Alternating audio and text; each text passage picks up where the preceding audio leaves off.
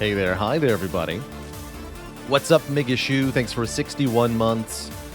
Insert witty reply here. Hey there, French Fry Apocalypse. Durizd96. Charon is awesome. Wheelbarrow Tim. Hodor the Door. Curious Observer. Verahuk says, if we get to 20 with Watcher, do we go back to rotating after the streak ends? Yes, if I get to the goal, then we're done. After the streak ends. Or I may decide, we'll see how I feel, may decide to continue the streak via rotating. Because it could go on for a very long time. Watcher streaks have a lot of potential. Gotta make it the clean 60 just to be sure. I agree.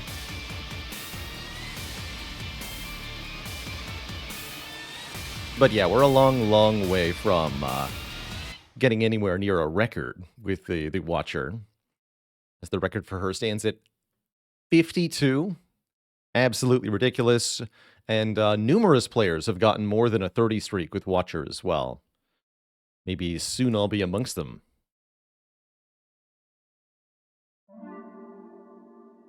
Cicero says, is most of the risk of death with Watcher in the first 2 acts? I would say you have a small risk of death, Act 1, under extreme circumstances or low rolls. Moderate chance of death in Act 2, especially if low rolls are involved. I think Act 2 is probably the most threatening, or at least the most threatening part of the early game. And then another big chance to die at the heart. Watcher definitely has a tough matchup against the hearts. Although you do have a whole run to prepare for it, which means she can often get some serious answers to the heart ahead of time. But Watcher is definitely still a challenge with those first 3 turns.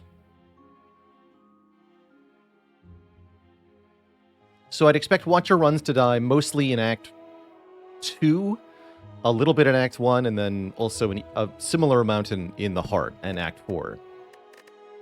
What do I consider to be serious answers to the heart? Oh, great question. Serious ways to block the heart that work quite well.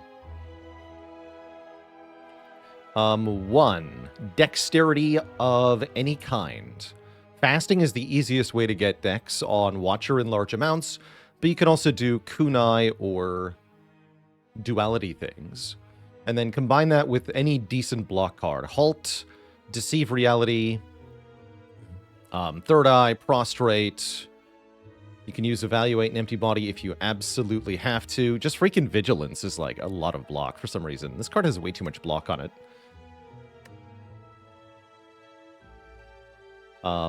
So that's one major way.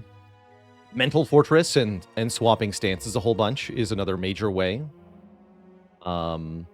Stacking multiple copies of Talk to the Hand to get lots of block per attack. Using Wallop combined with Wrath and Vulnerable, or with Divinity and Vulnerable, or better yet with Pen Nib and all of those other things to hit for ungodly amounts of damage, and then block for ungodly amounts too. Wave of the Hand, a very good way to apply lots of Weaken. Just weaken the heart for the whole fight, and therefore make your block requirements much lower. Another good one. Spirit Shield can block for a ton too. We use that as part of our solution on the last run. None of these are a full answer in and of themselves, usually. But if you pick up as many of them as you can, then you'll have a really good foundation for blocking the heart. Combine with card control. Meditate to get particular cards back into your hand.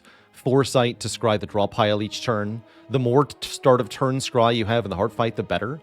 I like upgrading this and then duplicating it with the Omniscience to get scry 8 per turn. And that's really helpful. And that's quite a few ways. I mean, we're looking at almost half the card pool at this point for things that are substantial answers. Maybe not half, but quite a few cards are involved in the block hitting. Things that you can use but are not as effective, like Water, for block at end of turn if you're in calm. Why not that good? Because it's conditional and you cannot activate it multiple times per turn, which is what Watcher's really looking to do with cards like Mental Fortress. You want to use this many times per turn, because you can only use this once per turn. That's what makes it weaker.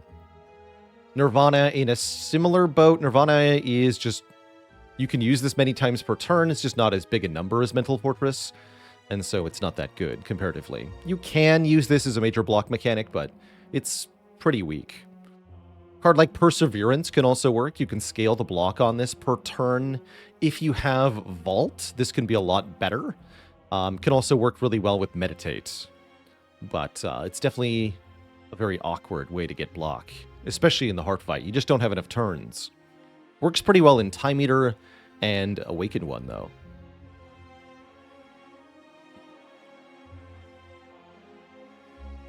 How many Talk to the Hands is enough?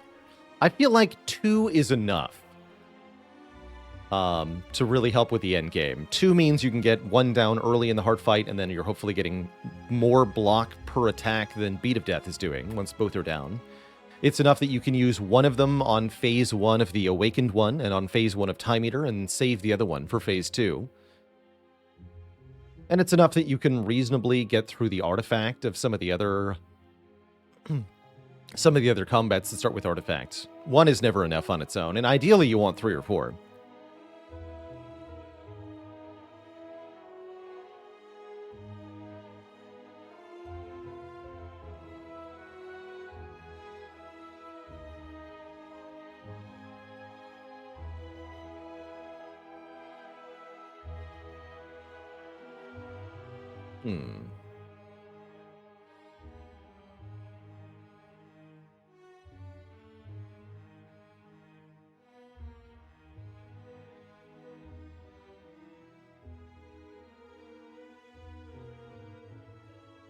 Ironclad George, a dad joke for the crowd.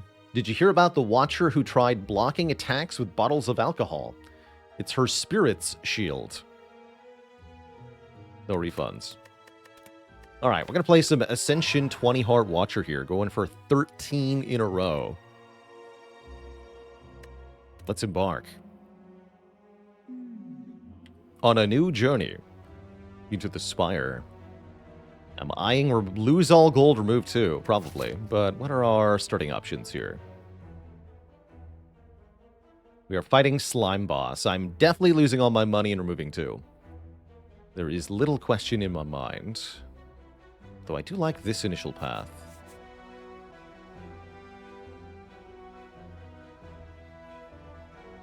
Very high potential to get this elite for free with Niao's Lament, although I don't think that's worth it. Comparatively. Oh, and there's an extra fire behind this elite, too. Yeah, I really like this path. For the combination of elites and upgrades. Upgrades going to be more valuable with fewer cards. That means I do want to go through the shop, which makes this a little bit less good, but still probably pretty good. Do I prefer Mental Fortress to Nirvana? Not because of extra block, because Stance Dance is more common than Scry Spam? Yes. I would say on average, you're changing stance more times per turn than you are scrying times per turn. And you want a decent amount of scry to support something like Stance Dance, but scry has somewhat diminishing returns. So you don't usually flood a deck with as many scry cards as possible. Which character do I path most aggressively with in Act 1? Definitely Watcher, yeah. Definitely Watcher. Super duper Watcher. Oh, show. Maybe I just fight an elite. Guess we'll see what I get from the stuff. I'm going to remove 2 defends. I firmly believe this is a very good start on a Watcher run. To clunk 2 of those defend cards out of the deck. It's sad, but it's true, Queryuiop. Yes. Discarding a card from the draw pile with Scry does not count as actually discarding that card. For reasons.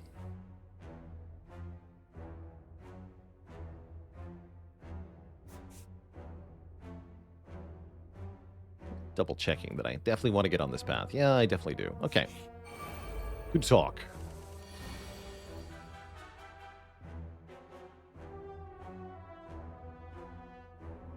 We go Vigilance, Miracle, Eruption this one.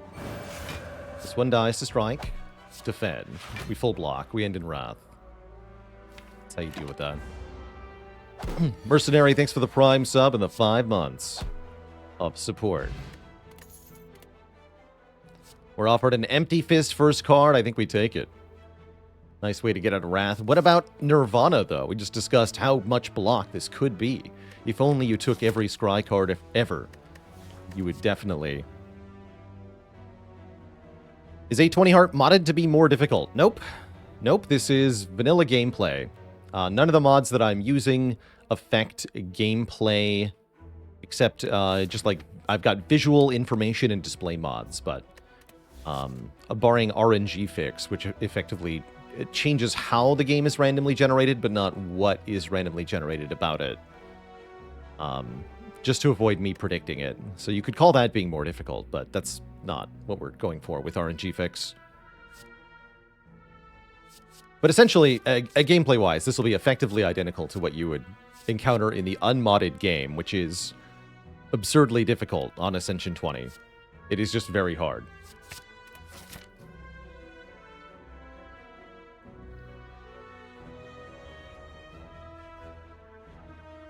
Well, Check says, I always path for the hardest path with Ironclad. He is very unkillable, especially if you're not on A20 yet. Ironclad can definitely just chonk his way through Act 1. Even on A20, if you know what you're doing, you can pull it off a lot of the time. Why does Empty Fist get a 5 damage upgrade instead of 3 to 4 like most other commons? I don't know. They had it at 8 to 12 originally, and then they buffed it during the early access period of Watcher. I'm not sure why.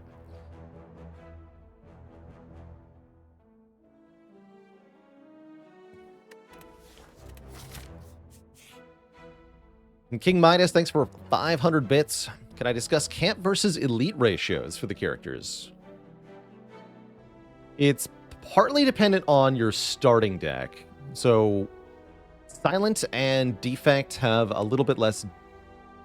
Actually, specifically Silent has a bit less starting damage than the other characters, and that makes her a lot more vulnerable to early elites. She tends to want to fight fewer of them unless she gets lucky with her card rewards in Act 1. Ironclad and Watcher have... Ironclad just has the durability with lots of max health, and Watcher has the damage output to reliably take down elites, especially if you've removed defense on her, which make Watcher and Clad better at taking elites. Therefore, I think they want to go a bit more elite heavier, aiming for about 3 elites. Defect and Silent, I usually go for closer to 2. On Defect has plenty of damage, but a lot of that damage is skill-based, which lends to being vulnerable against Grumlin Knob. And then when you get to Act 2, you're kind of weak in terms of area damage, usually, so that makes you want to take less elites in Act 2. Combine that with a propensity for Defect cards to benefit very heavily from upgrades, and Defect often also wants to avoid elites in order to get to more rest sites. For this run specifically, since we've removed several starting cards already, we have more of an incentive to upgrade our cards, because with fewer total cards in the deck, we are more likely to draw an upgraded card if we upgrade one. So we've got sort of a bonus incentive here.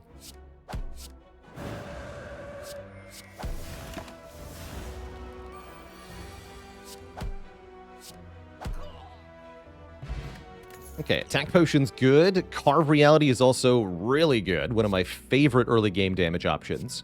This is effectively 2 cards in one. Play a strike, then play a double strike. A card that does twice the damage of strike with retain, so you can always play it in Wrath. If you've got a Carve Reality, you can realistically skip taking 2 worse damage cards in your Act 1. And that definitely leads us towards taking on maybe this elite. We just go around this way here. If Carve is good, what about Battle Hymn? Battle Hymn is also quite nice in terms of killing stuff in Act 1, especially Slime Boss. However, Battle Hymn has a key weakness that I don't like about it, which is that you cannot get the benefit immediately. Both are pay 1 energy and get some number of smites after that, but only Carve Reality offers you the chance to pay more energy to then immediately play that smite, which is very important. But Battle Hymn as a damage source is quite good, especially in Act 1, especially against Slime Boss. Or just the elites of Act 1 in general, so that is actually pretty solid. But I think the Carve Reality is the better take here. If there were no other attacks on that card reward, I would definitely take Battle Hymn over skipping, though. That's for sure. Definitely.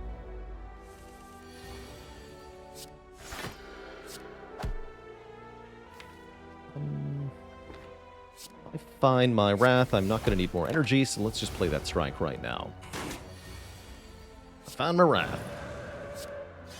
Yeah, being able to just play that right now, very, very helpful.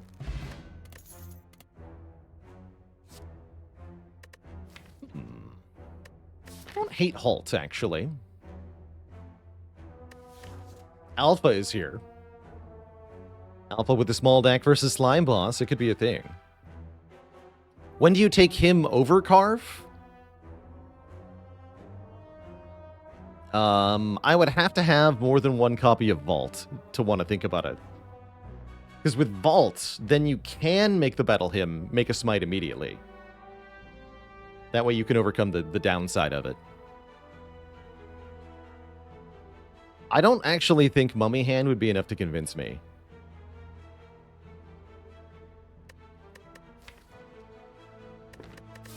I'm going to try this Halt. Curious if I'll regret that.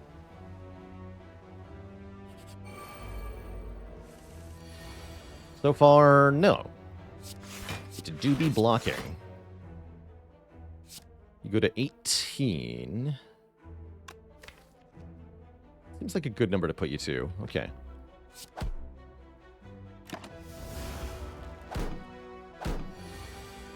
Perfect.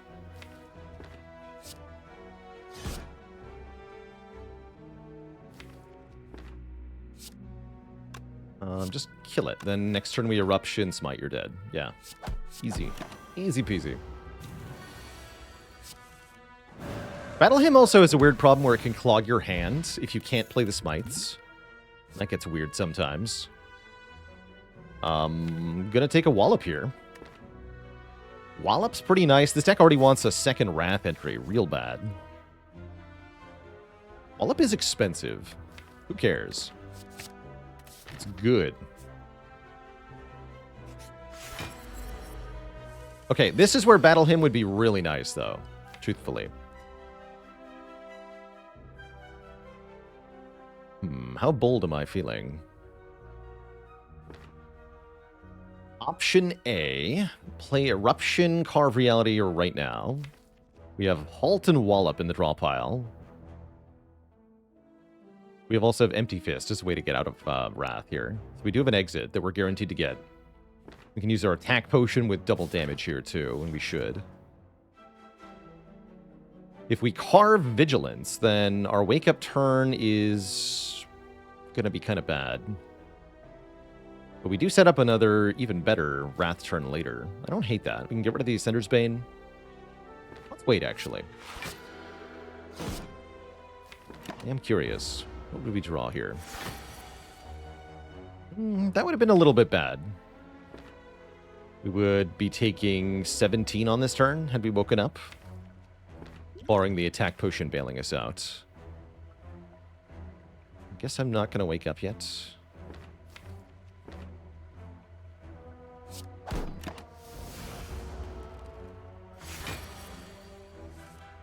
Is it weird to think of combats as another event where you're trading health for resources, but you have more control over it than others? Yeah, no, I don't think so. I think that's a good way to think of it. This turn is a bit unfortunate. Guess I just strike Wallop here. Keep the Smite. Don't play Empty Fist, because I'd like to be able to Eruption Vigilance. If we don't draw them together, we're in for a tough time here. Well, that was always the case for this fight. If we draw awkwardly, we're in for a tough time. Okay, we got the Vigilance, not the Eruption. That means we're looking to maybe try to kill it next turn. Got really good damage in hand, at least. Guess I should have played that Empty Fist. Dang. Just Vigilance defend this turn. Next turn we hopefully go all out. Unless we're thinking that I'm going to need this 6 damage for some reason. How much damage do I definitely have next turn? Let's see. I can play Eruption for 9, and I'll have 3 energy left, which is enough to do Carve, Smite, Smite. That would be another 24, 24, 12, which is 60 together. So we do 69 damage. Nice. If I play Strike now, that means I need my attack potion to do 32, which would be 16. That wouldn't... Wheel Kick wouldn't do it.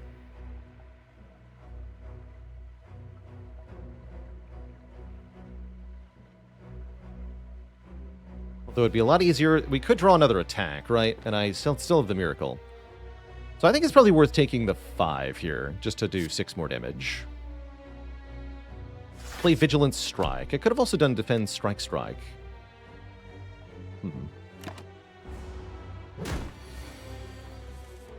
Okay, that looks pretty good. Without the attack potion. This is never killing though, right? Correct. Because now we have, instead of 69, we have the strike, we have 81. So we're still 19 short. If I just block with Wallop Defend, after playing Eruption, that is. If I don't play Eruption here, we're completely hosed in this fight. So let's take the attack potion. Rush Joints is probably the most damage here. We go Eruption. Miracle, Crush Joints, Smite, Carve, Smite. Super duper dead. We get a question card early. That's amazing. Do I want Flurry of Blows? Not currently. Do we want to battle him? Probably not. No, I think we're going to be skipping pretty aggressively here. We removed 2 to start, so the deck's already small. Let's keep it small. That way our upgrades are most impactful. Skip. You would dare. You would dare.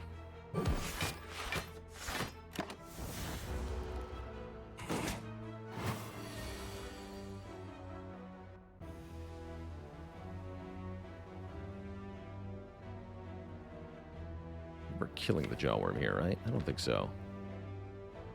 Let's go Empty Fist here. Defend, Carve. In general, how powerful do I consider Flurry of Blows plus Stance Dance? On its own, pretty weak. I think it's a heavily overvalued card by the community. It's good with Relics. It's good with Talk to the Hand. It's good with Scry. It is not good on floor 1.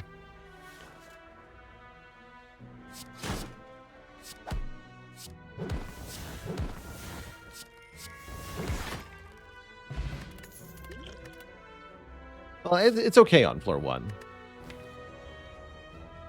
My main problem with Flurry is actually that it becomes a liability in 2 specific fights that the Watcher can specifically struggle with, namely the Heart and Time Eater. I'll take a Sanctity here for some draw. Could take an early Prostrate. First Prostrate is free, as they say. I think I'd like some card draw, though. What's my opinion on Weave? Weave is a little bit better than Flurry. Because Scry is automatically synergistic with a card that you want to discard from the draw pile.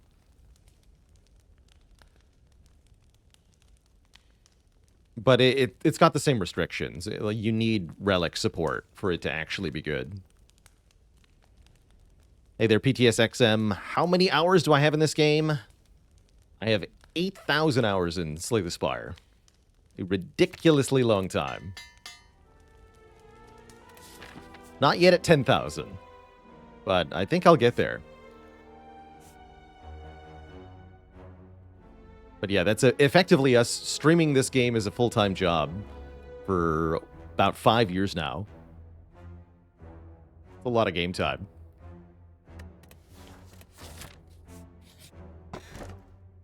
Oh, now that's interesting. Ice cream. Energy is conserved between turns. Definitely a potent thing on the Watcher. Watcher has many, many ways to make energy. Like Vigilance here. That means we can play our Miracle turn 1 against Knob. That's nice. That's very nice. Is there any actual benefit to playing Vigilance then? Wait. There's not, right? It's pay 2 energy, maybe get 2 energy later, or I could just not play the 2 energy. So don't even bother playing Vigilance. Do I want a Sanctity? Yes, I do. Okay, play Strike Carve. Maybe using one or both potions here. Really happy to see Eruption Wallop. That means we take nothing this turn. We did upgrade that Eruption. Very important. Does Ice Cream make Deviform better or worse? Once it's in play, it's kind of the same. As you're not going to need the overflow energy from the previous turn. Really, ever. But it does make it easier to put into play, so probably a little bit better. That's a fun question.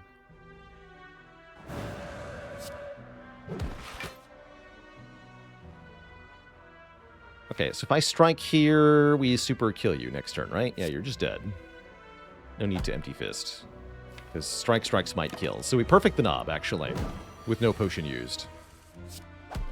You'll love to see it. Get an ink bottle for more card draw. Off to a pretty good start here already. I really like this set of relics. Flurry is back. How about a Tranquility? It's slightly better. Doesn't really want an upgrade, though.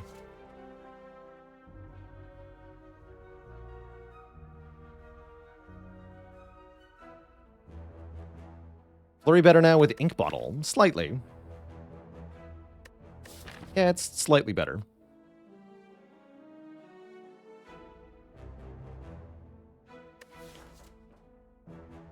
I think these are not good enough. We can add a bunch of upgraded cards in Act 2 if we see them. Take a Tranquility Plus. I take a Flurry Plus. I don't want this garbage, though.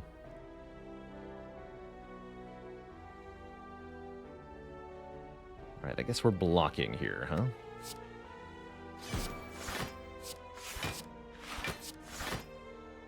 Let's Miracle Strike you.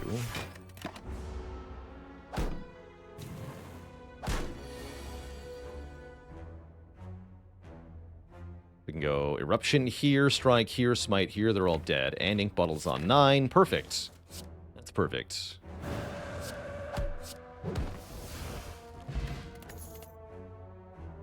It's back. I'm gonna continue to skip it. Sweep is also not a thing here. It's you again. Art Vandalay, thanks for 15 months. Wait, Alpha, come back. Wait, Ice Cream, hold on. This guy's screwed. Yeah, you're just hosed.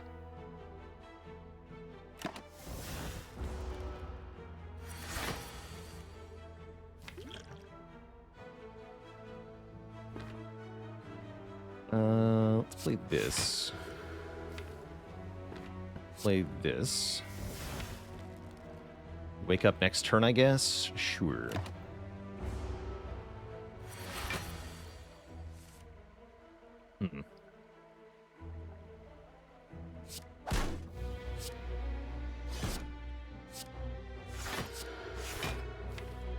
Not ideal.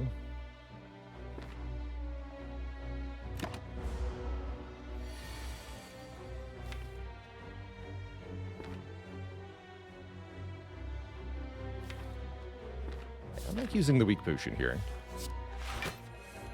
Yeah, I like using the weak potion here a lot. Actually, do we just have a kill? Hold on.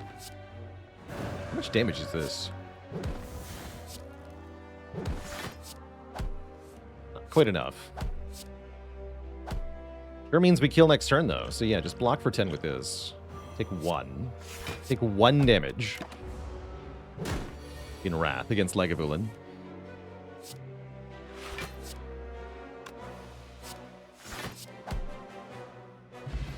Get a Darkstone Periapt for all that trouble. Kind of okay with the Crush Joints. I like having a way to magnify the damage of Wallop. Good upgrade, too.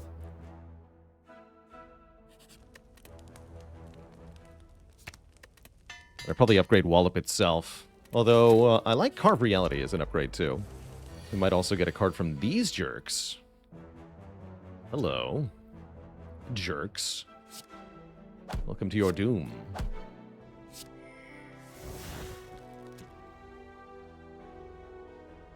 If only I had drawn that earlier in the turn. Oh well. Not expecting Slime Boss to be tough, so whatever.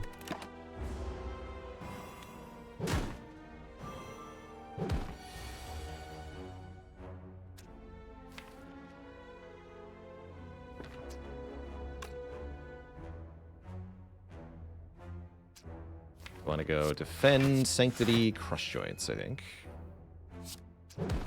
Take a little bit here. No Wallop.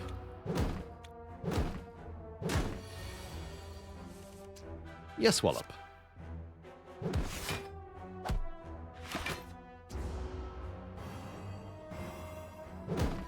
Slime Gang worse than Slime Boss confirmed. For this character, I think so, yeah. You think so? Yeah, I'm going to try to set up the ink bottle correctly for Slime Boss here.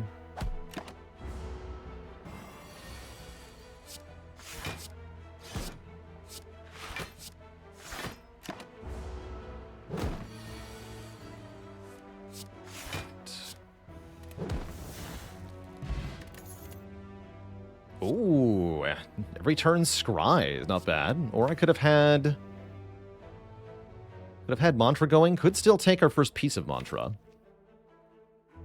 Really like Foresight, though, as a first power, especially. Let's take a Foresight here. We're going to upgrade. We could upgrade Empty Fist, Carve Reality, Wallop, maybe even Foresight. I think I like upgrading Wallop a lot, though. With Rushdown, Ice Cream, and Violet Lotus, is it possible to create a positive energy loop? Yes.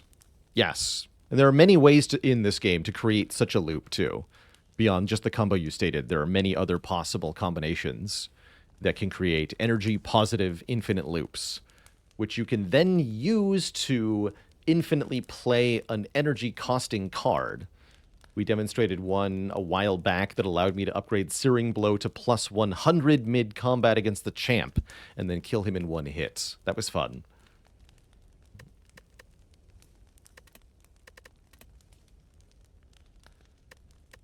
Yeah, we're going to upgrade Wallop. And then, before I fight Slime Boss here, I actually need a really quick bathroom break here at Twitch chat. Had a lot of water before stream, and I should drink some more. But that means I also need to disappear for a second. I'll be right back.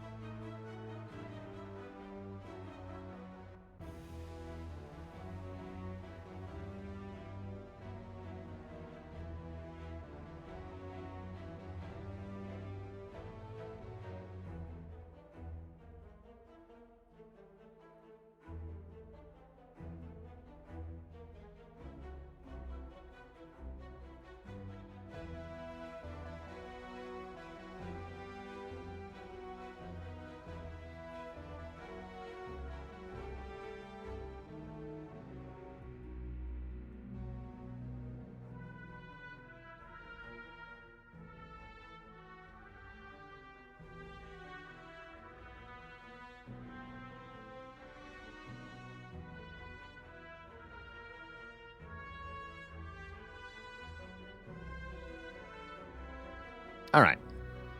We are back. Jay Dublinson, thanks for 34 months of support.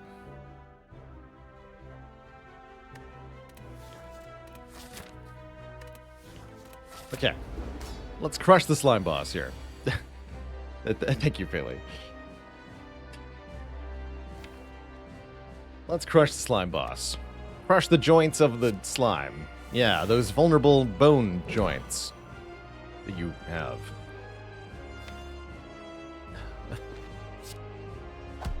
One strike as well. We definitely want to save some energy, though, for when we're in Wrath. Or something like that. Apparently that'll be next turn. I've got Eruption, Wallop, Halt, so I can block for quite a lot. It'll only be 76 damage next turn, so we can block that easily, right? Totally, right? Definitely. Definitely can block that. Yep, totally.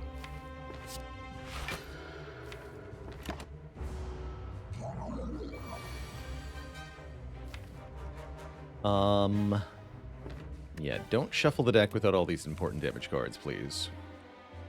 Let's double check that I do, in fact, have enough damage here. We have 60. We have 81. Yeah, we have tons of damage.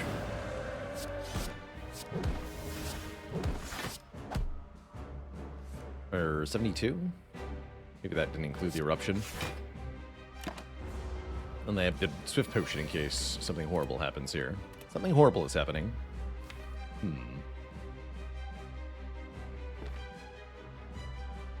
Is it, though? Actually, I can split them both with just these cards. And I'm gonna need to, otherwise they'll kill me. But yeah, we can just split them both.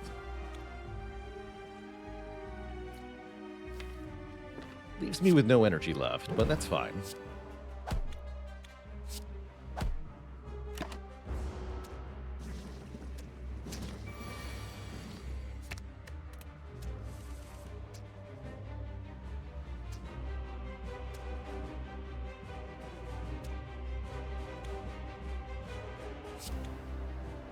You. Sure looks like I'd better Empty Fist. I'm gonna be caught in Wrath next turn otherwise. Okay, kill you. Now we just have 2 weak slimes to deal with. Oh yeah, and we can scry these stupid garbage slimes away as well. Easy. Save some energy for actually good cards then. 4 damage strike is not where it's at.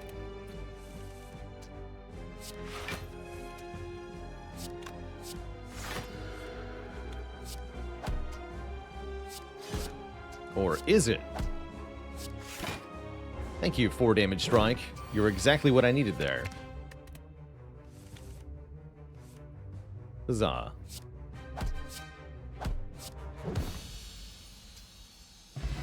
Alright, that went pretty well. Somebody said we want Omniscience now. Omniscience would be good here, I agree. However, what about Vault? Vault is pretty good here. Especially with Foresight scrying every turn, Vault is extra juicy. With Ice Cream, Vault is pretty dang free.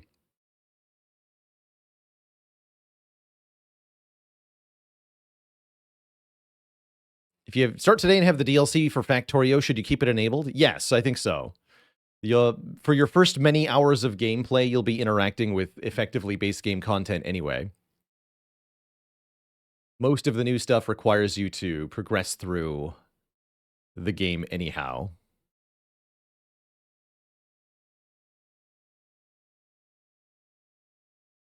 But the early game hasn't changed that much.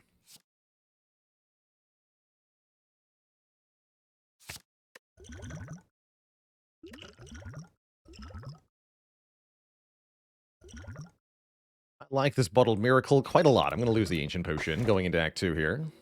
We are being offered the Violent Lotus, which is our only energy-generating relic being offered here. Otherwise, it's Tiny House or Black Star. Black Star do be fun, but can this deck handle the elites of Act 2? As it is, it would be a struggle. Can do it, but it would be a struggle. I think we'd be a little bit better off taking more energy here.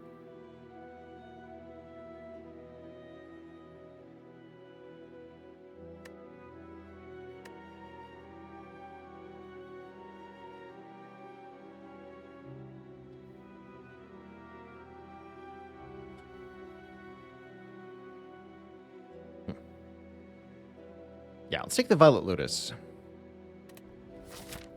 Yeah, we currently only have one calm source, Tranquility come back, but maybe Tranquility will come back. You know? Maybe it will. Would have been a daunting Black Star act. You could go triple elite here, but do I want to? I don't know about that. Like upgrades quite a lot right now.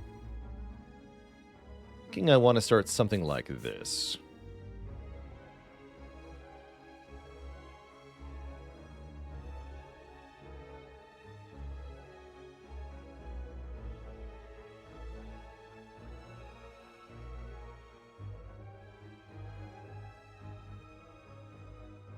Forced Elite? Oh yeah, look at that. Sure is. In which case, I definitely want to go through this one. This one's also decent-ish, but I'd rather have the shop before the Elite, not after.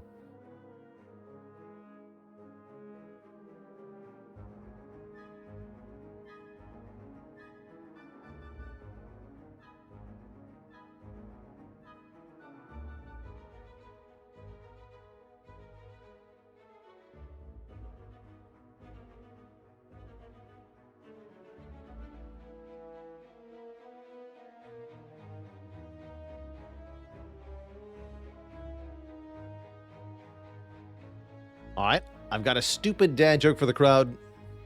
What do you call it when potatoes fall from the sky? Precipitating. No refunds. Boo this man. Do play this, though. What's tatin'? Precious.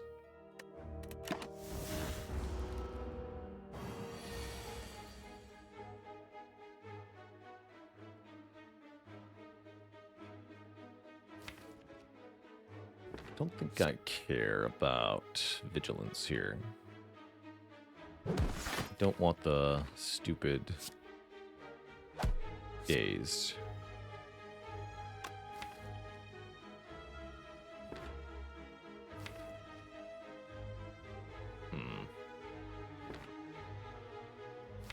Actually, no, I do want the stupid days because I want crush joints to work. Okay.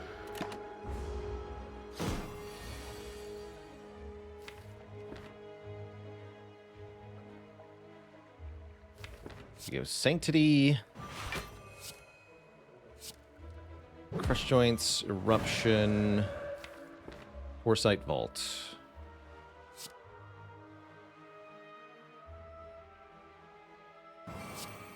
Discard all 3 dazed here. Draw more cards. Perfect. Kill it.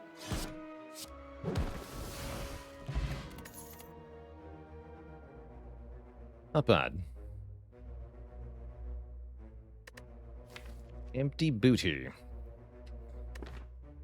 I don't think so. I think we can do better than these cards. Although a second Wrath Source, vaguely tempting. Actually, Crescendo is okay.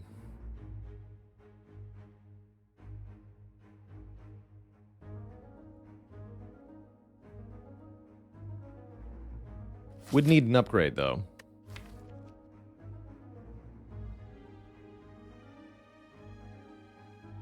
Yeah, it's really nice with Vault. I like it with Ink Bottle. Alright, I'll take a Crescendo, even though it's minus. I would also take the other one, even though it is also minus. Let's go Miracle, Crush Joints, Vault. Yes.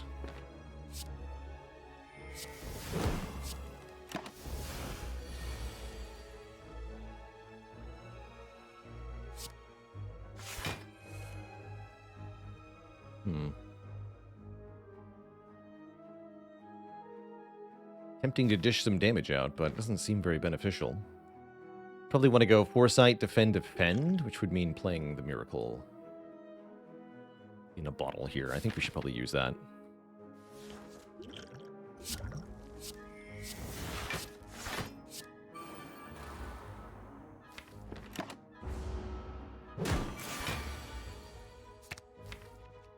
Now here we're allowed to Crescendo, actually. Because we have both Halt and Wallop, we can full block this hit.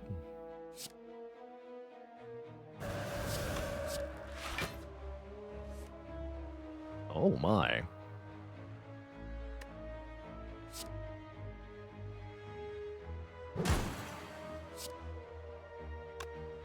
15 plus 36. Not a kill, though, right?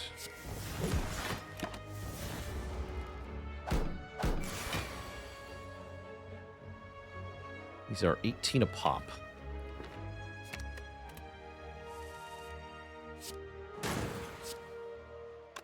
Like this for Ink Bottle, kill. Okay, attack potion, get. Fasting with ice cream is weird. I don't hate it, though. I kind of do hate it.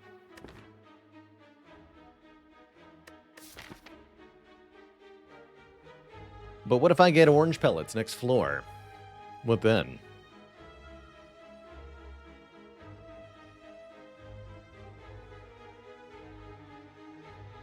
What then?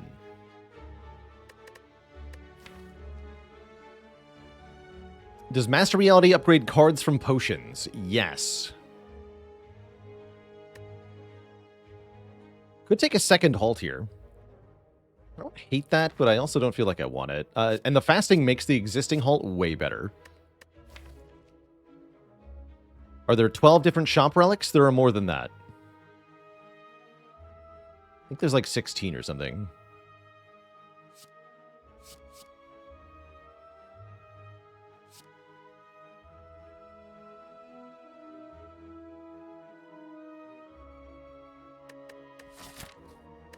Take this. We might not play it a lot right now, but I'm going to take it. I'm going to buy a Tranquility? That's lame. Damn it. Spoon is here. Spoon could save Miracles. It could save Crescendo. It could save Tranquility. It could save Smite. It could save Vault. I'm only really excited about Vault, honestly. Could bottle our Vault. That's expensive.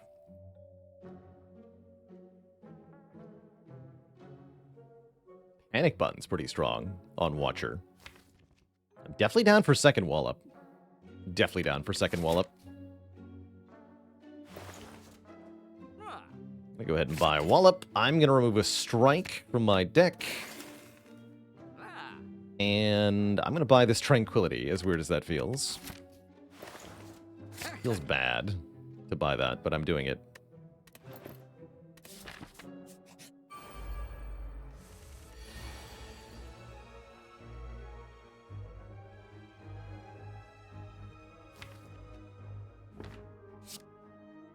I think I want to play fasting in this fight. Maybe.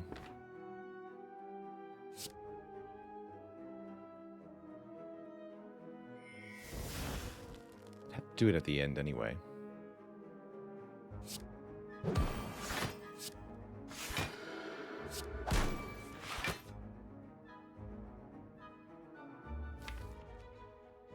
Makes our Wallops wallop for way more, though. Makes Vault kind of crap. Not gonna do it. It's a lot of energy. Yeah, this is better. Foresight. Carve Vault.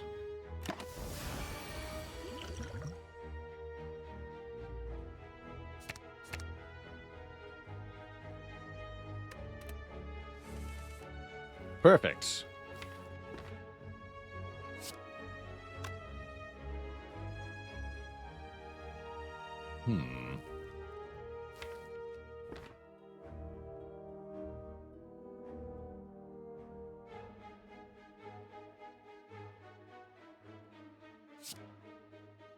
We'll do 26, maybe 27.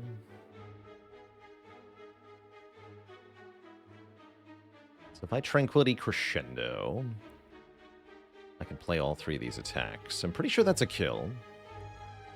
Let me just double check with some proper calculations here before I do something reckless.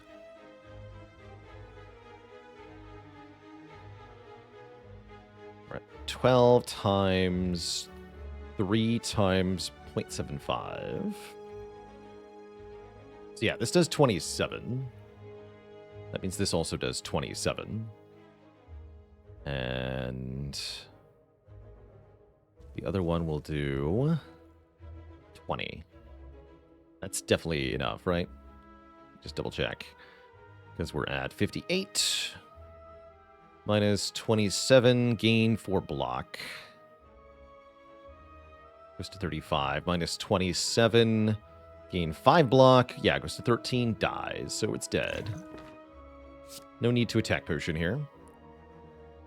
Go Tranquility, Crescendo, bonk, bonk, blonk. Angel Dominance, thanks for the Prime sub, and 20 months of support. Show me upgraded cards, please. I don't want this garbage. Okay, I like our potions going into this elite. That feels pretty good. Ooh, and we can fight the Red Mask Gang. I would like it even more if the elite was weakened on turn 1. Although I may have to use a potion against the Red Mask Gang. We'll see.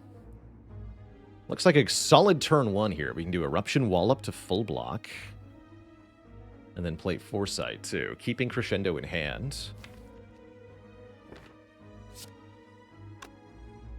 Let's do Miracle Eruption first.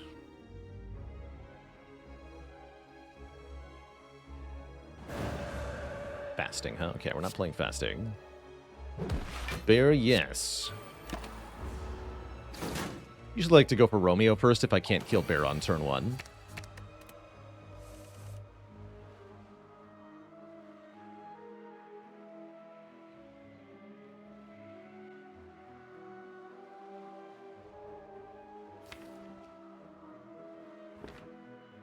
Feels like I might need to use the attack pot, though. Guess I could kill 2 of them and take 12. Doesn't seem very helpful.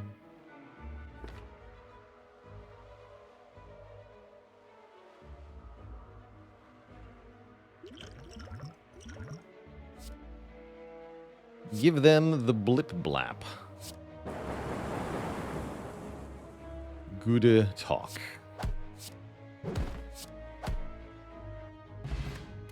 Get a regen potion in its stead. Kind of wishing I had taken Mantra this run.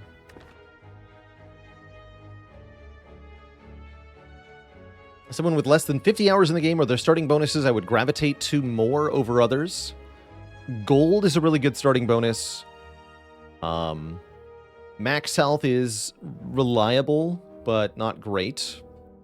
Transforms can be pretty good, especially with learning how to play the game.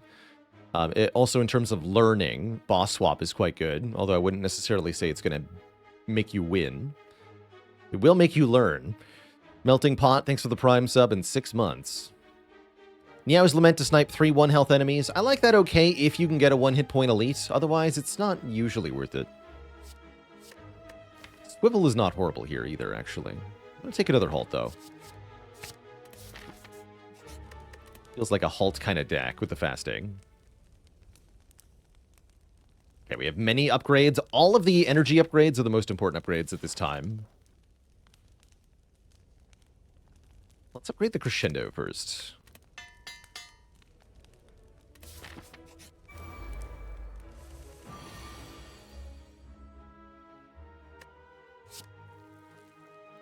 I like a regen potion vault. That's very funny.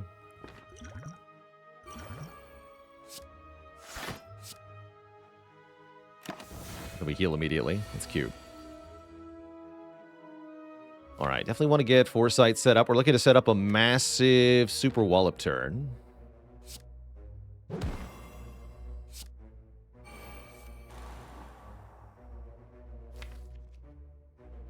I do want to draw towards Crescendo Tranquility, so let's go Miracle, Sanctity, probably Carve.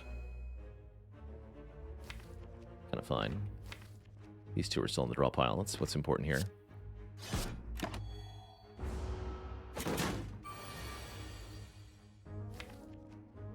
Let's card one Strike. You wanted it exactly as it is here.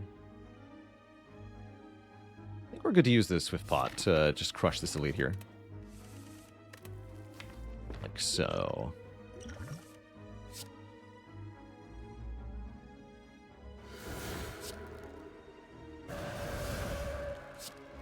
$36 block. And another 12. 48 block.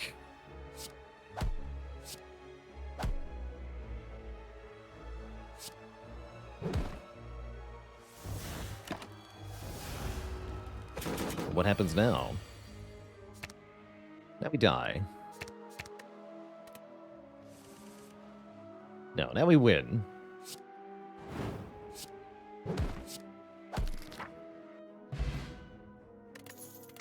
Blood Vial. Heal 2 per fight seems fine. Inner Peace says enter calm. That's all we care about.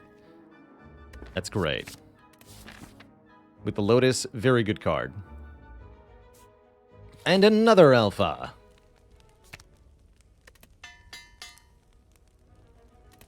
Alright, the cost savings are starting to add up here. I have no potions, so fighting an elite sounds kind of daunting. Although with a boat thingy giving us block on turn 2, we're a bit safer here. The question is, do we want 2 more upgrades or 1 more elite? We've got pretty good health. I think we should take the elite fight.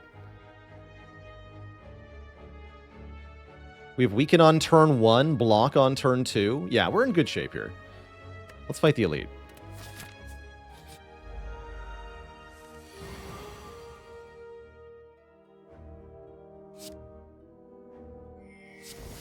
Vault can make the boat thingy activate on turn 1, which is really nice.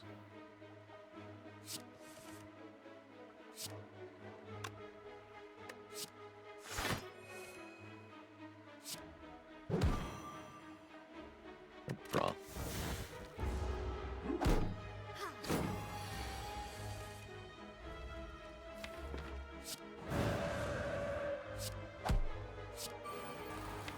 Yeah.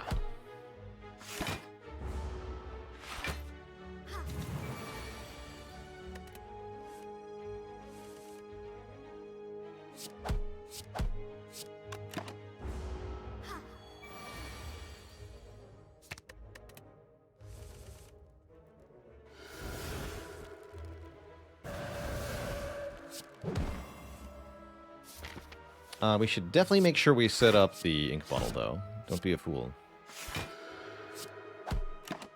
We're going into Slavers, potentially. I really want that turn 1 draw.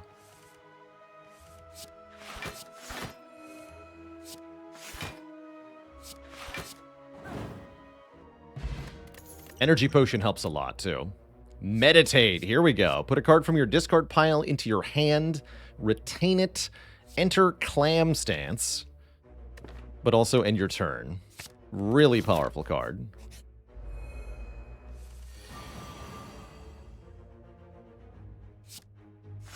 Absurdly good card. Become Clam.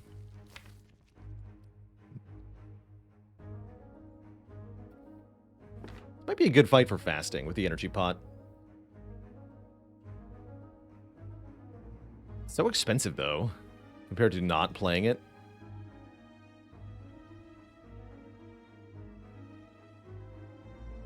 It's just Vault.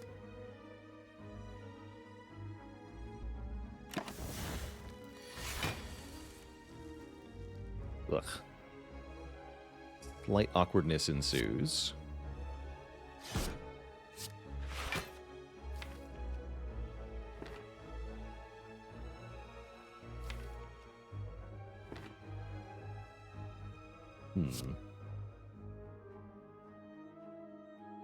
Probably get Sanctity, huh?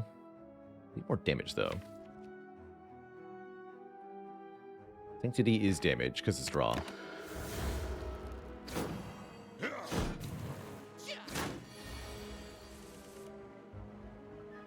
D. C. It is damage. 27? No. Boo. We'll do it this way then.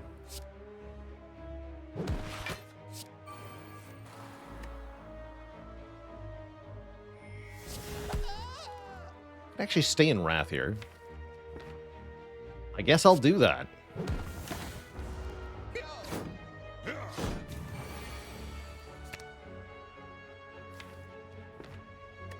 Gonna need that defend card, aren't I? Very likely.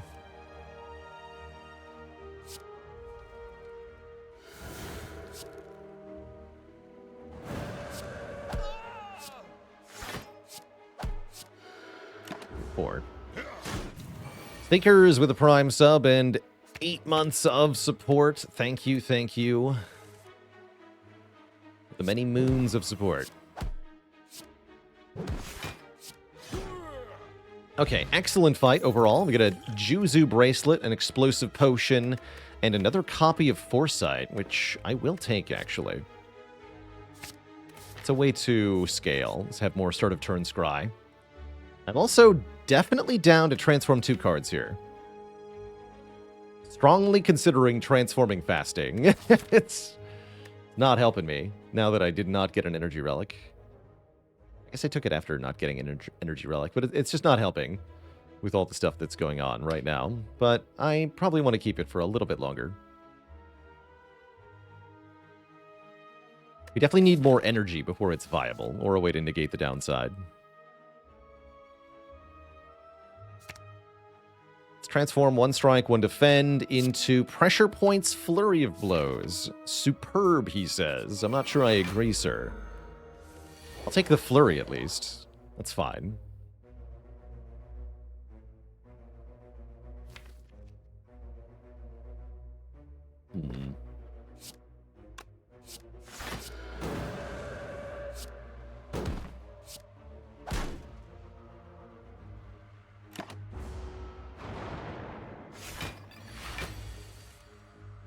I see.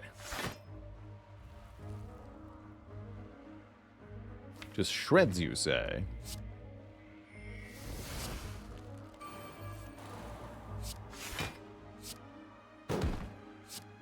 Ultimate blunkening continues.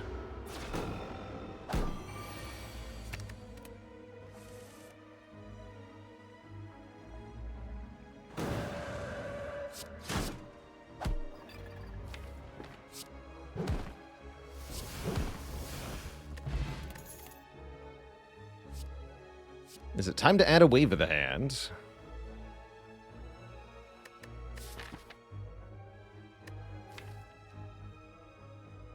Yeah. Second pressure point's coming right up.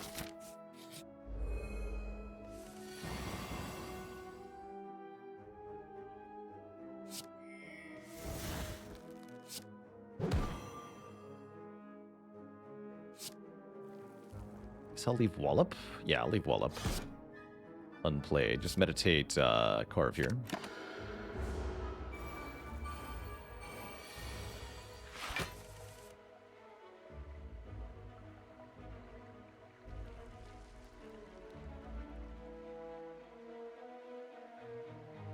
Did I choose to have pressure points? No. I also didn't choose to have Flurry of Blows, but for some reason nobody's asking me about that one.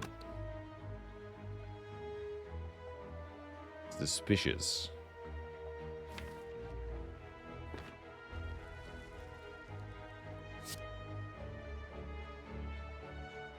Less suspicious.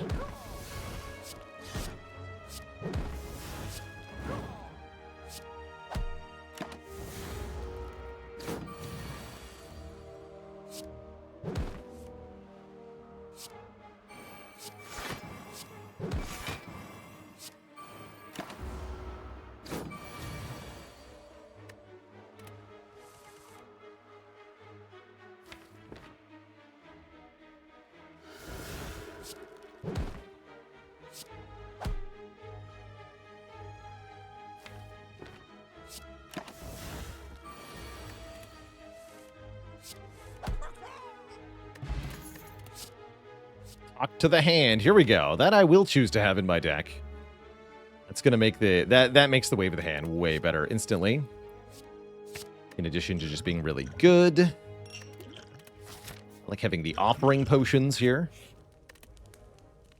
These are also really good. We have a lot of things that we want to do now. I'm going to upgrade Meditate first. But there are many upgrades this deck would like to get now. Many, many upgrades.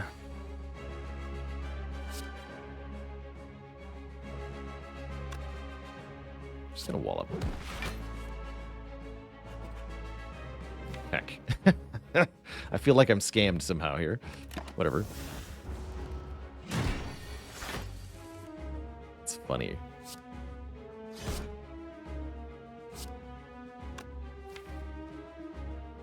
Lots of ways to enter calm, so don't worry about the vigilance.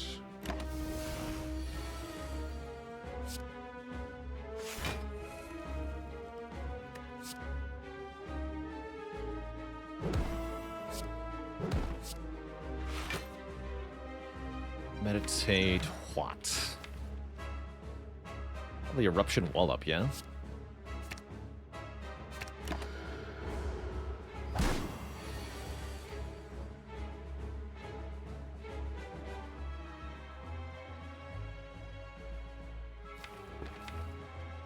People often ask me why I don't like Flurry of Blows. One of the many reasons I dislike it is that it's actually not going to play as often as it seems like, as there are certain stance transitions where you can't actually benefit from the Flurry coming back to your hand. We just demonstrated one with Meditate. Meditate changes our stance, but because it also ends our turn, Flurry of Blows doesn't work with Meditate.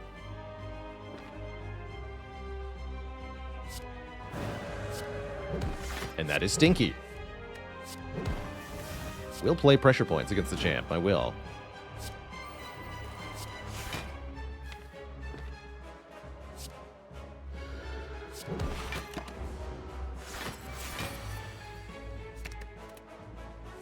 Scry does make Flurry better, yes. Facts. Yeah. Scry also makes pressure points better, funnily enough. Who'da thunk?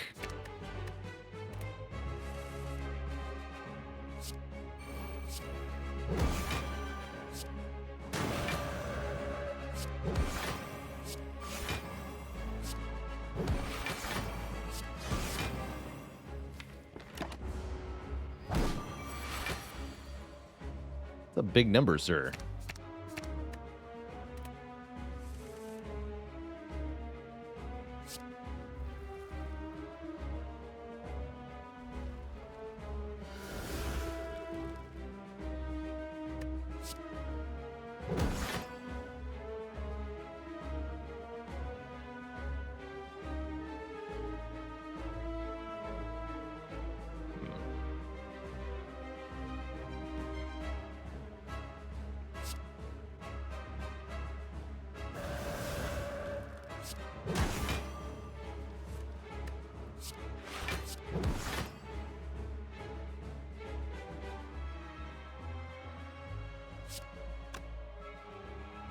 This thing is still looking tempting.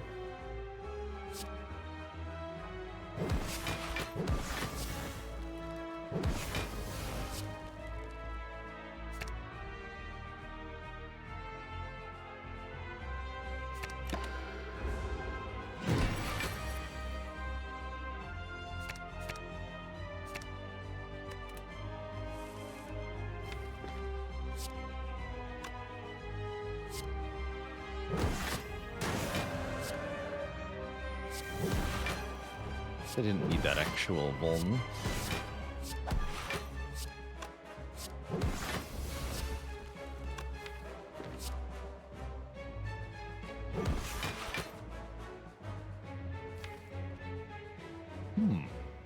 Well, I've got potions. Actually, we can discard all three of these. Potions. This is slightly sketchy, though. Alright, we're good. Because we have pressure points. GG. Thanks, pressure points. All right, well, here it is. Somebody was asking, is Deviform good? It makes the fasting playable.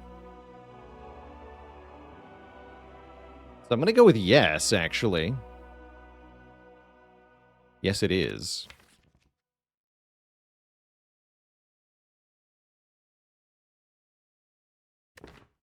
Deus Ex also not bad for a one-time energy boost, but we need the long-term energy boost.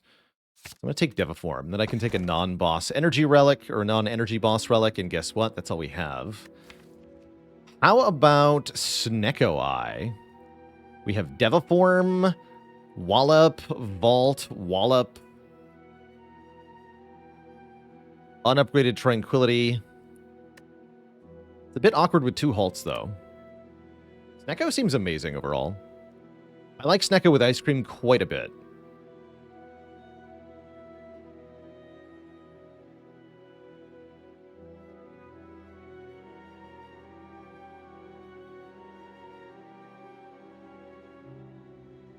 Could get additional relics and max health. Darkstone Periap makes the Calling Bell slightly better.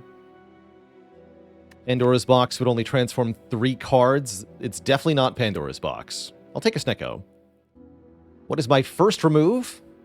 Flurry of Blows. Probably.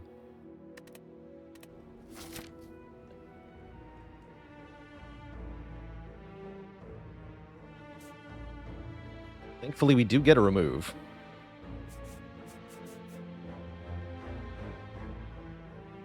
Isn't Pressure Point still worse? I think Pressure Points does something sometimes. You can remove Artifact for me.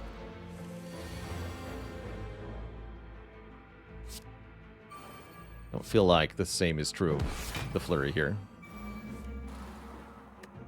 Alright, maybe I will.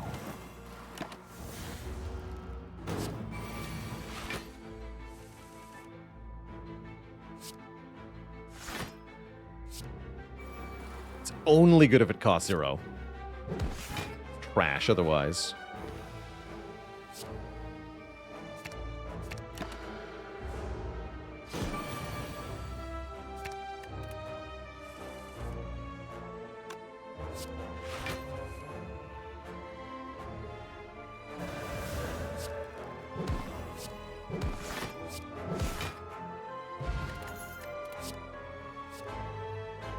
Swivel is quite good here. So is Talk to the Hand, though. I'm definitely going to take another Talk to the Hand.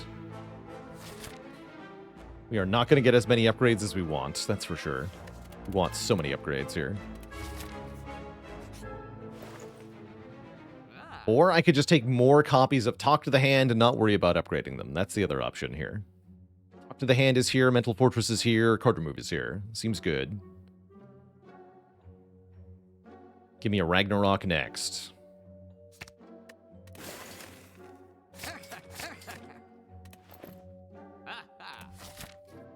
Does Establishment plus Meditate reduce Snecko card cost on the redraw? No, because you re-randomize when you draw it again. So alas. Nope, is the answer. Turn 1 vaults are just too good, though. Dang.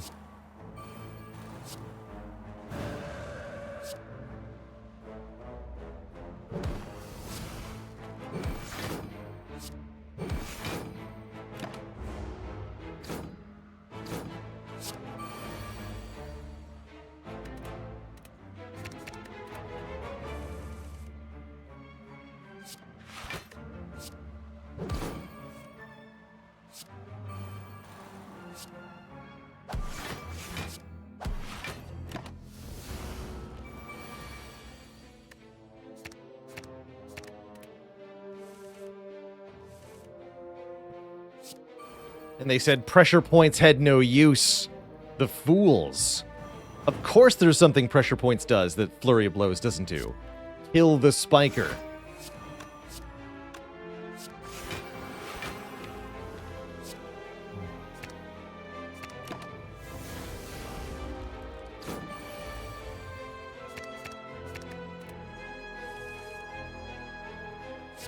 Truly the best card of all the cards.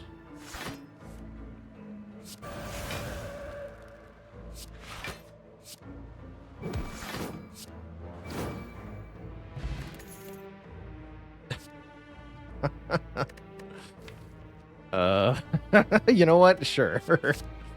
I'll just upgrade none of them. How about that?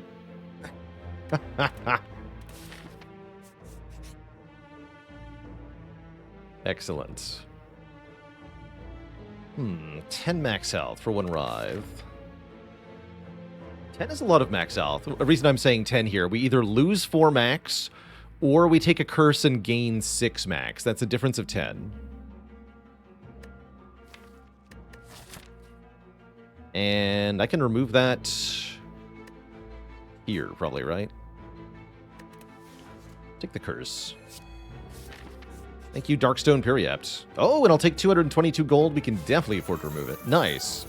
Thank you, Dawn. Dawn, our friend, the Red Mask.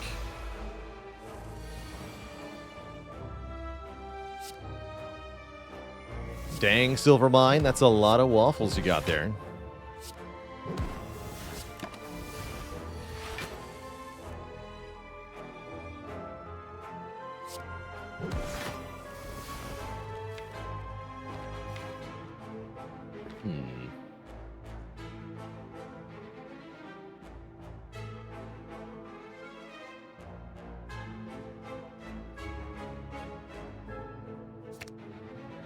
Concerning. Please add burns to my deck.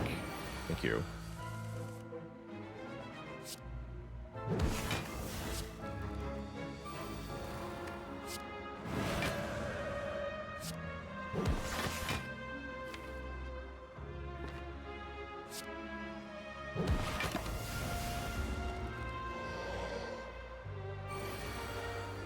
$90.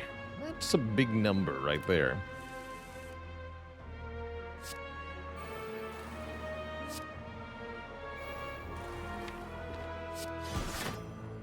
Very big number, my friends.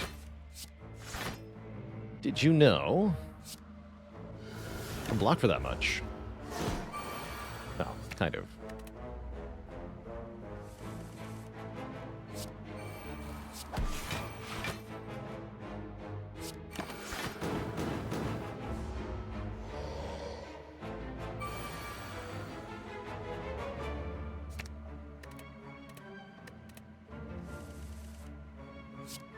Becoming more powerful.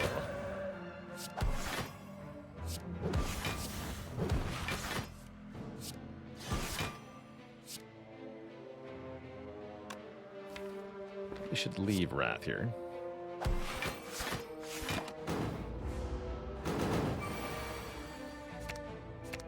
Just in case and all that.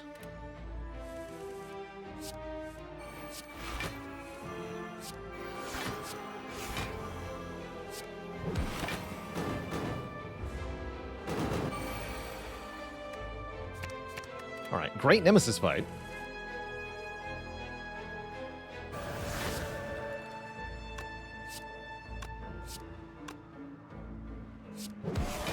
Oops. The boot from Nemesis, classic. How do we feel about Sanctity here? It feels like card draw. Give me card draw.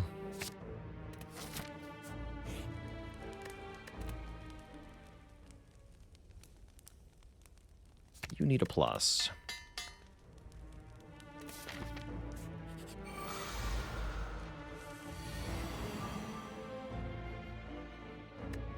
You need to be played. Let's go... We just play Miracle Foresight, actually. That's probably the safe move. Take 12 and try not to die. Try not to die. Struggle to have good block options with Silent. Best block card on Silent is Well-Laid Plans. Retaining your cards so that you can block more efficiently. If you need help with block, upgrading an early block card like Backflip or Dodge and Roll can make a big difference. Even upgrading Survivor is not a bad idea. Leg Sweep is great. Piercing Wail, very good, especially with Retain.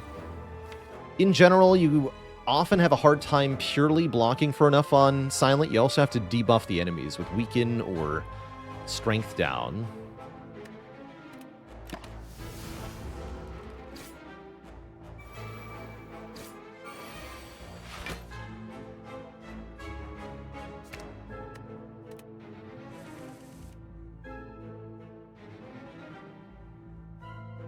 Alright, I'm going to request a Swift Potion. Cool. Okay, that's good.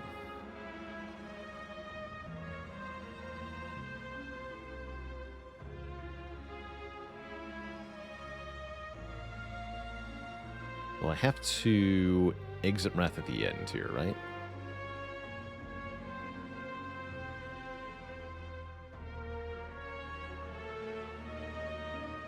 And a dad joke for the crowd.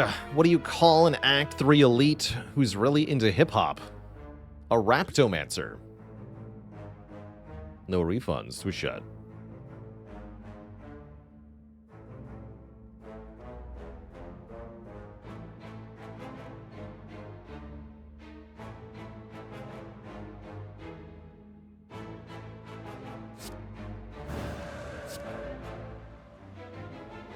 Box 15, I'm afraid.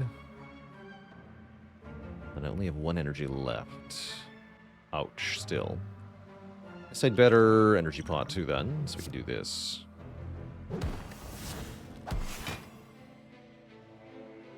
Then Inner Peace Sanctity.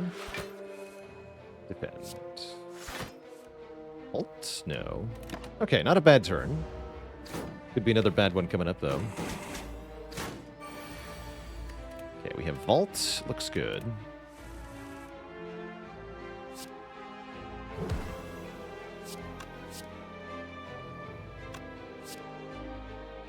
Okay.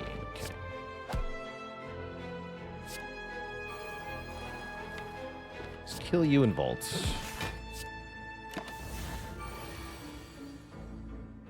Yeah, the form being down means we're going to win eventually here. No matter what it takes.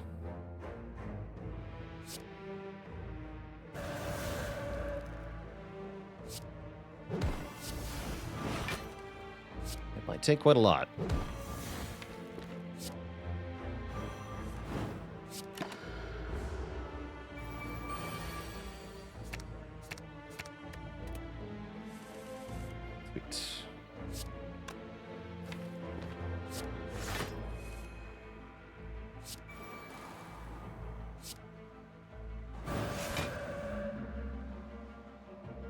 Does 24 kill this dagger?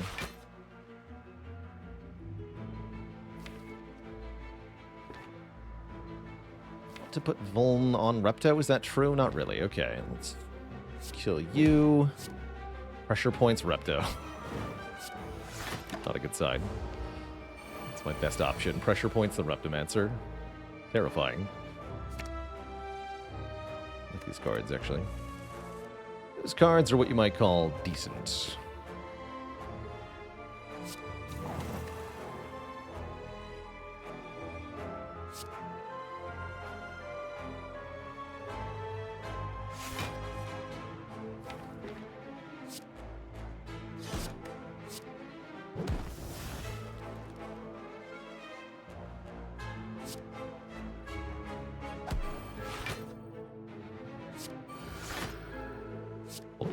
Okay.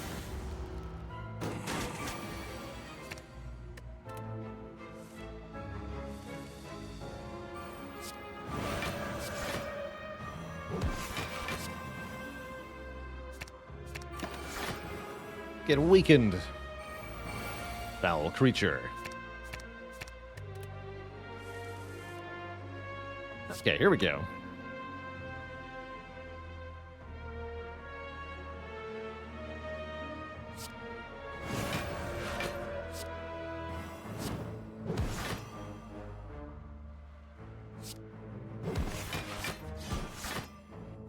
GG. Got a pen nib. That's very good. We're getting offered a pressure points plus.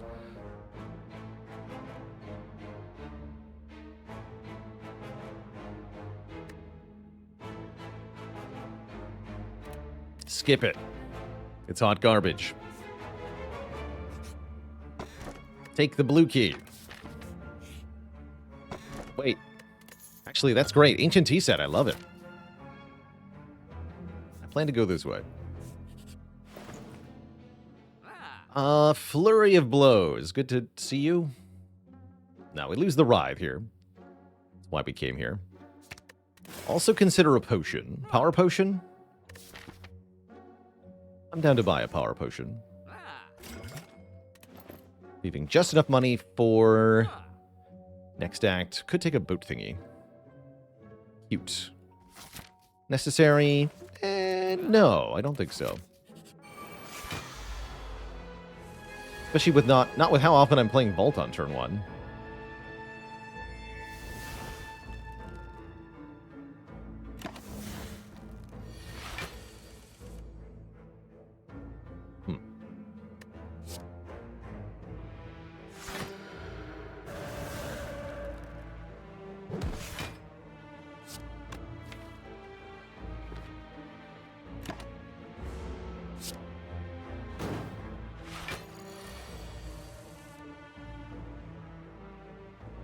Ow. Slightly better. How are you attacking, though?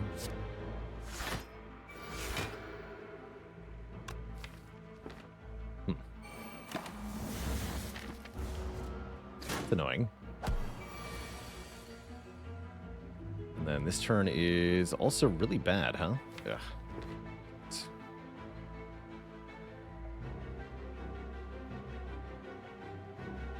Can't draw off the ink bottle.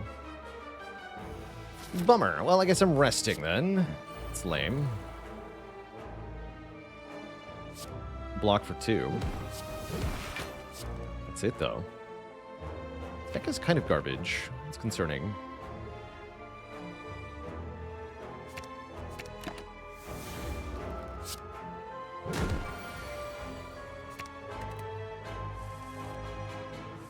Definitely a bit concerning here.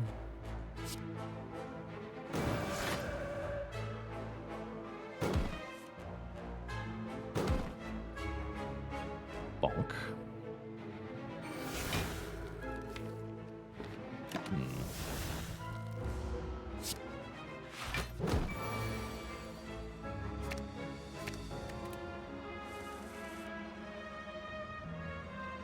Okay. Go fasting. Inner piece for draw. Entity for more draw.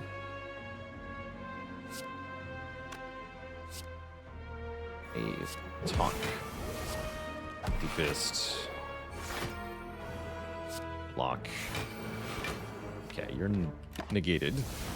Good. Very good.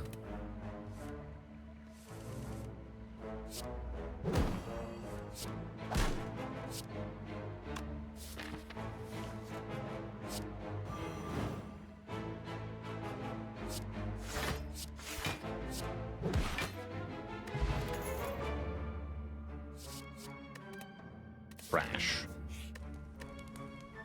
It's all trash. Does buffer block blasphemy? Yes. Yes, it does.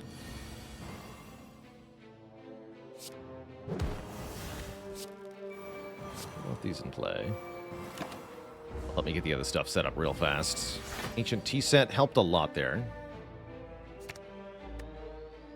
It seems like a really good hand, actually. A really good talk to the hand. Yes.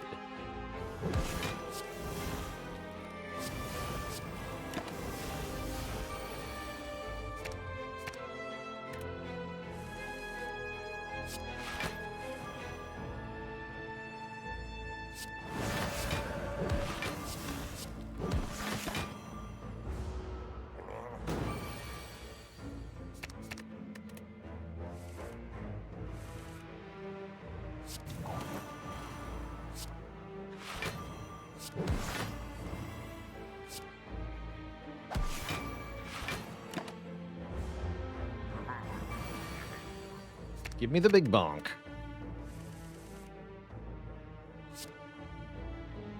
Go Vigilance, Crescendo, Wallop for 81 block.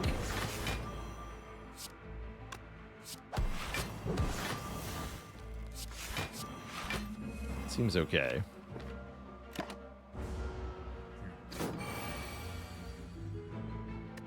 It's not bad either.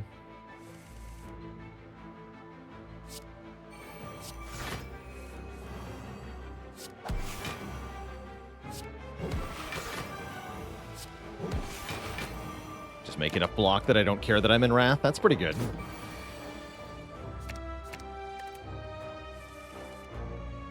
It seems decent.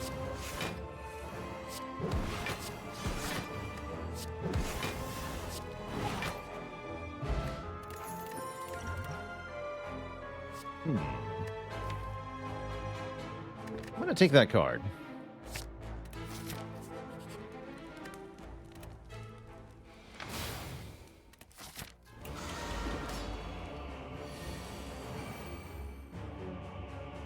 It does funny things.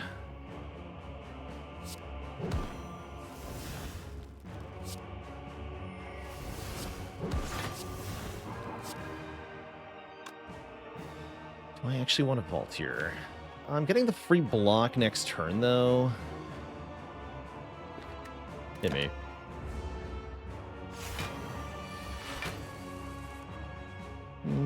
Regrets. Definite regrets. Oh. Well, we're getting hit, that's for sure.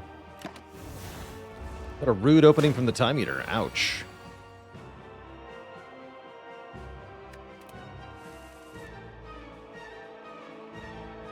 It's hard.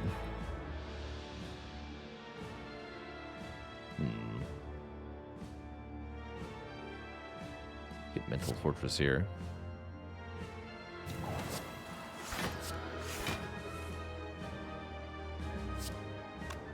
Two cards next turn seems bad, though. Make it 3. Take 4 more. Definitely worried about our second boss fight now. Oh, don't you dare. Okay, we can go Crush Joints, Wall Up, Meditate. The Wall Up.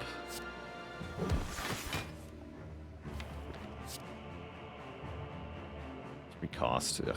Well, this one's not.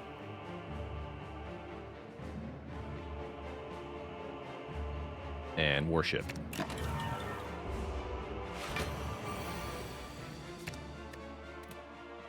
Block this.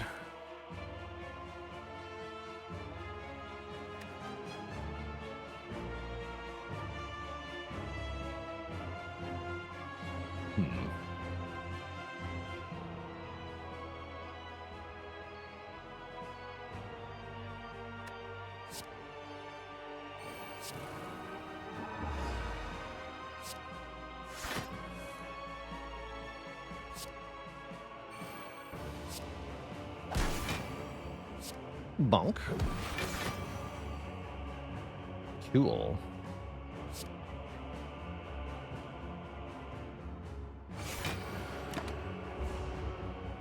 Maybe should have Empty Fist too.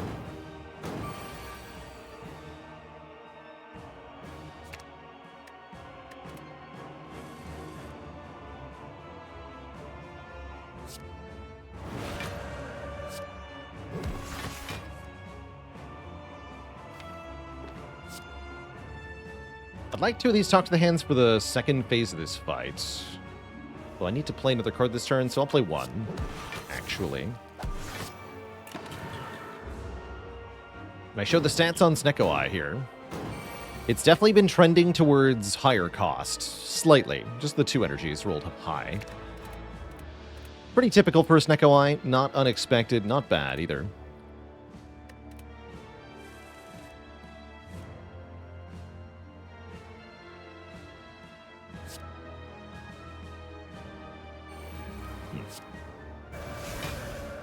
Very expensive.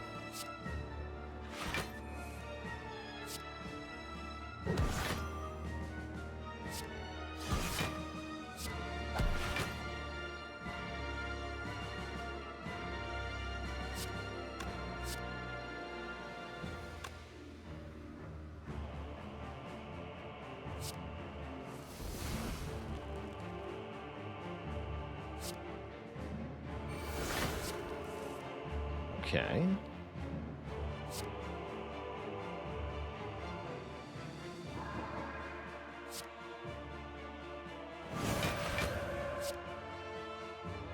Give me that. Fullness still active next turn. Give me this. Alright, we're going to skip phase 2 with this fight. My meter is dead.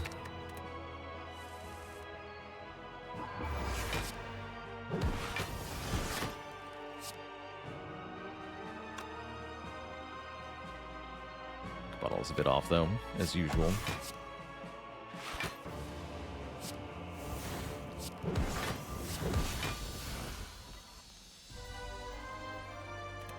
Okay, so we have 19 health to beat Donu Deka. That is scary. It requires me to play Wallop on turn 1. Even scarier. That means no Foresight on turn 1. We want to commit our Power Potion here. It would be nice to have some assistance. Let's use it. And buy a new potion.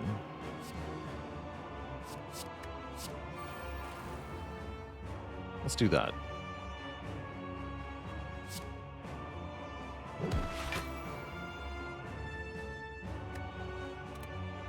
Ow.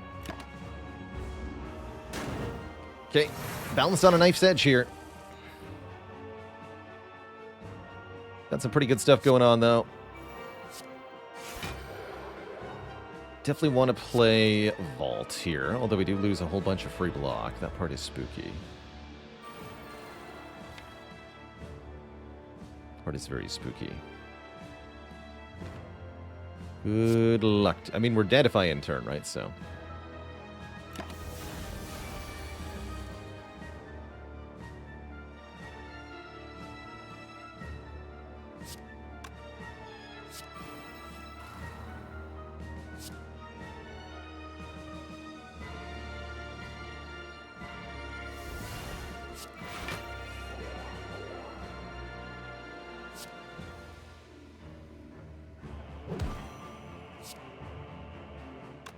This first. Draw cards too. Cool.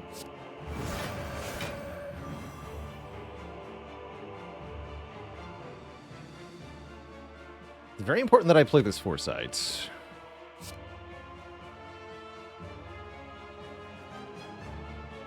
Let's do Foresight, talk to the hand. Tranquility? Yes.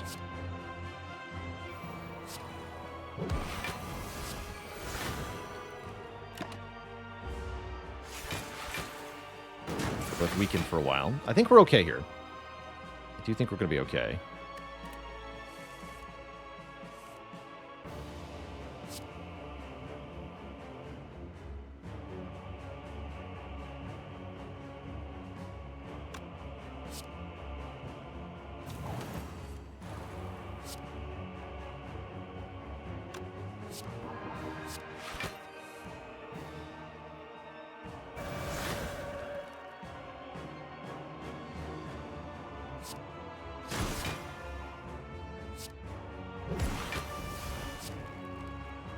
That actually.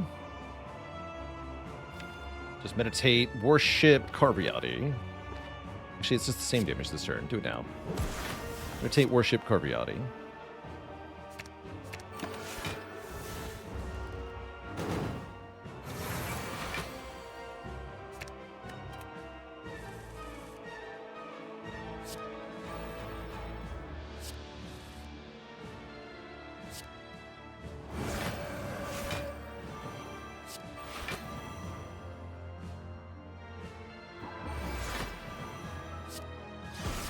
Infinite blocking power.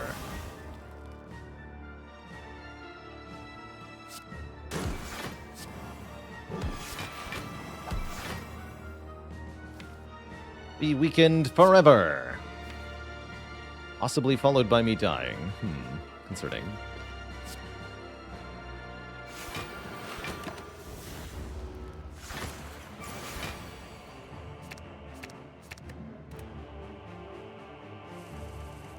I'm not dead. Hooray.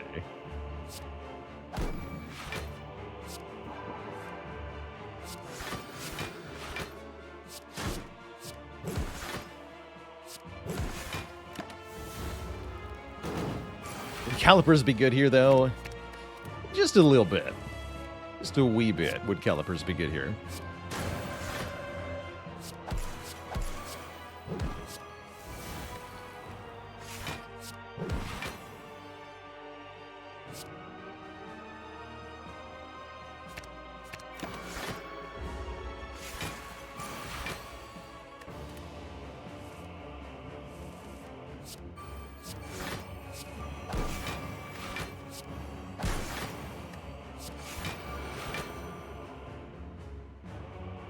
Trying to set up relics for next act here.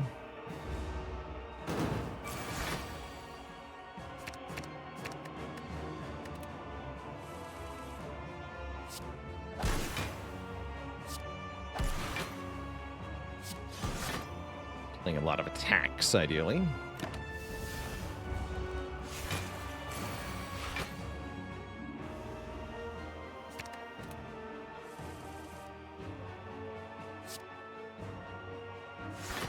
How much energy?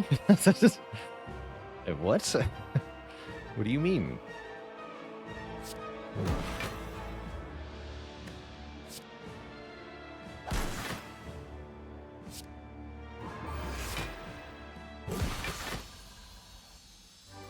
Okay, that'll do.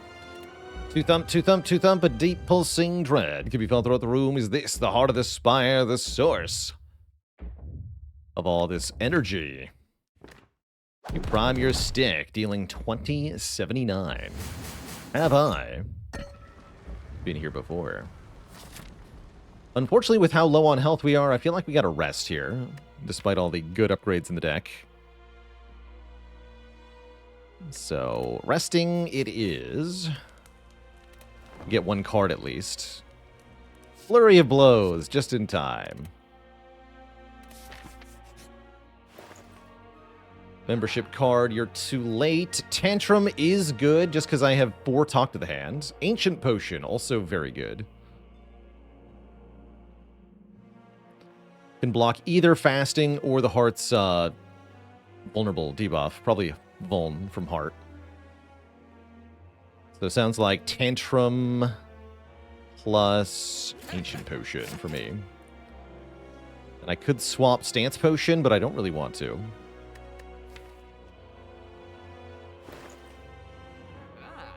Could buy a third eye. I'm not going to. Is Perseverance actually good as emergency block? I don't know if I'd use the word good. Serviceable as emergency block. Yes. It is serviceable.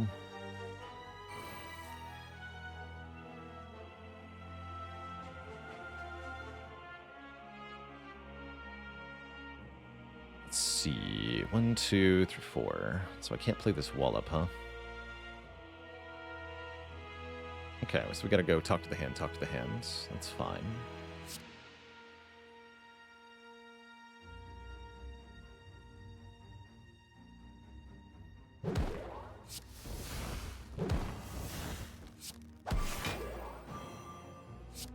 Play this. Play this, play this. Yes, good.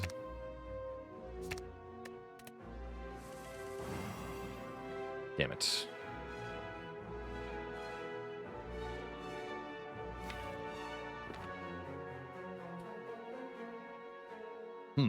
Okay. That's maybe fine.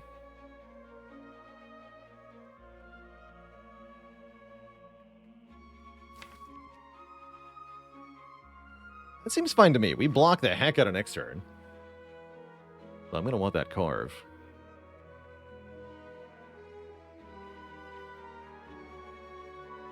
But yeah, we're not playing this Deviform, and here's why. 1, it's 3 cost. With Ice Cream, it would take several turns to pay back the energy. That's too long. 2, I want to play Meditate on Worship Wallop here, so we have Divinity Wallop next turn. That is good. We'll also have a ton of energy. So I'm thinking Carve Reality Meditate.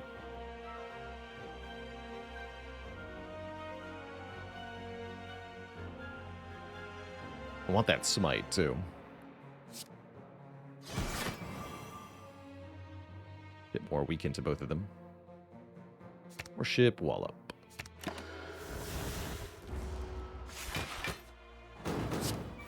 Oh, and I scry the burns, too. Excellent. Most excellent.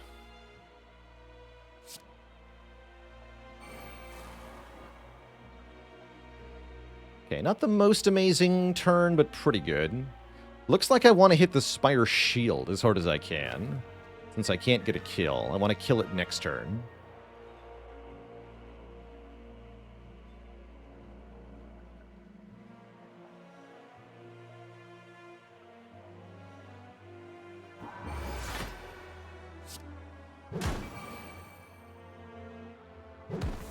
Actually, wait, can I kill it? Maybe I just kill it. Oh, okay. Well, that's even better. Kill it. Can't do math. We're not generating lots of energy, so let's wait on this.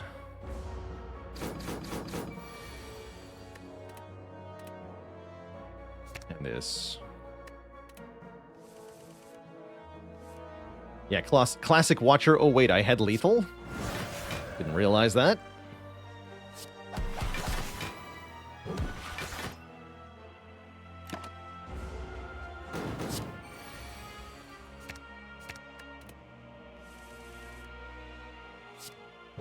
Definitely can't skip Deviform in the heart fight, though.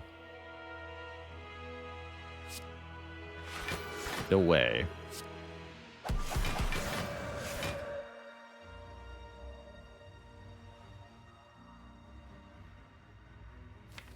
Cards are too expensive, man.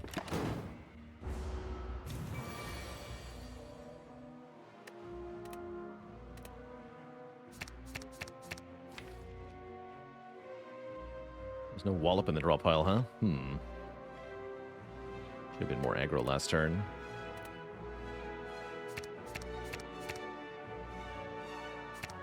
Keep the halt, actually.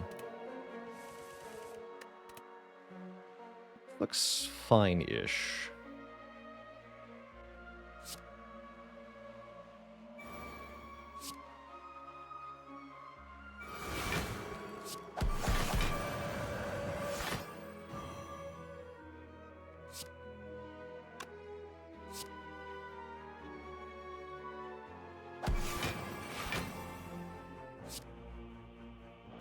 Alright. Set ink bottle to 9. Perfect.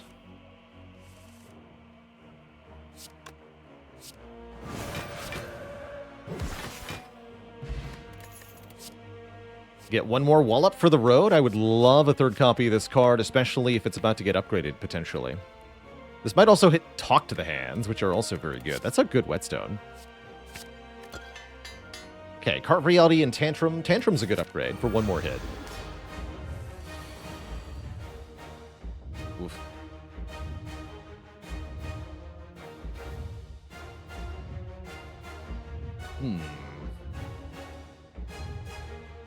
Probably I pay 3 for Foresight. We should use the Miracle first, though. See what we draw off the ink bottle here. Okay, 1 cost, Talk to the Hand. So yeah, Talk to the Hand, Foresight, Vault.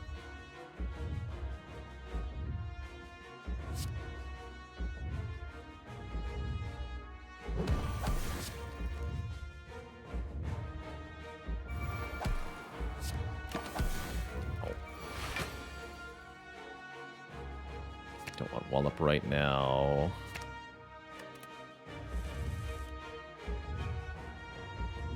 It's not good.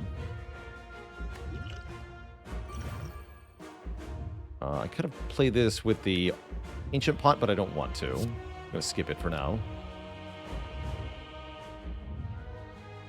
I do play the Worship. We save 2 energy with Snecko. Not a great start, but possibly acceptable.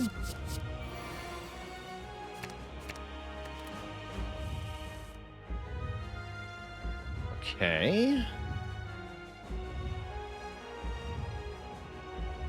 No Mental Fortress down yet. I could do Tranquility, then Inner Peace for draw. I probably should.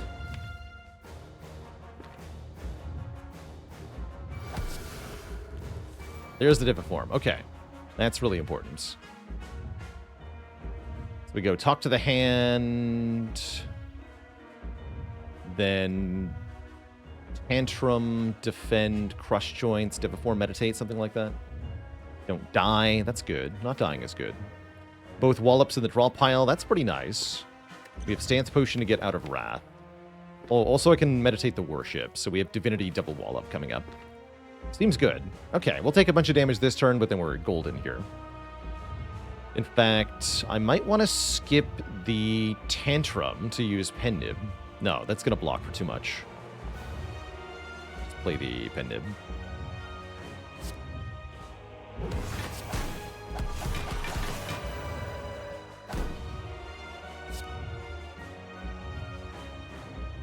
Oh, I draw one as well? Oh, well that's nice. Thanks for all the block. Alright, take the wallop plus then, because now there's only one wallop in the draw pile. Yes. Take 10. Okay, so this fight looked kind of bad a moment ago. Now it looks really good, right?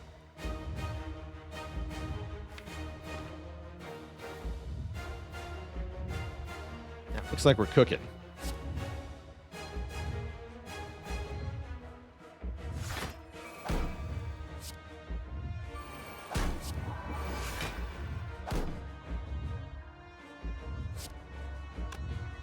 Apply. Bonk. That. You smite. Okay. Looks like we're doing really well here. Great turn for Wave of the Hands. And Crush Joints.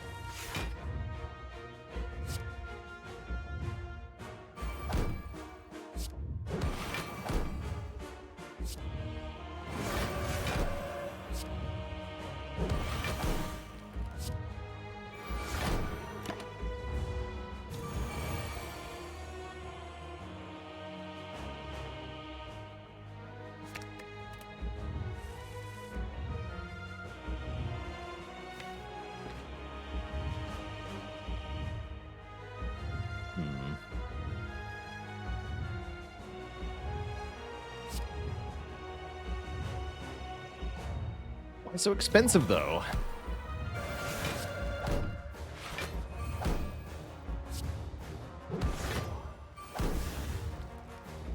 Why so expensive?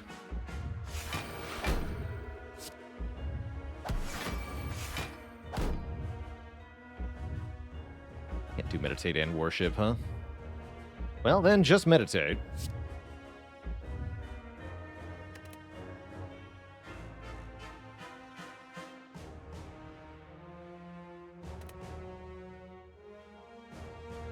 I believe we're looking at an attack turn here. New Wave of the Hand, Crush Joint, so I can renew the Vuln.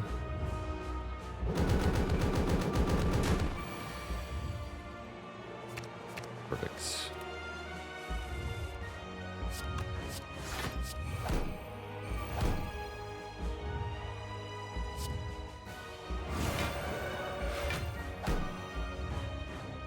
Oops. Oh well. Lightly foolish. But also amazing. That worked out. Keep applying Vuln, keep drawing cards.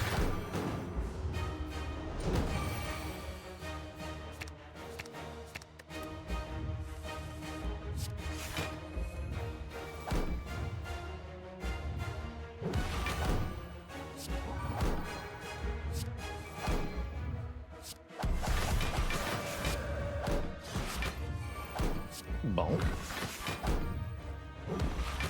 Yeah.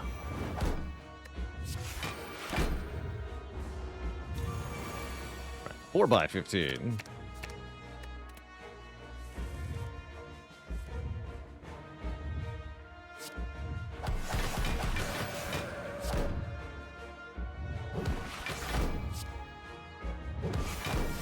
Halt blocks for 18. Halt blocks for 18. That's 100 block. Just meditate. GG, Mr. Hard. How's it going, Mental Mess? Welcome, welcome. Always happy to hear about people finding joy in the game through the channel. GG. G freaking G. Finally, a pressure points deck pays off. That's right. The pressure points are real.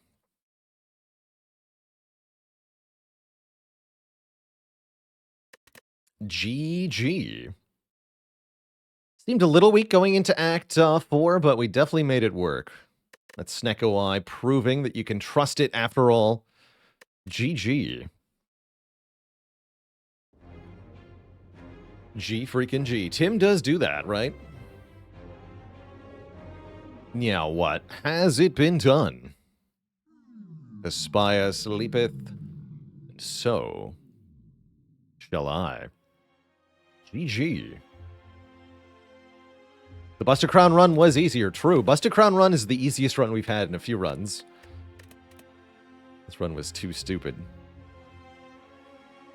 Yeah, Busted Crown run gets a scroll plus. This run, no scroll. This run did have a scroll. Alright, set the streak to 13. Next up, we're going to go again, but Twitch chat, I must take a break first. Gotta refill the leg, stretch the water, all that jazz. So I will refresh myself, and then in a few minutes, we'll be back to try to make it 14 runs in a row. BRB.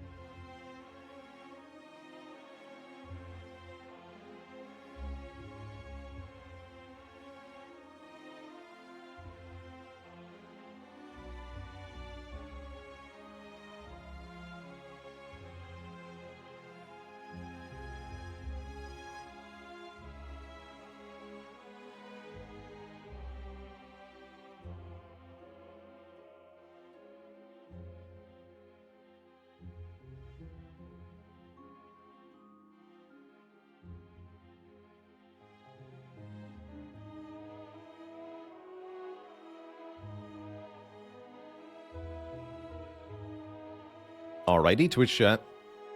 We are back. We are back, and we're going to go again here with the Watcher on Ascension 20, where we're offered choose a rare, but is that as good as 100 gold with a floor 2 shop? I rather doubt it. I do rather doubt it.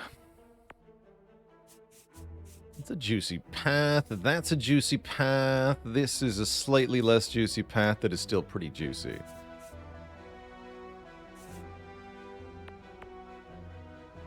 Three elites, huh? With Hexaghost as the act boss, I love it. This shop is inconveniently located. This shop has pathing to all of these paths, so I think we take 100 gold to go here. Although that would mean less combats on the way. We take 100 gold and go here. We decide 2 elites or 3. No burning elite. That sounds good. Deathdraw says, Spear and Shield's 2 burns after A18 is a huge jump in difficulty. How do you deal with it? You just have to have a really strong turn 1, turn 2. Relics like Bag of Prep and Centennial Puzzle can help a lot. Having any way to retain cards on turn 1 can help a lot. Wait, 4 elites? 1, 2... Oh yeah, there is a 4 elite path. Excuse me. 4 elites. Well, that's better than 2. I would love to do 4. Give me a Sling of Courage.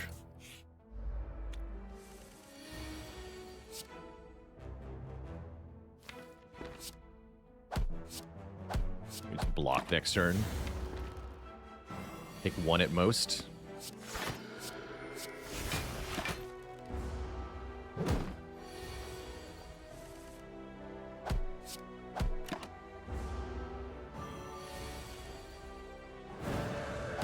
Good fight. Get a stinky speed potion. Ew, speed potion. But we do get a Cut Through Fate, the best attack card in the universe. Pretty good. That is not a Sling of Courage. Neither is this. Ambrosia, huh?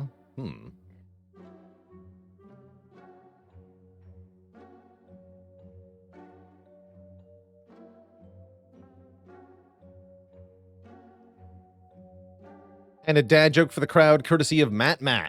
What is the Watcher's favorite fast food frozen dessert? A McFlurry of blows. No refunds.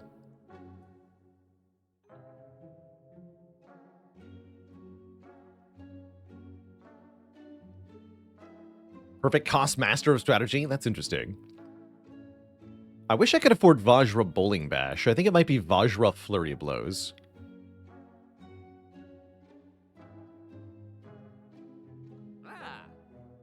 If I was going for the Burning Elite, Ambrosia would be nice, but I want to fight 4 elites. That's going to take a Relic. Strength. And then I don't really like Flurry here. I've mentioned the Flurry a lot. It's a bit better with Scry. It's definitely better with Strength. So I'll take it because it's good with Strength. And hopefully we'll find other stuff that makes it even better than just okay. Hopefully.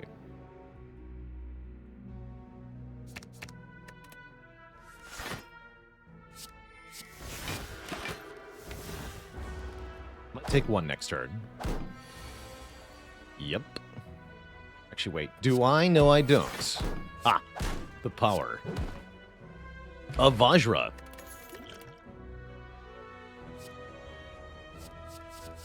Sash Whip or Consecrate? I say this is a great Consecrate. Give us some AoE.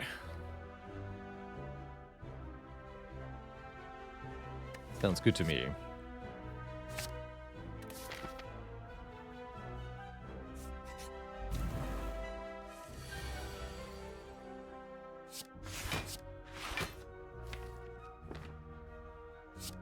Keep the strike here. Do I think the Grand Mastery Challenge has worn me out? I think it's worn out my interest in the game a little bit.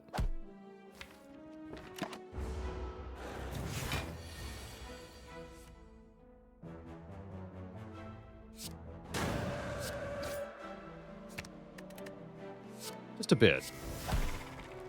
Does Consecrate typically require an upgrade? I would say, yeah, typically it does.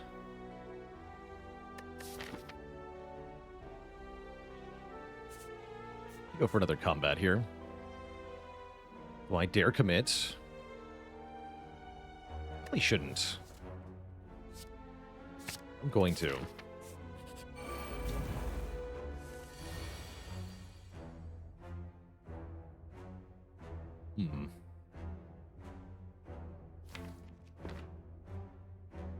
We go Eruption here, Strike here. Good. Okay, block potion's better than a speed potion. Do we take a Battle Hymn? Going into 4, count 'em, 4 elites? That does seem really good. Yeah, that is a Battle Hymn I can get behind. I have no retaining smites at the moment. I don't have a lot of direct damage. Got 0 cost stuff, and I've got good card draw. Yeah, I want this Battle Hymn. Yeah, good for all Act 1 elites, I agree. And with 4 of them coming up, we need to make sure we're good at them. Otherwise, we are going to get killed. And that would be a very embarrassing way to lose my streak here, is just be too greedy in Act 1 for no reason. It is particularly good against this fool. Excellent, especially on turn 1. Now we can accumulate several smites. Wait until Wrath is around. Let's just draw the Ascender's Bane. Thank you. Thank you.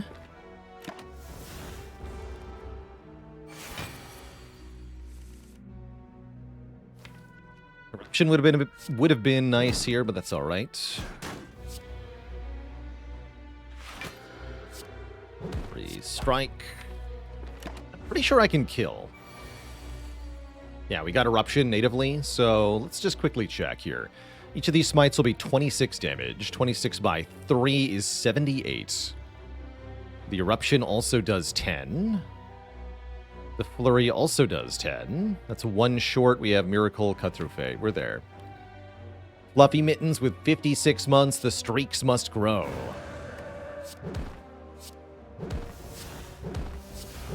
Yeah, 1 off without the Miracle.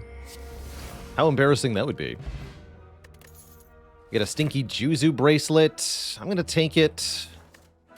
Though I don't think it's actually that good. Offered Devotion. Probably I should take this Inner Piece with the Flurry of Blows. Inner Piece Empty Mind seems okay. Doesn't feel like the sort of deck that wants to take Mantra just yet. Want red-blue mostly. Speaking of, another source of red would be good.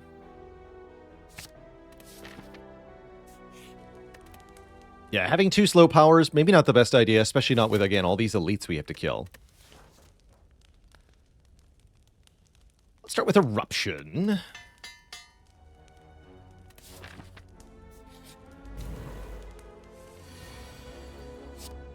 Very good turn 1. We got Eruption turn 1. That's all we need for this fight. Oh, Battle Hymn turn 1 also? Even better. Is there any situation where you skip Juzu Bracelet? Yes, I think it is correct to skip sometimes. Not entirely sure when, though. This is lethal, by the way. Inner Piece. Flurry. Empty Mind. Flurry. And then I had Vigilance, Flurry, Miracle Strike also.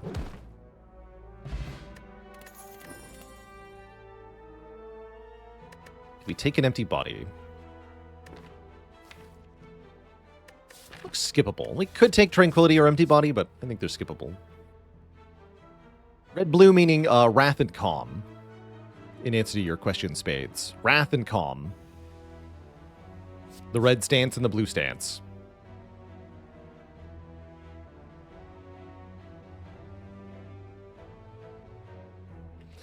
So you'd skip Juzu Bracelet if you want combats more than you want events. So a good example would be you have feed and you want to eat things in fights. Then you might want to skip Juzu Bracelet.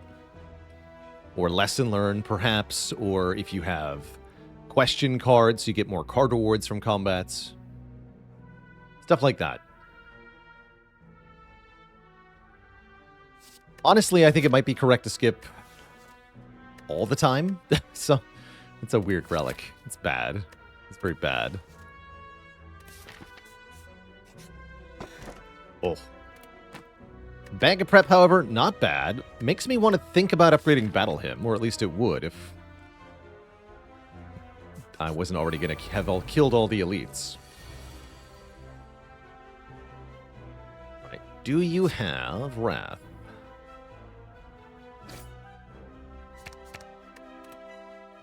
No. Okay, so we're going to go Miracle, Battle Hymn, Vigilance, Consecrate here. Let's do a little bit of damage to everybody. Keep working this one down. Could have thought about using the Gambler's Brew there. Could have, but didn't.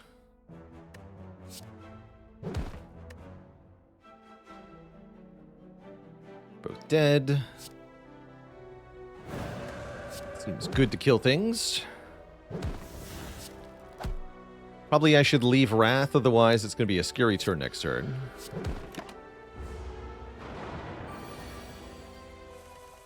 Easy.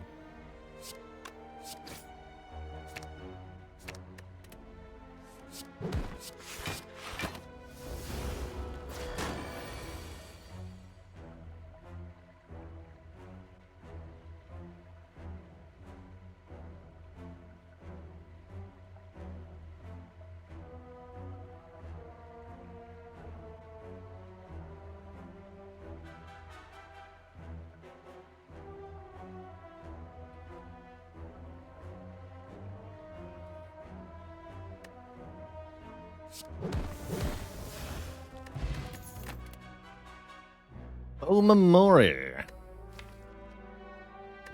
Might be useful, might not be.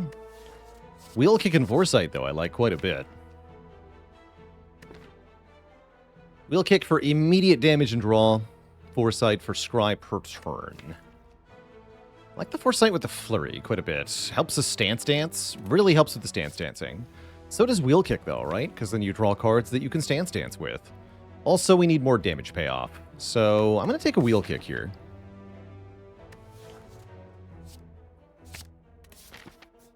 Take that Wheel Kick. Let's do it.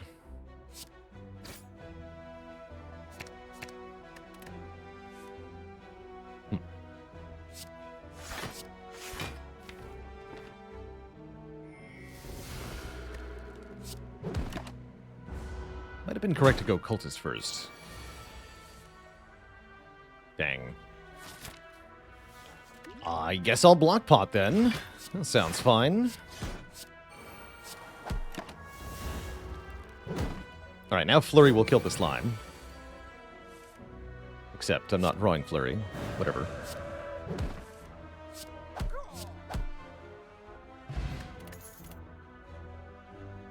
Scry. Yeah, Third Eye I can get behind. Definitely. Block and Scry, very useful combination in general. Is this worth using Gambler's Brew? I don't think so, not yet. Good enough turn one.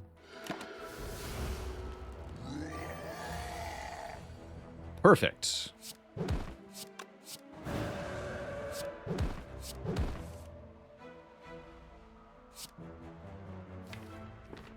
Go Vigilance. Flurry. How about I just take 3? I could Miracle Empty Mind, but if we draw a Third Eye Battle Hymn, I look like a fool. Actually, how much would I take in that event? Go to 17. I have 8 block. Then I can play 12 block, which is actually only 6 block. So I still take 3. Okay, so there's no risk.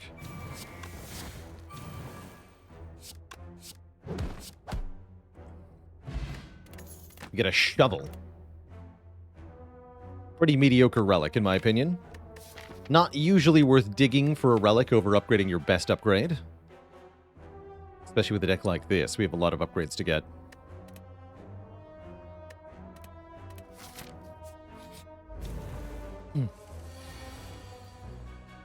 'Tis what it is, I suppose.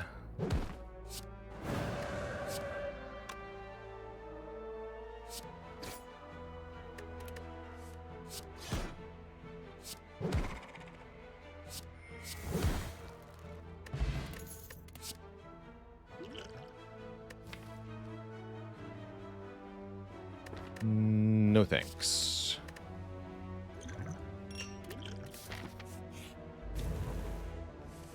Where's Talk to the Hand at, though?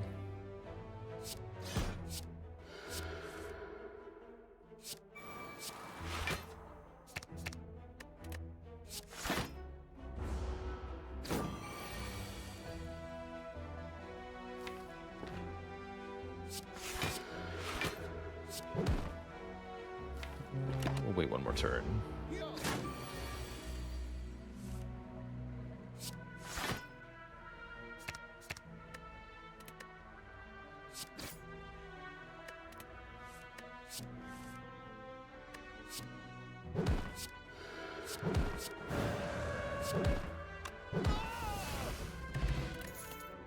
Got him. Second red source or another chance at devotion. How interesting. I think we take a Simmering Fury. Simmering Fury is great here. It's next turn draw plus next turn wrath, which I quite like. Yeah, this flurry is already becoming a problem, though. Oh well. And I'm going to upgrade, probably Consecrate, although I like the Wheel Kick upgrade. I like the Cut Through Fate upgrade. I think it's probably too early to consider upgrading Draw.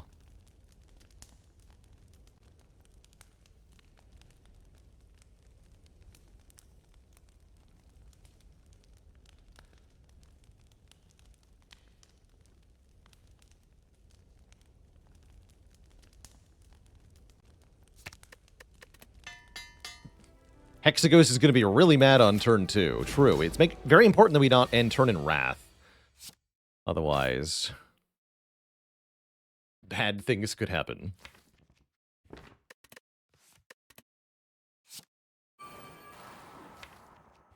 I'll just go into Calm here.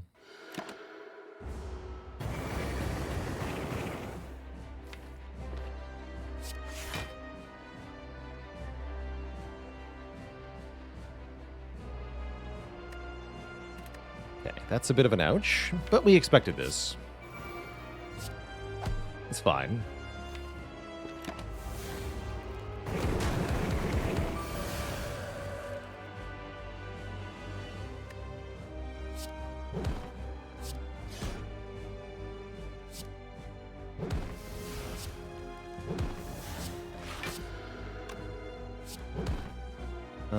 Order. I forgot I don't have ice cream anymore. It was last run.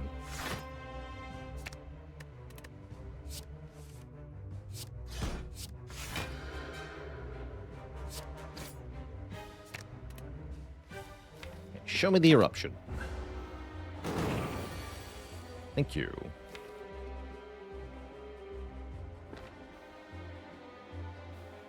We'll play that. Take a bit here.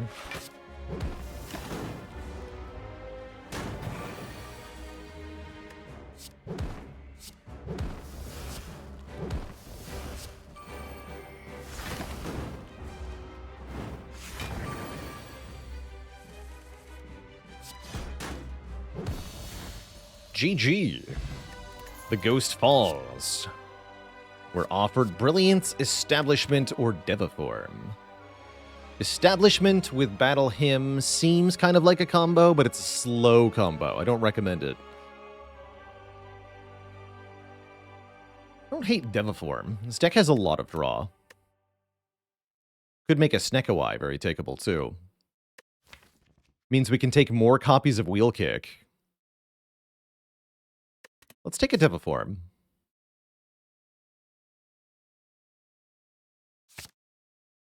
That also, yeah, that also works with Battle Hymn, in a way. In its own way. And I'm extremely happy to take Coffee Dripper with Eternal Feather. That's just free healing. Free energy.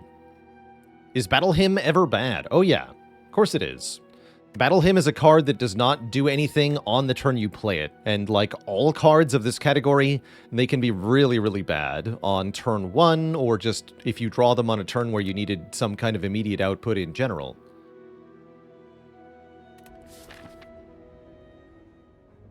Yeah, it can completely fail you.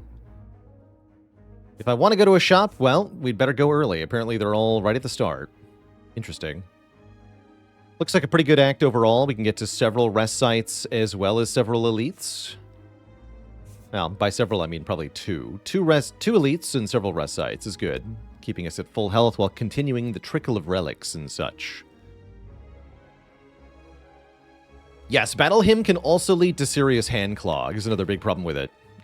Because the cards retain and cost energy. They can fill up your hand, especially on 3 energy. That's part of why I took that Deviform, was in the event that we did not get an energy relic from the boss, I wanted to be able to play all of the smites that we keep making.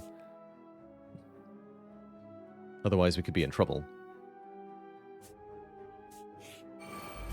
The thieves are here. How dare they?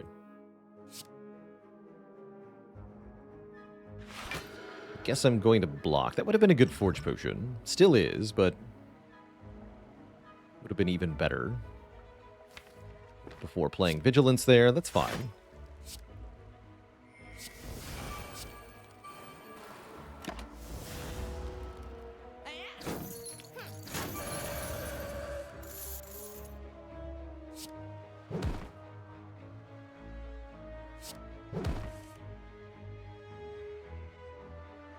Both dead? They're both dead.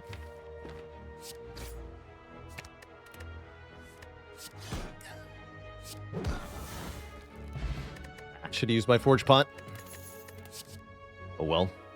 Let's take a Bowling Bash Plus. That card is going to destroy elites this act. We're fighting Collector too. It's very good against Collector as well.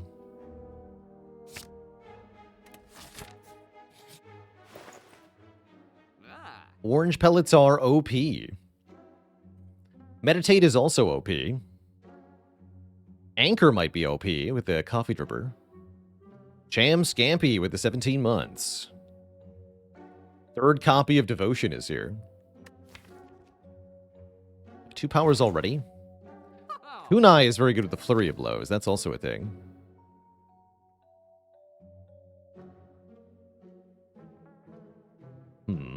Don't have that many block cards, though.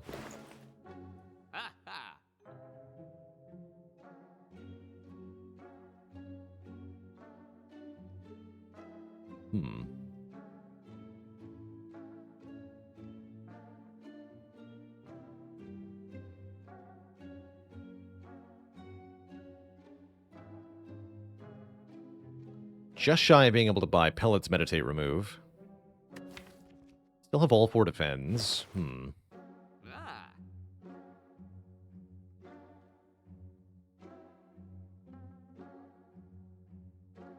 can buy Third Eye and Kunai.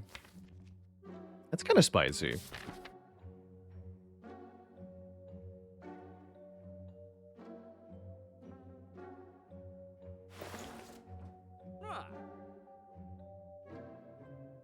Yeah, debuffs are really bad for you. It's true.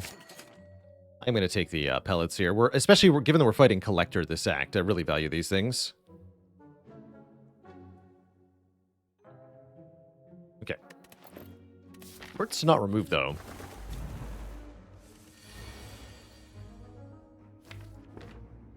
Good job, Bowling Bash.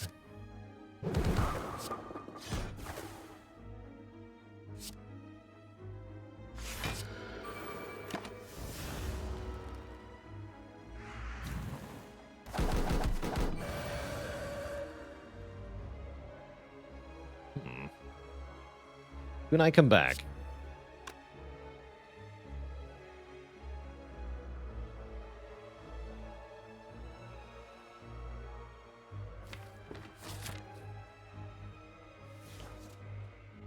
Second Forge Pot here.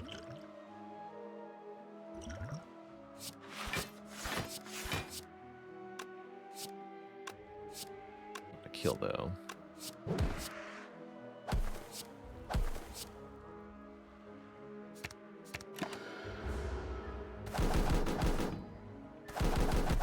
Actually, I guess that wasn't that much damage taken anyway.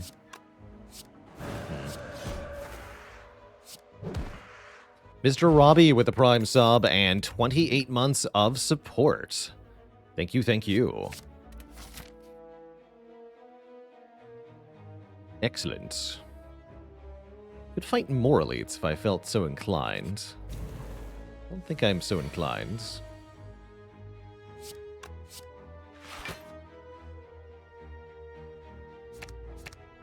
Too late.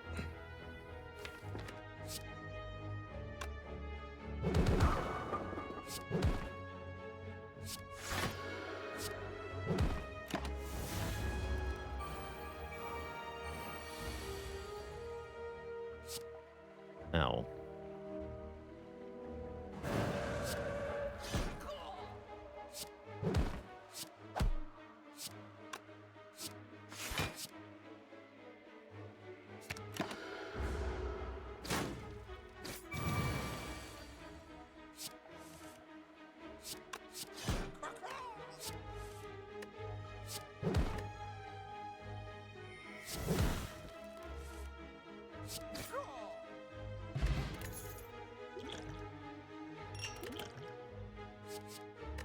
Weave with a plus, and I have Cut Through Fate, Third Eye.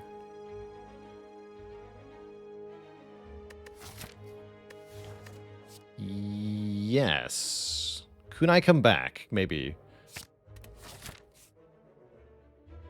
Maybe. You may slap me.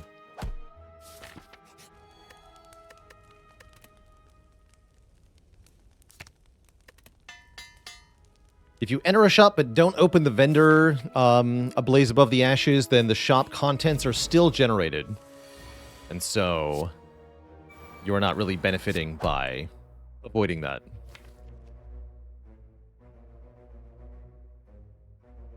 Simmering Fury worth an upgrade? Could be.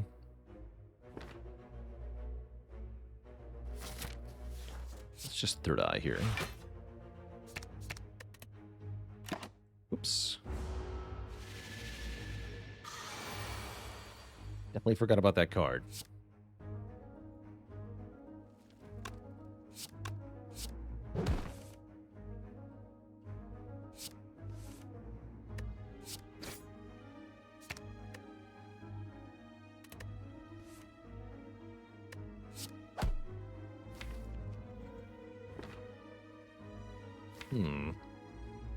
This turn looks trash.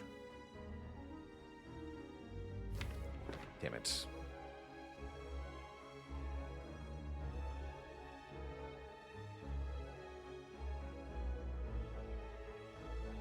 Vigilance, then Inner Peace, I think. I think that's what I gotta do here.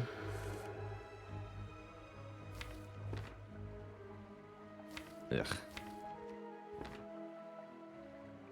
It's not good. Might have to have potion now. Okay, didn't attack for 27, thankfully. But yeah, this is trash. Damn it. Fine. Still trash. Even worse.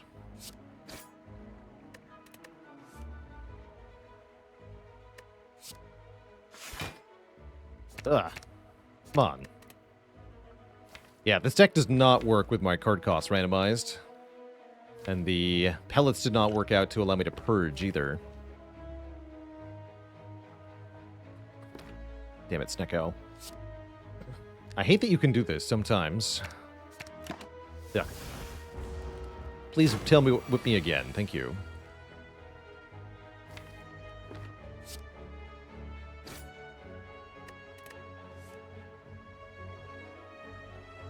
Good, good. Sort of good.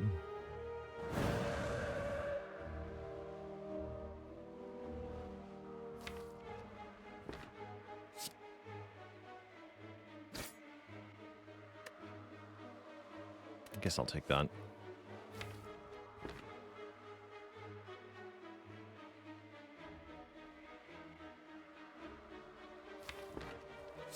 Form in play. I should have used the Battle Hymn. That's what I should have done, though. I could have purged our debuffs, including the Confusion. Although, the Weaken Vuln would have been reapplied, of course.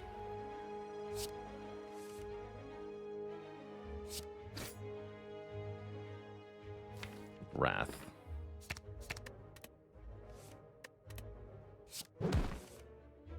Okay, I think we're out of here, right? Thank goodness for that. We have enough energy to play Eruption, Weave, Strike, Consecrate. Yeah, that's plenty. That's plenty. Whoa, tough fight, though. Miserable. Just miserable. Definitely a little bit worried about this elite fight. I don't have to go there, though.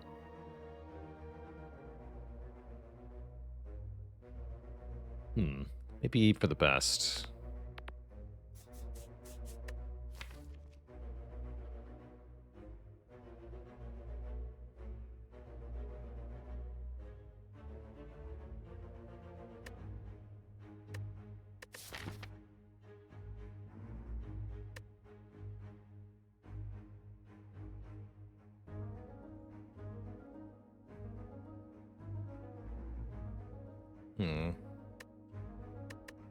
An elite is just digging with extra steps. Also extra rewards, too. Very important to get those. Don't like my choices here. I think I need to keep pushing here. Upon some reflection. So I'm going to fight the Book of Stepping, for better or for worse here.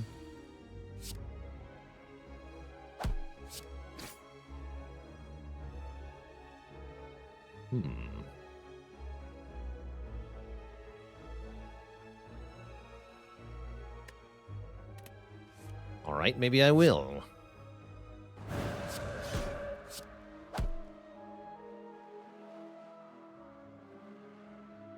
Locking feels like a waste.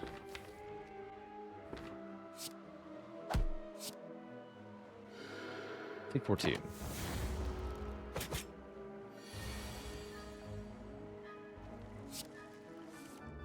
Damn. This deck is not very good.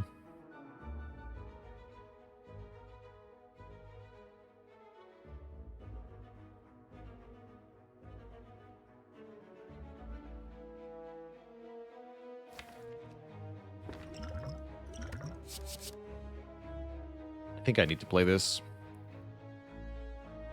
Great deck is great at killing enemies that have less than 100 health that give you a free turn or two.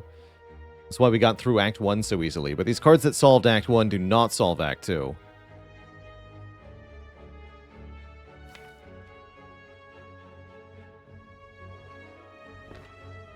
We're in trouble here.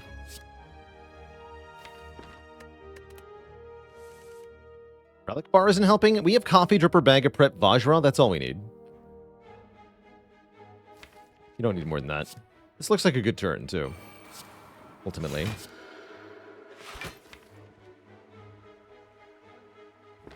Simmering Fury, though.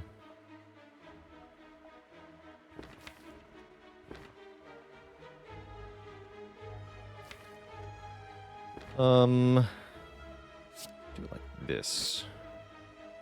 Crap. Should not do it like that. Should have discarded it so I could meditate it. May work, though.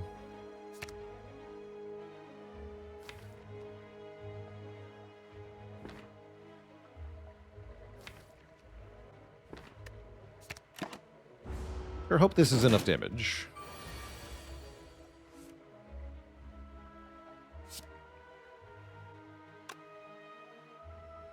Looks like it is.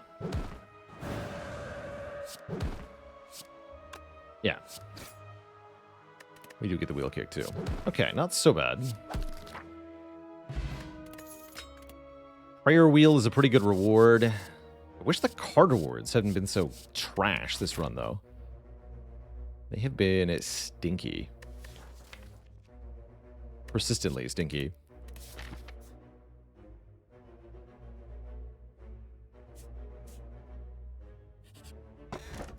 Hey, that's pretty good.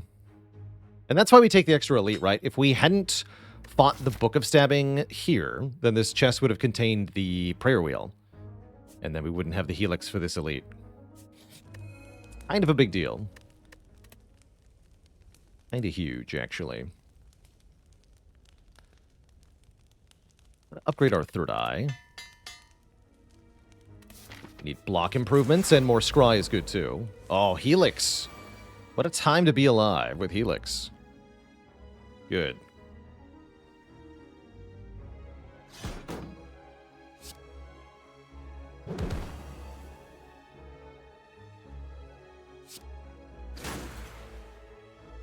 Like an eruption right now? That's cute.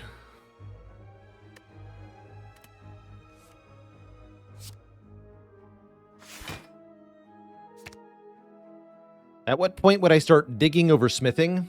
When I get a fusion hammer. Probably not before.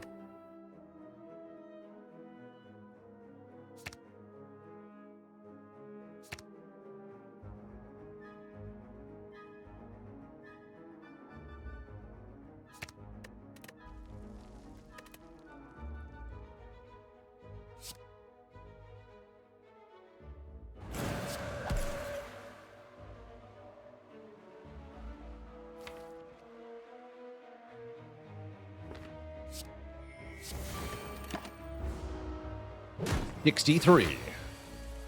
Nice try, nerd.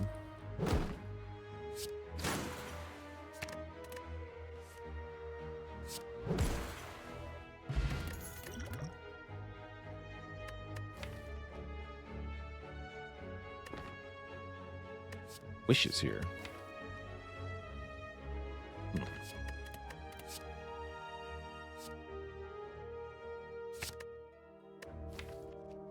I take the cut through fate. Don't think I want to wish. Sadly.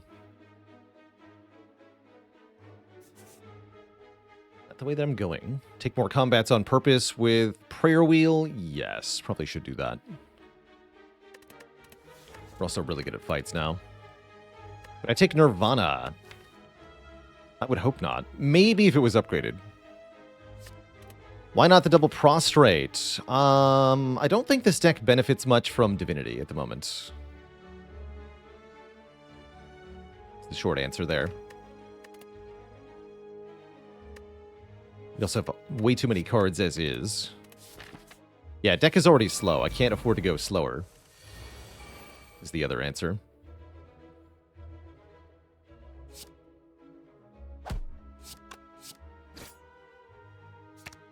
Well, I'll be playing that on turn 1.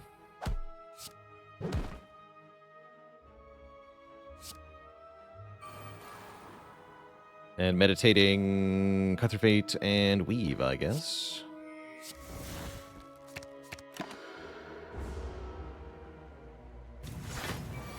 Thank you for not attacking me.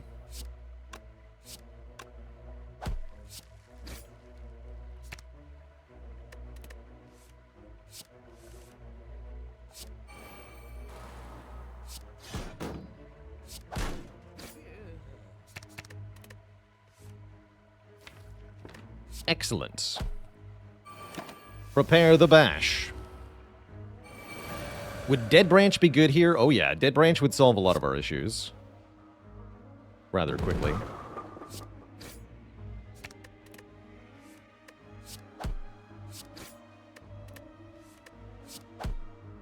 Great fight. Okay, these elites worked out. You get Orichalcum, providing guaranteed block.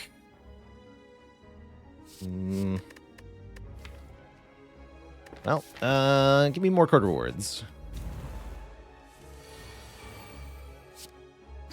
Just do it. Let's do this. G Fury here. Pressure points get skipped again. And I do it again.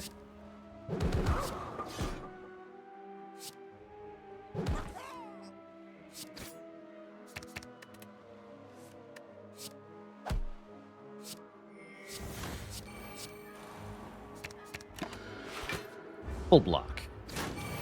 Thanks, Orichalcum. Meh. Meh.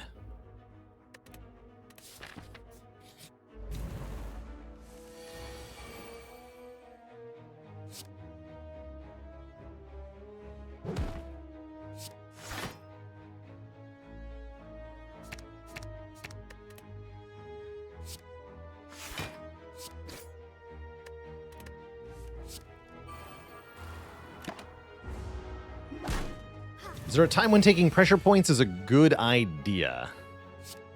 Great question. You'd think there must be, right? But hell if I know when it is.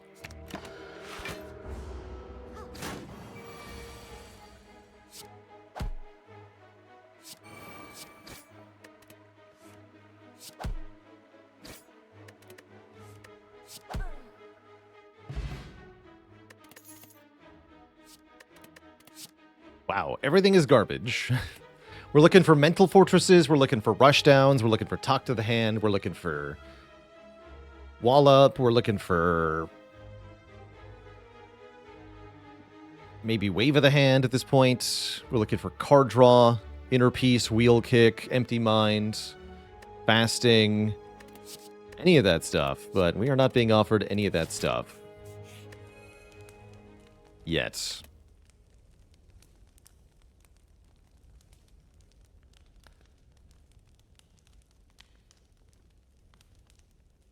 Great. Actually, Simmering Fury is a nice upgrade. I think I upgrade Empty Mind first, though. But I take a halt right now. No, we skipped several.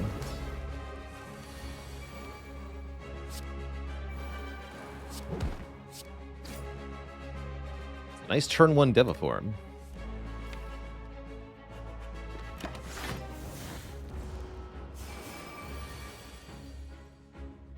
Battle Hymn is here and now, huh?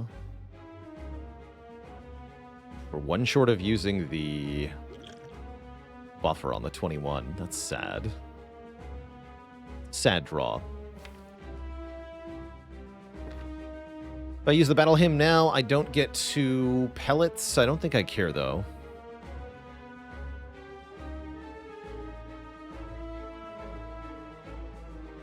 Still use the Block Pot.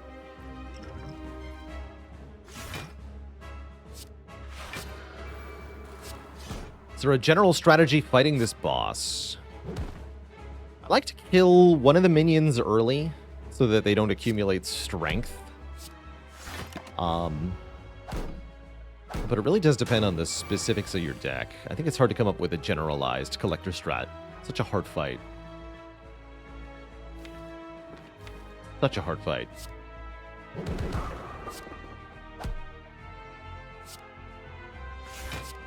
Ouch. That's a great draw next turn, though, yeah? Not exactly. We don't need Eruption. Or rather, we don't need Simmering Fury. Is that true? I guess we'll find out. If that was a kill, I'd do it. I'd rather retain it, though.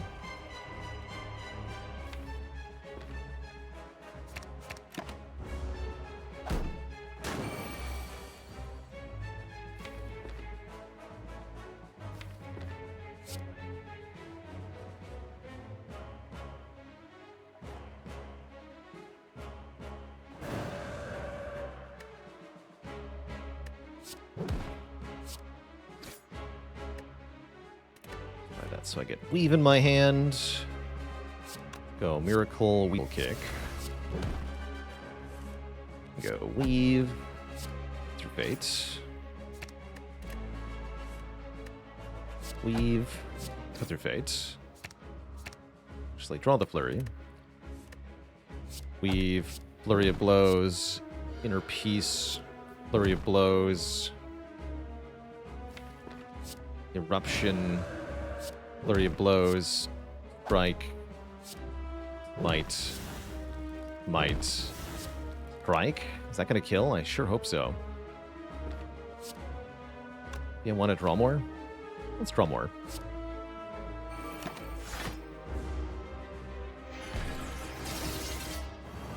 Yeah, we're not even getting attacked, so nice and safe. GG then.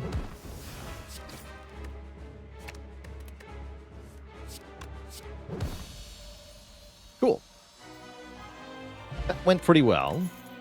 Sure, we have no potions. Ugh.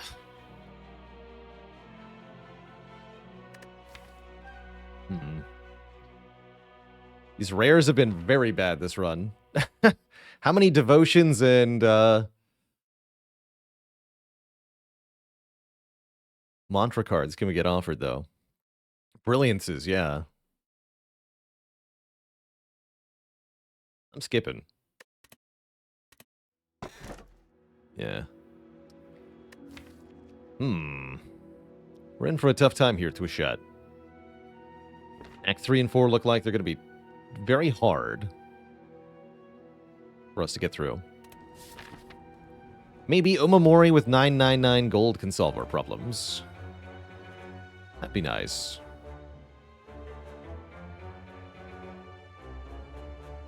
Let's find out. More chances if I go here, right? And then this shop? Yes, I can go this shop. So if I want to maximize my chance... Juzu bracelet! Wait! The power! Hold on here, Twitch chat. Juzu bracelet, do your thing. Please, I need help. Could be a scam though, right? Combats are double card rewards, so looking at events might be a terrible idea.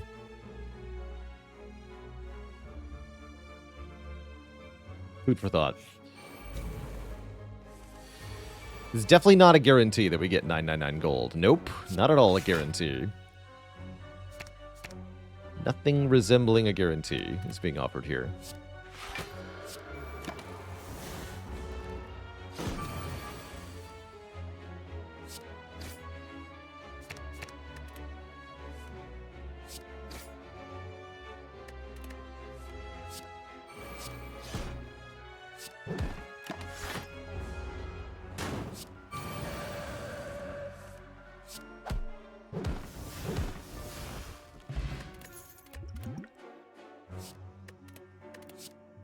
Aha!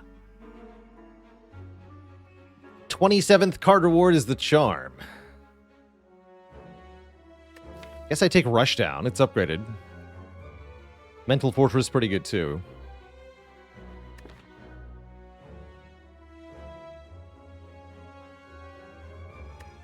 But all things being equal, I'll take the one with the upgrade.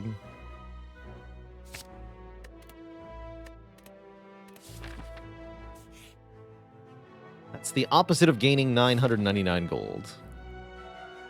Right, I'll go to 2 more events. We'll do it. Transform a card. Turn defend into... conclude. Thanks, Juzu. Juzu did do that. It's true. Facts.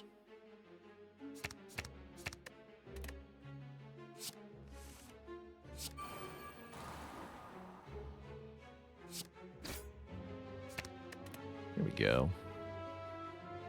Now we're cooking.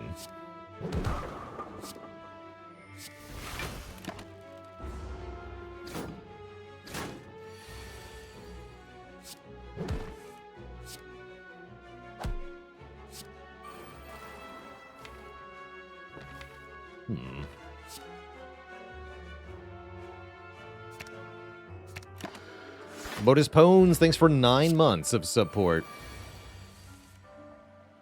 Subaru to you too.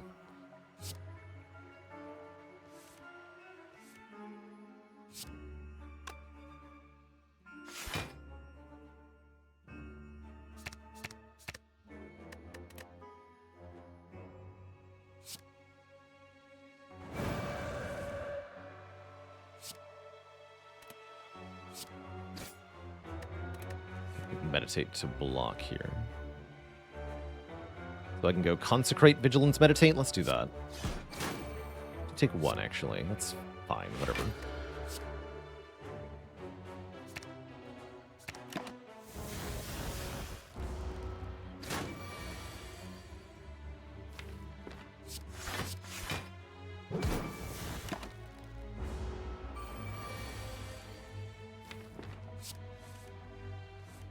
in case of a draw like this, that's where Orichalcum comes in.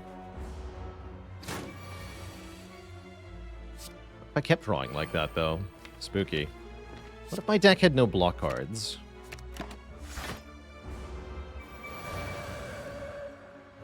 Very spooky.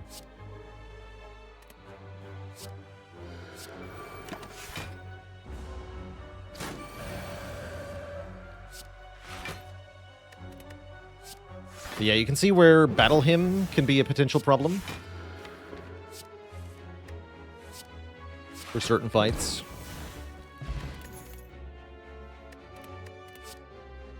That's a good card. Mental Fortress, come back. This is not 999 gold, but it is 3 colorless cards for 10 health, which is well worth it. Finesse, okay. End of Greed is cute. Ah, they're trash. I shouldn't be surprised, though.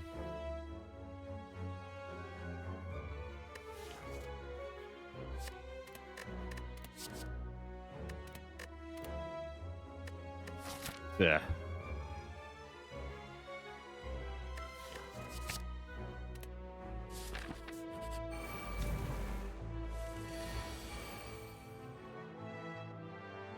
Bad.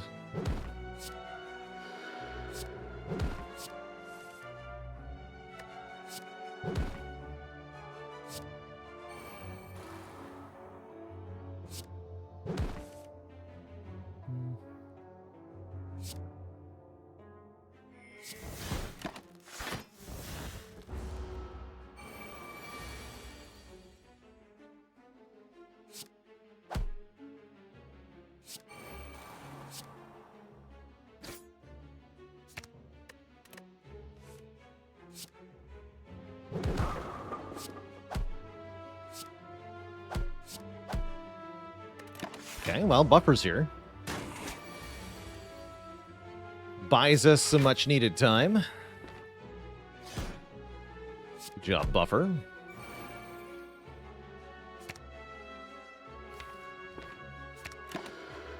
Okay, this should be lots of damage, thankfully.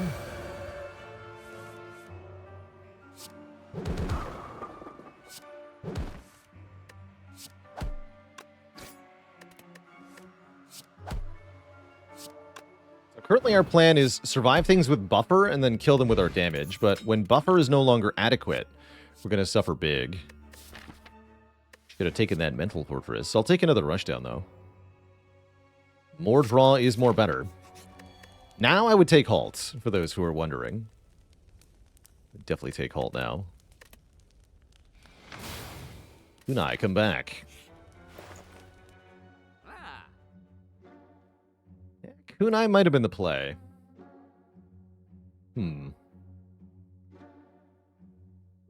Still have the orange pellets, though. Those could make a huge difference. Yeah, I think we just remove and depart here. Lose 1 strike. We're looking for a better relic than Toolbox. Toolbox is acceptable, but we want better than acceptable here. Was I forced to skip Kunai? No, I chose to buy orange pellets and the Meditate instead of buying the Kunai. The Meditate has been really good, so I can't complain that much.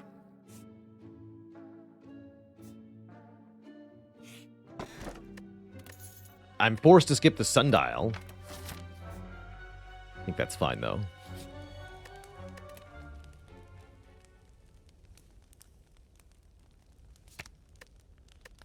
Upgrading these cut-through fates is not a bad idea either. Make those 1 more scry. Oh, now you show up.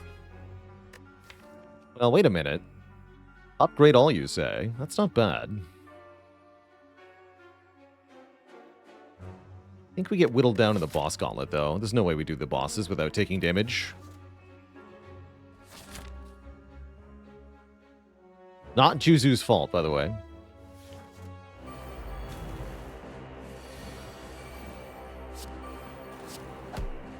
Could have dug. Now, if I dugged, that would have been a lot better, right? To upgrade everything. the duggage.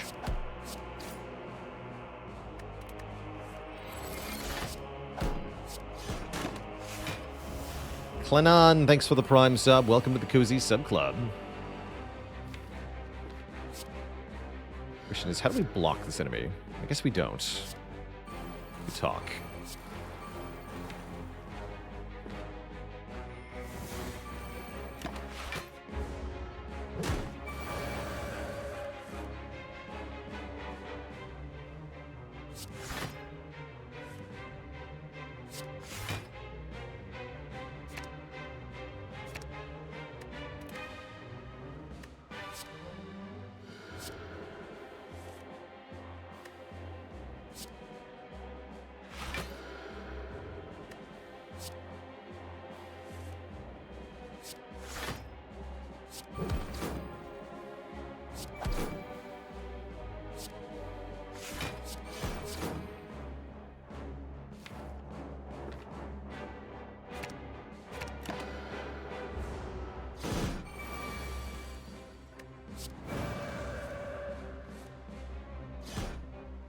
Now I'm starting to dislike Flurry of Blows.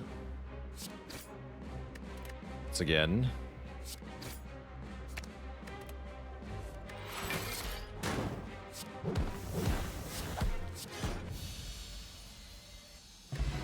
Ooh, that's really good, though. GoldenEye, whenever we scry for 2 more. Very good. Okay, I said I would take a halt. I will take a halt. That can help with our block plan. Although it would have been better with Kunai, for sure.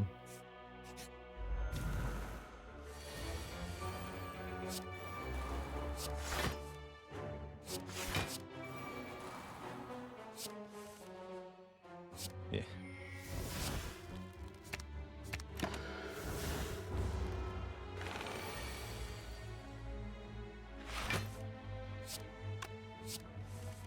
Perfect.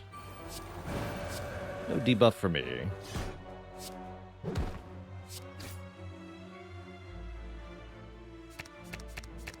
Makes it easier to chain these cut-through fates together, too.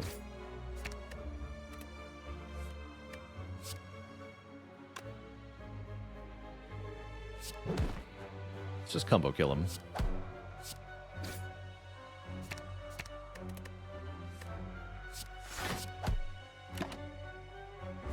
Blanc. Zegrim, thanks for the 3 months of support. Thank you, thank you. We have to be offered... Oh, it's too late. Yeah, I was going to say, we have to be offered good stuff eventually. No, we don't. The game is over, almost over. Terrible. Maybe the Just Lucky was okay? Yeah. Horrible.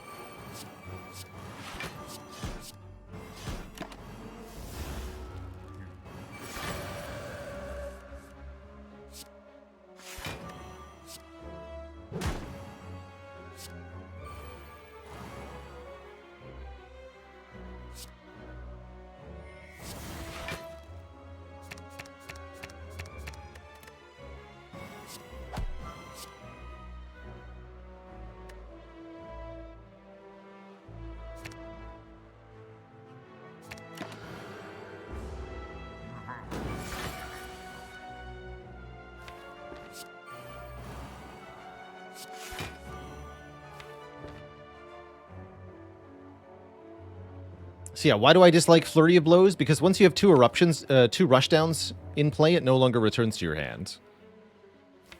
Because your hand is full when you play Wrath.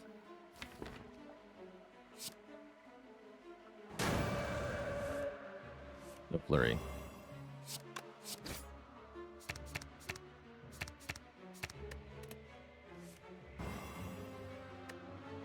No Weave either, actually.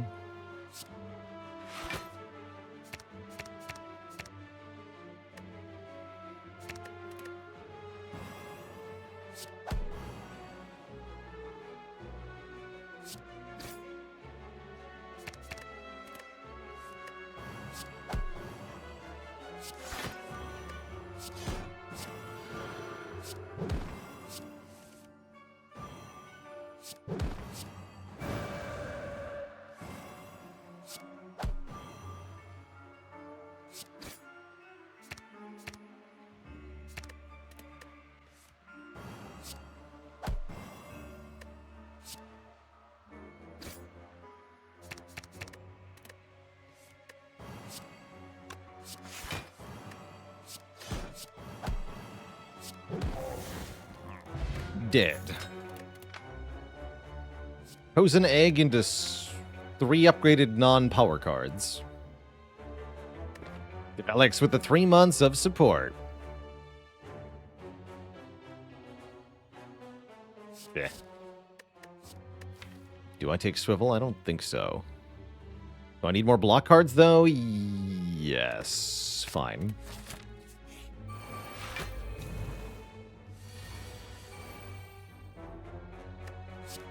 Yes, I do.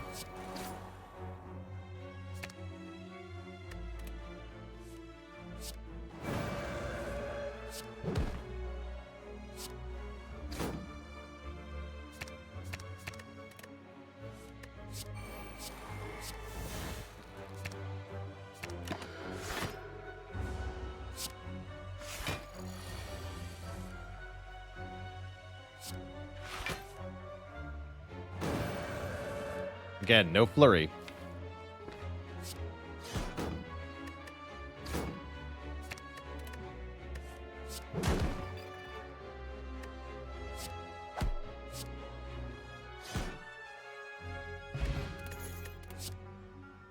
Inner piece decent. Block and card draw. If we get a speed potion, then maybe.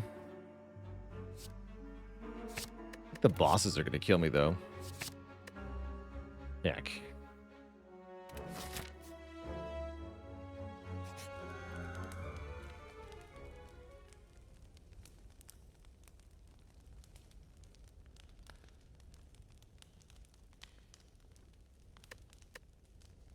What card do I think is the card where opinion differs the most from Spire community as a whole? Claw, of course. It's always been Claw. It always will be Claw.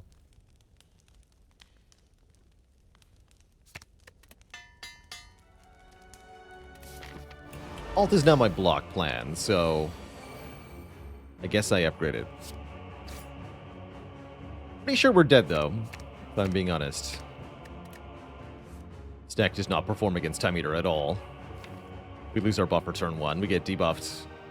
Feels pretty hopeless, if I'm being honest. Don't get to skip Battle Hymn this fight, but we do have to skip the Weave and the Flurry at pretty much every chance.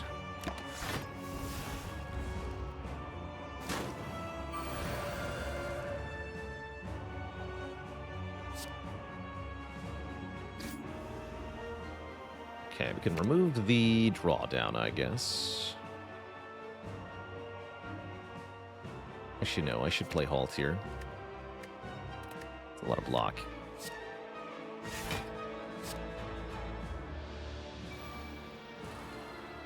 Remove the draw reduction anyway, and I can return Rushdown to my hand if I wish.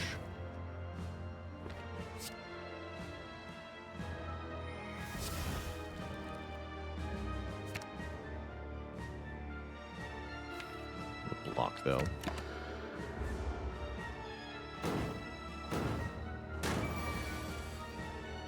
Yep, it begins.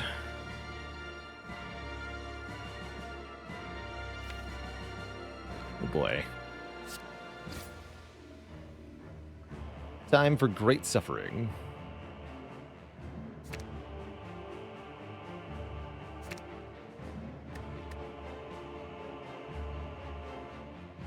Yeah.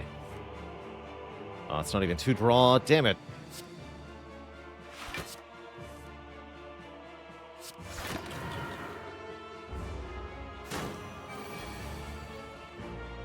So screwed.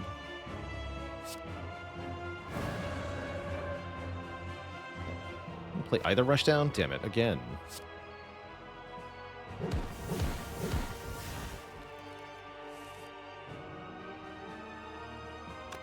Eh.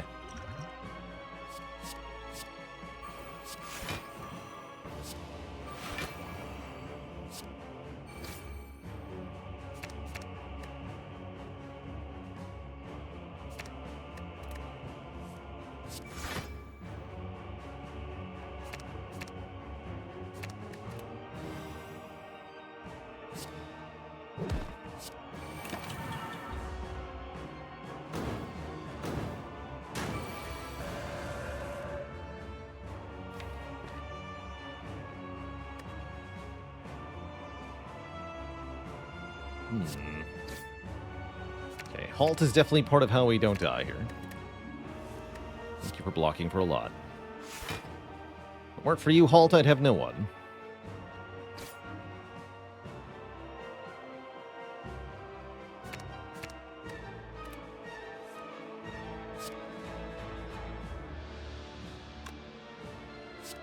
This one time.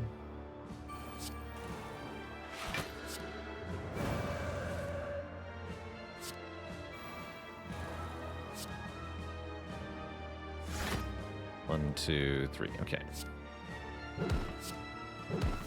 Quite below half.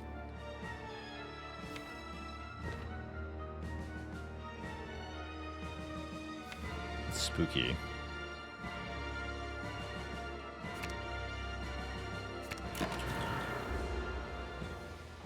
Managed to full block that turn. Didn't debuff me though, as I was hoping I might get debuffed here. I'll have to do something risky.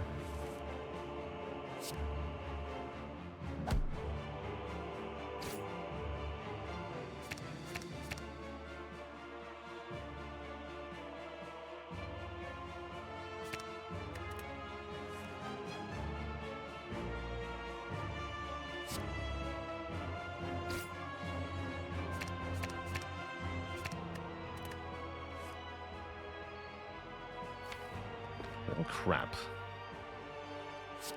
Where are the block cards? There we go.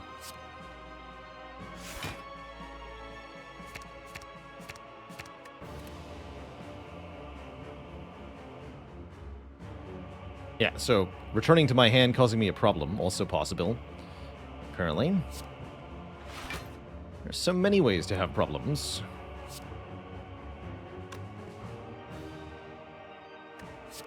Weave.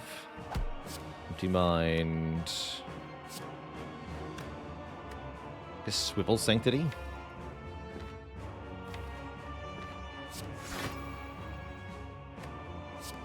I could do swivel meditate.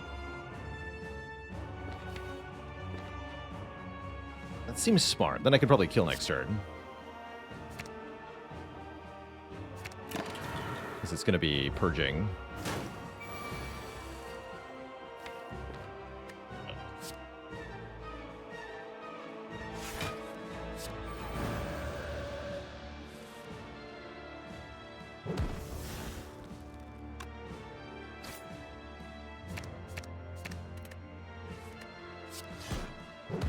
Easy. Okay, time meter's down. That's a good sign. That's a really good sign. We should have a bit of an easier time in this fight. A bit.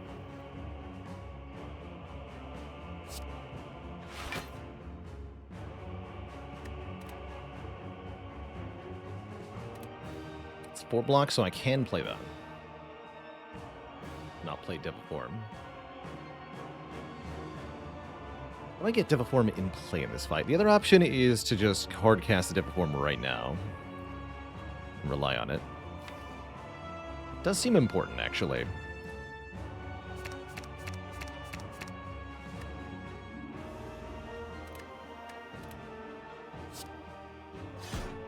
Use our buffer now, which is iffy.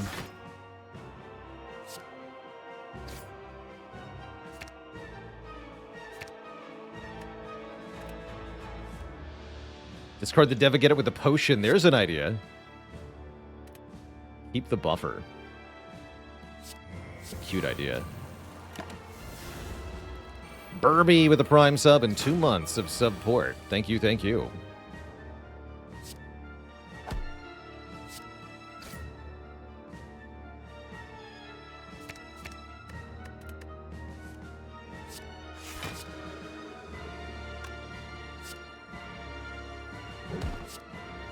Burby.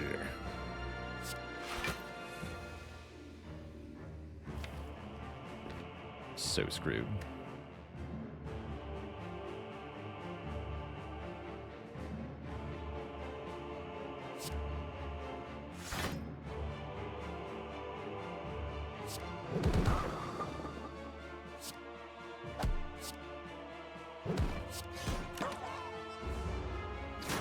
Can I live this turn? Maybe. Very much maybe. Well, looking promising.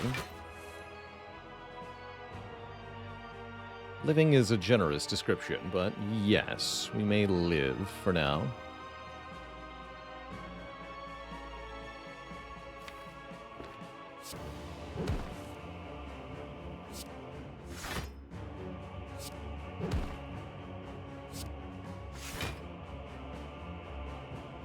For now.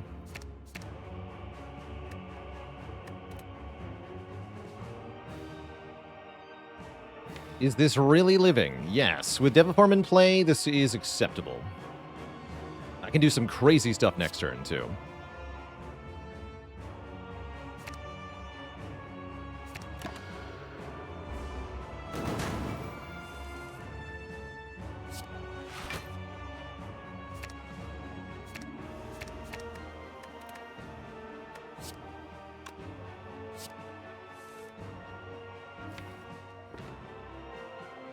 Definitely want to get Rushdown in play, though.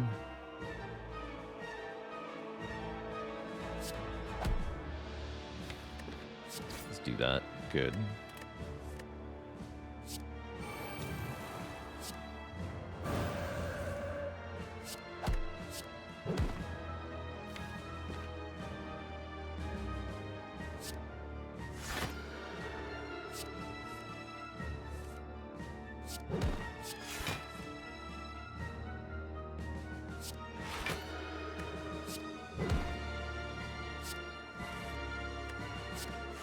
Not gonna play Battle Hymn here, I don't think. Although maybe I need to. I don't think so.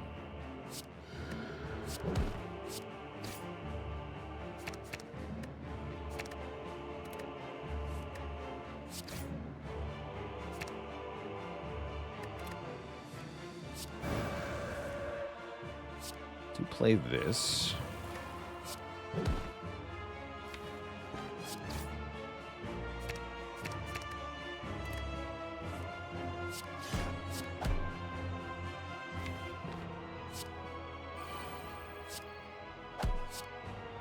Looking good here.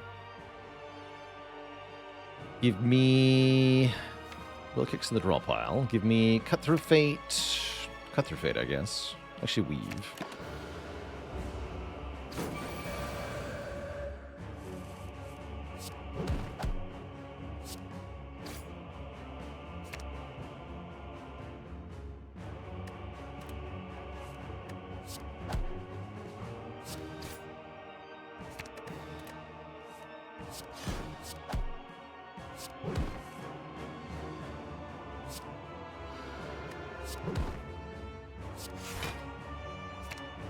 Meditate is here. Better yet, meditate Simmering Fury. So now play the Battle Hymn.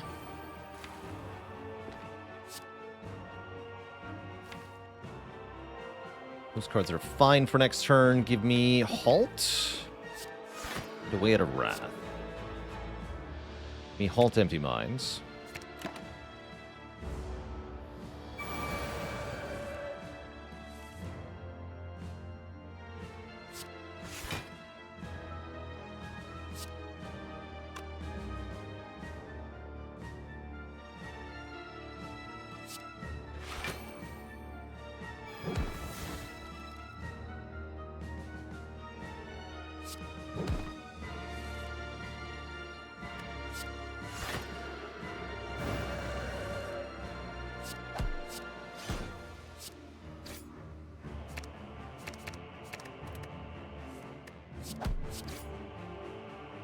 Inner Peace again. Sure.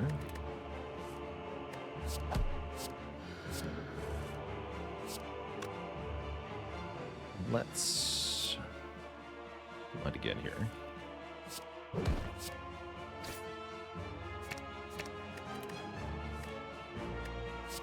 Crying.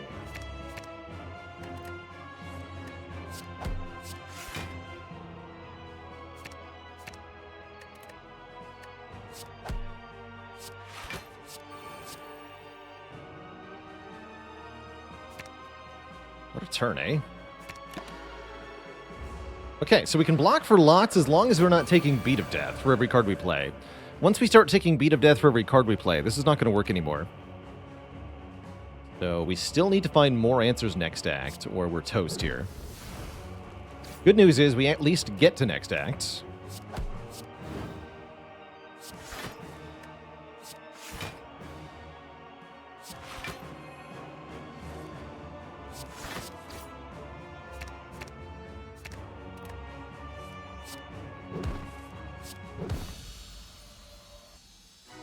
That was tough. Two thump, a deep pulsing dread can be felt throughout the room. Is this the heart of the spire, the source of this lack of block? You prime your block, dealing 22-22.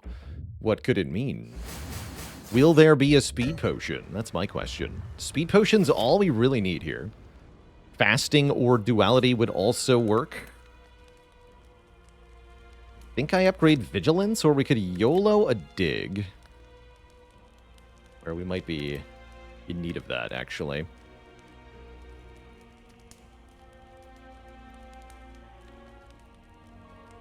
Let's dig.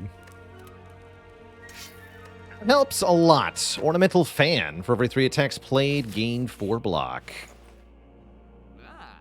We're offered Souvenir and Ancient Potion. More artifact, but no dexterity. Crud.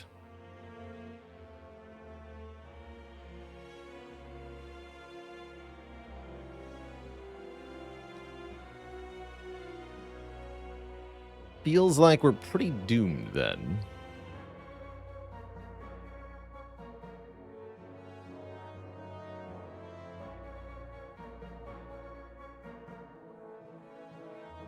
Don't think we ever take Unceasing Top.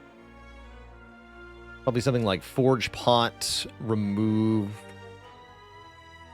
and Clockwork Souvenir. Forge Pot upgrading, not much. Maybe a block card or something.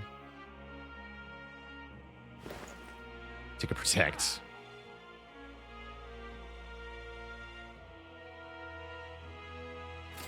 Can I buy that after everything else? Yes. Yes, I could. 2 artifact worth it? No, not with orange pellets. Why is Souvenir useful if we have pellets? Because we are not guaranteed to draw powers on turn 2 of the Heart Fight. That's why. Guess I'll buy this crappy Protect. Ah, we're so toast. Damn it. Feels like this is the end for us, but maybe there's some scrappy way to get through. We'll see.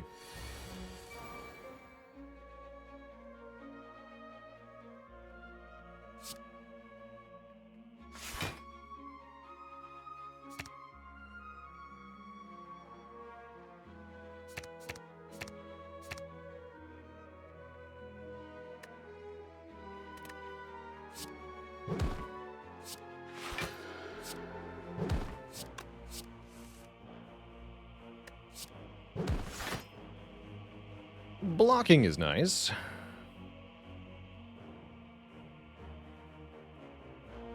Currently we're losing the buffer, huh?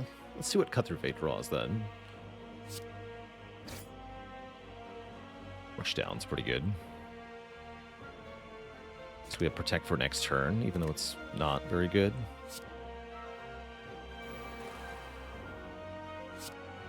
A lot of draw, at least. Is this fight a concern at all? Oh yeah, definitely. This fight's gonna mess us up. Then the Heart Fight is gonna kill us.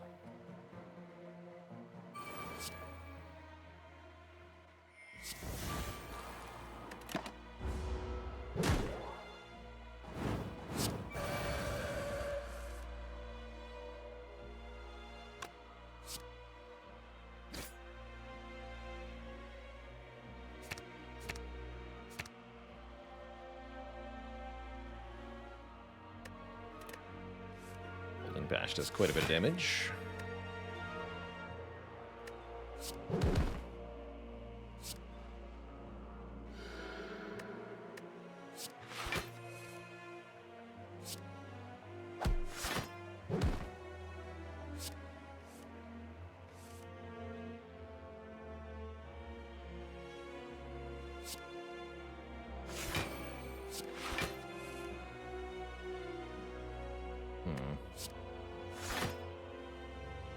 Effect means no meditate. No meditate seems like a bad plan. We should defend, meditate, empty mind. Take some more.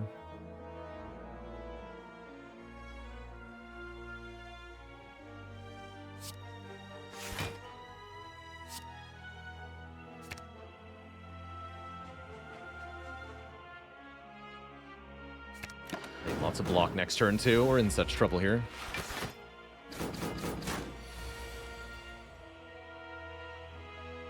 Such trouble, I say.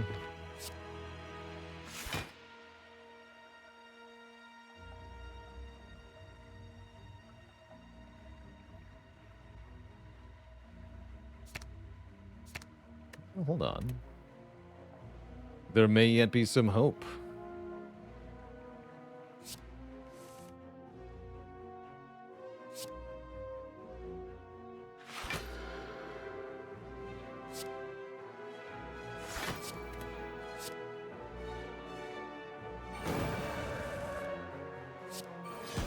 Oops. It was meant to be Bowling Bash.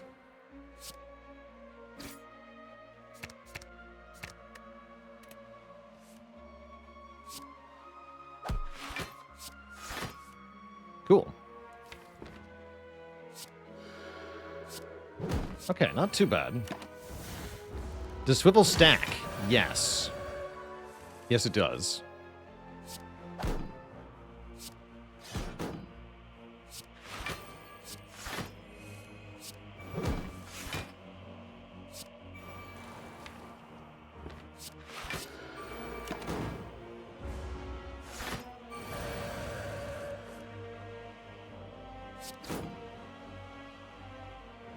Yeah, whoops.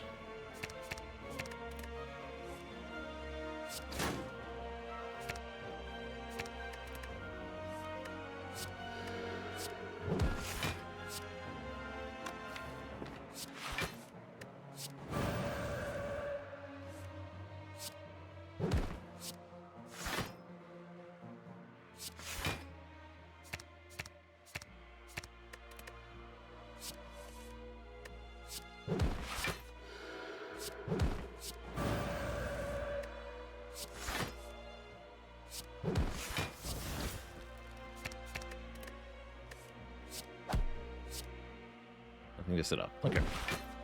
We lost some health. We get a boat thingy. At least that's a useful relic.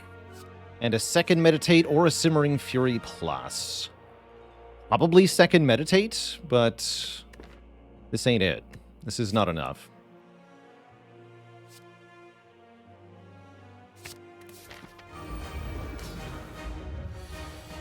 We are very, very screwed.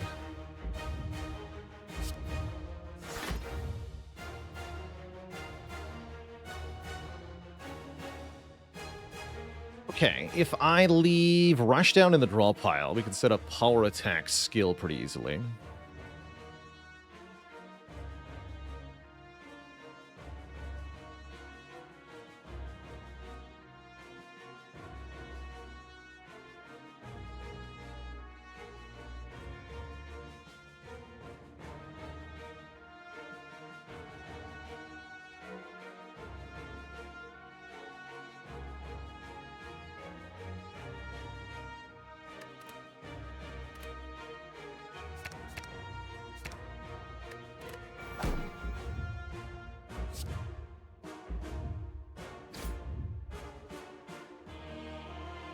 Do want to play that turn one. Could meditate the Rushdown too, is an option. I'm going to Forge Pot this meditate, that's for sure.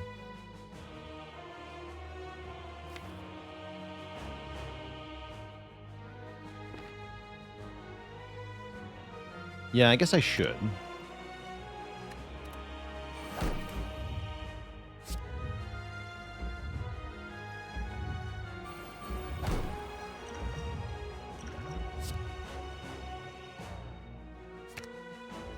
Third eye.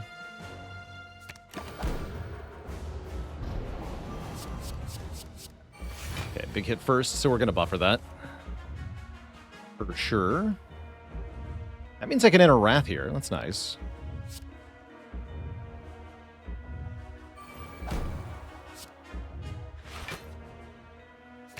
Let me get Deviform down. That's also pretty good.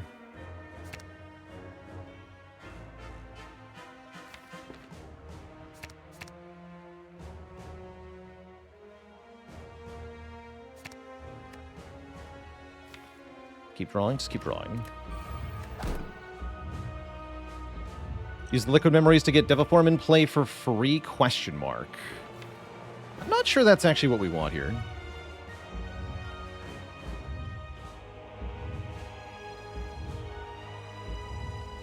I think I'd rather use it to get block or damage on a critical turn. We have plenty of energy this turn. Don't need the help. Next to the Lotus.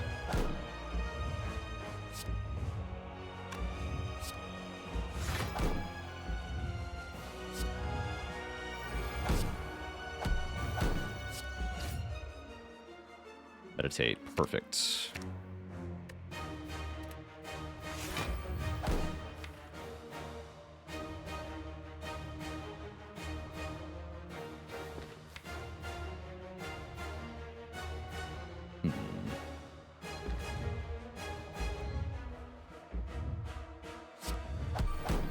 Have to block for a lot next turn. Oh, I guess if I play Simmering Fury, this will work. Yeah, let's play Meditate, Smite, yeah, Miracle, Smite, Simmering Fury, Meditate, Halt, and Meditate. Oh yeah, I really like Meditate in a chain here.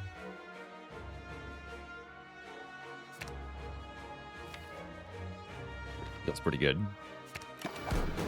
Okay, we buffer this hit. Now to preserve our resource as best we can.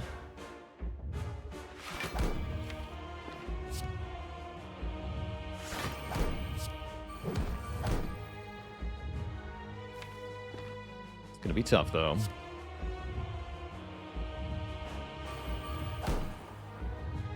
Be very tough.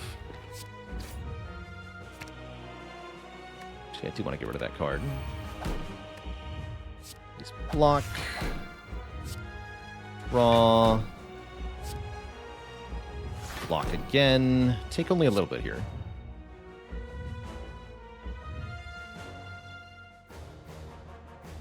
Meditate. Eruption, meditate. Take one. Okay, that's really good for a cycle. We only took 1 damage. But it's going to start to get miserable from here, unfortunately.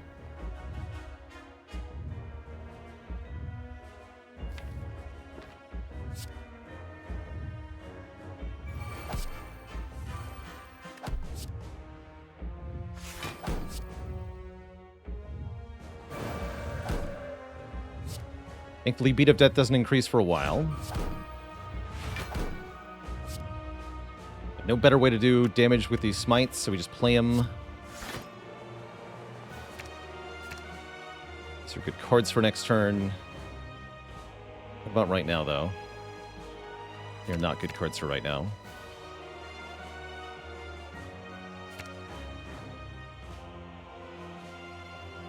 Good luck.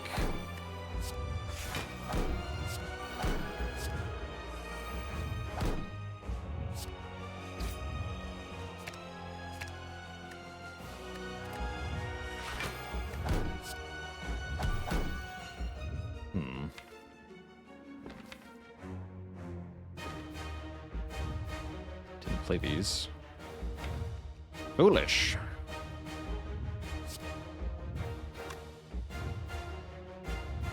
What is it? Smite, Swivel, Meditate? Probably.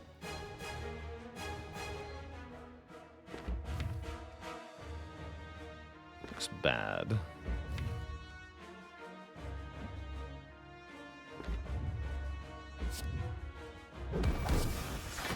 The Eruption. Halt.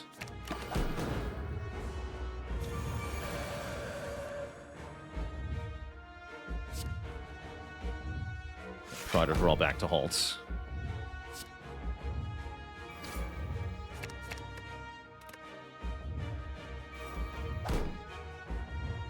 Good.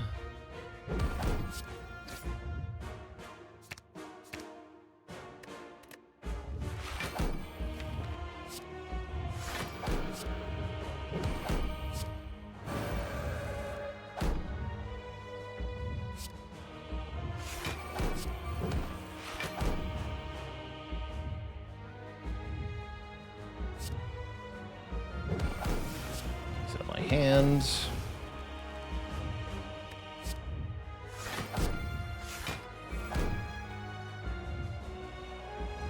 So much freaking damage.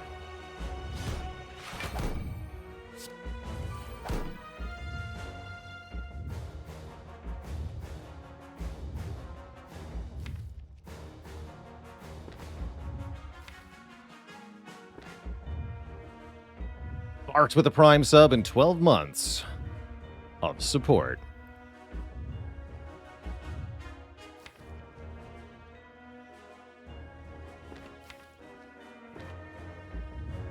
Looks like we go Flurry Meditate. We take a lot of damage. Or I could Meditate to try to block more here.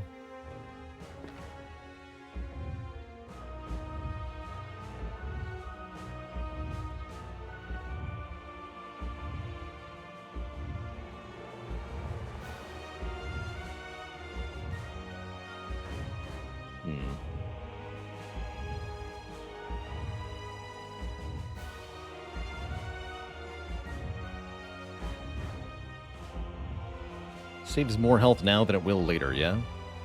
The potion, that is. It could be used on hold later. Like next turn. Let's save that for next turn. Meat of Death. Delicious.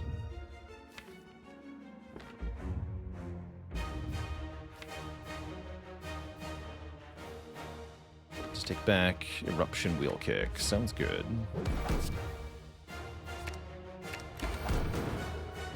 Ouch.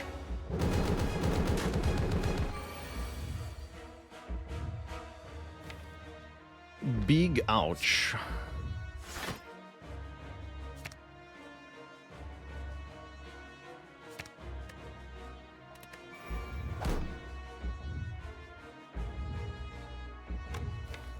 Draw 3. I want to shuffle though, right? No, I don't want to shuffle. Not yet, I don't.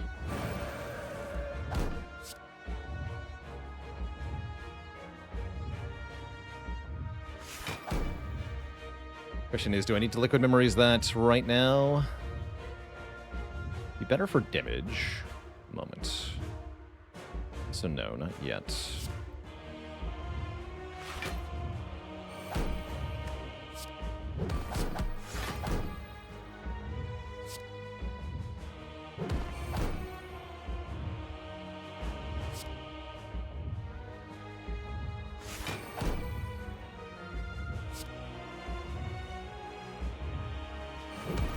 Have I been here before?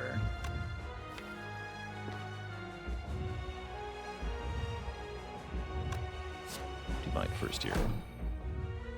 Okay, that has to be the end of the turn, huh? That's not good.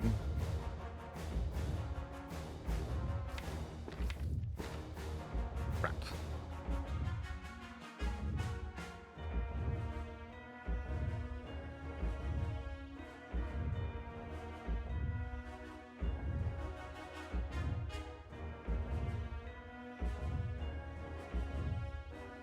Full block?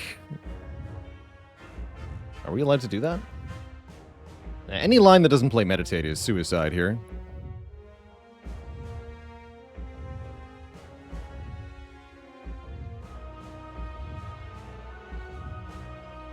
Bury the Night, thanks for the Prime sub. Welcome to the Cozy Sub Club. Maybe defend, Simmering Fury, Meditate. One Trick Steed, thanks for the Prime sub and 8 months of support. And yeah, we play the Flurry because it's 2 block.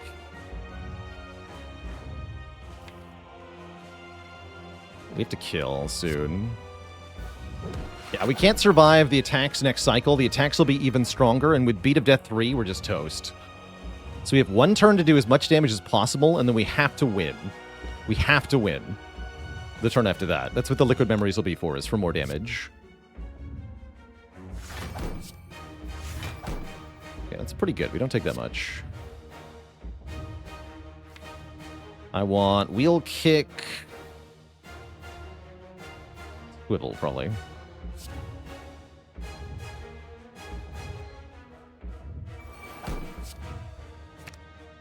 Need to block some next turn, too.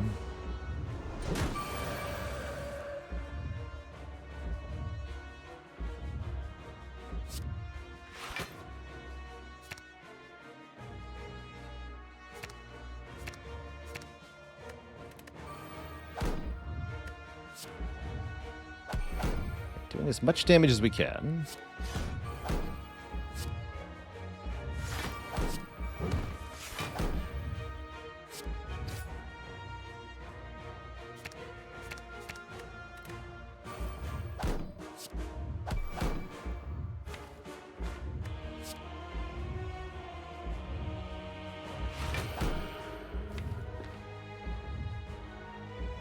Cut their fate. We got to put these in the discard pile. So weave and flurry here. Now eruption. Flurry, weave. Keep the smites for next turn. Looks like we're good.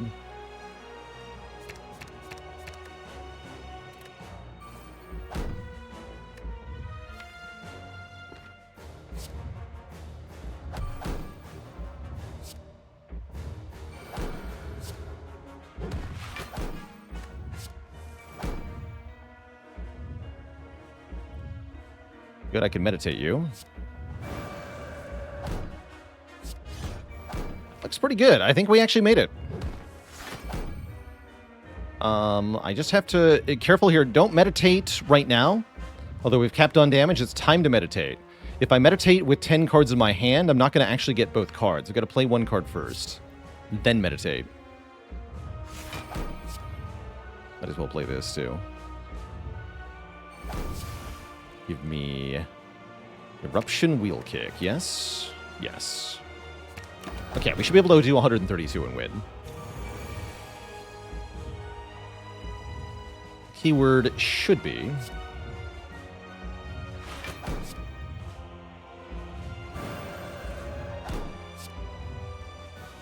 Definitely not blocking 90, though, right?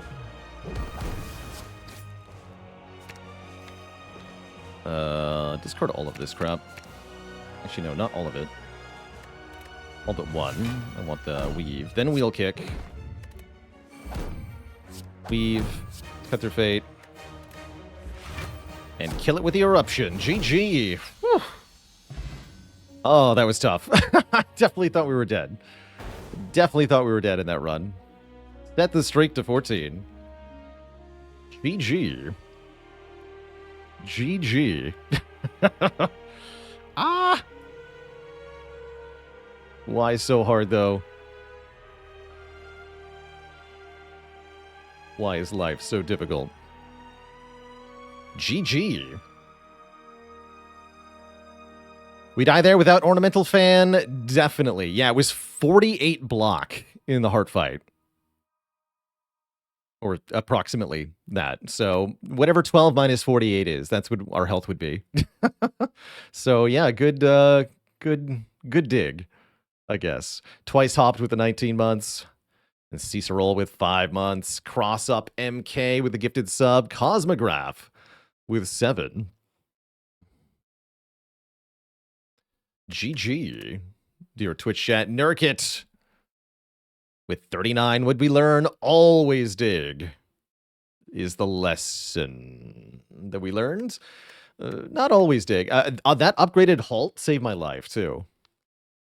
Danny with the Prime sub. Tim Pure with 6 months. Clutch Boss Gauntlet in Act 4. Glad I was able to preserve the liquid memories through the Boss Gauntlet. Otherwise, we wouldn't have had it here for Act 4, and then I wouldn't be able to discard it now. GG. And Jamat with 200 bits. G freaking G. Now, what has it been done? Spire sleeps and so shall Baylor's brain, which is very fried again. Very, very fried. But a hard run. No Mental Fortress, no Talk to the Hand, no Wallop. We blocked with Buffer, Halt, and Protect. I'm actually really impressed, by the way. The Protect, it was bad, but it was just good enough with the Deviform. 12 block. Not horrible. Moonshadow with the Prime sub. Yeah, and with Prayer Wheel, no less. We got 7 additional card rewards. And we ended up with a Hot Pile somehow. Swivel was also very good. Yeah, Swivel helped a lot. Bidduel with a 19 with the 19 months, beat the streak before your 20 month sub. Here's hoping. We got to a 14 streak on the 14th. Just got to keep playing one game per day. Keep up with that. In hindsight, would I take Fortress over Rushdown? Honestly, I don't know. Fortress would be more block, but way less draw. I actually don't know. And Nielzio, thanks so much for the 2 months.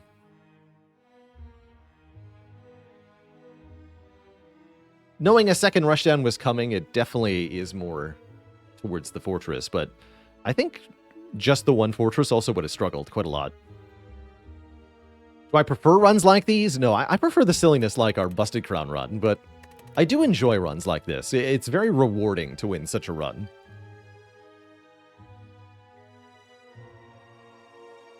Feels very rewarding. And it's the runs like these you have to be able to win to get a win streak. It's easy enough to you know, win the sporadic runs that get lucky and then just lose the runs where you don't. But to actually tie it all together into a streak, you have to be able to win both kinds of runs. Was that winnable without the Devaform? No way. We were so reliant on that additional energy in so many fights. Awaken, we can't beat Awaken one without the Devaform. We can't beat Heart without the Devaform either. How did I decide that Devaform wasn't too heavy for Act 2? The Scry is what really makes the difference there. We had Third Eye and we had Cut Through Fate, and that goes a long way. But yeah, the Scry. Lotus says it gave us 0.94 energy per turn. Very, very close to being an energy boss relic. Swivel was low-key MVP. This run was so close that everything was MVP because we needed everything to win. Any one piece out of this janky Rube Goldberg-esque deck, we lose.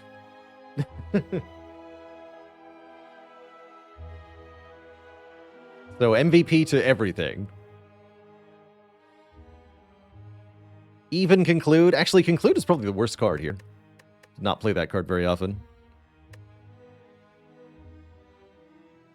MVP to Juzu Bracelet. No, Juzu Bracelet gave us Mind Bloom, which gave us Goldeneye, and Goldeneye was MVP. So yes, Juzu Bracelet MVP.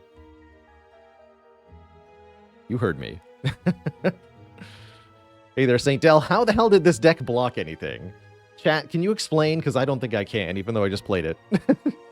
How did we block anything with this deck?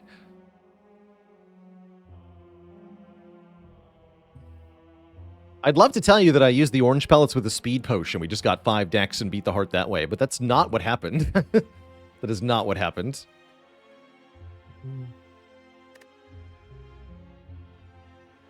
The power of friendship. All right, Twitch chat. Definitely break time for me. Gonna refill the legs, stretch the water. When I return, I'm feeling more Brotato. It's definitely a Brotato week for me. My brain is super fried. We'll do some Factorio Friday, but my brain is super fried. We're playing some Tater time. Did pellets really do anything important this run? It cleansed drawdown against Time Eater.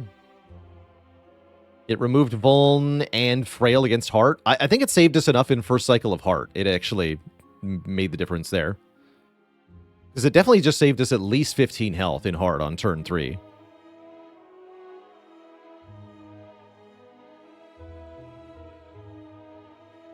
But would it have saved as much as Kunai would? I don't know.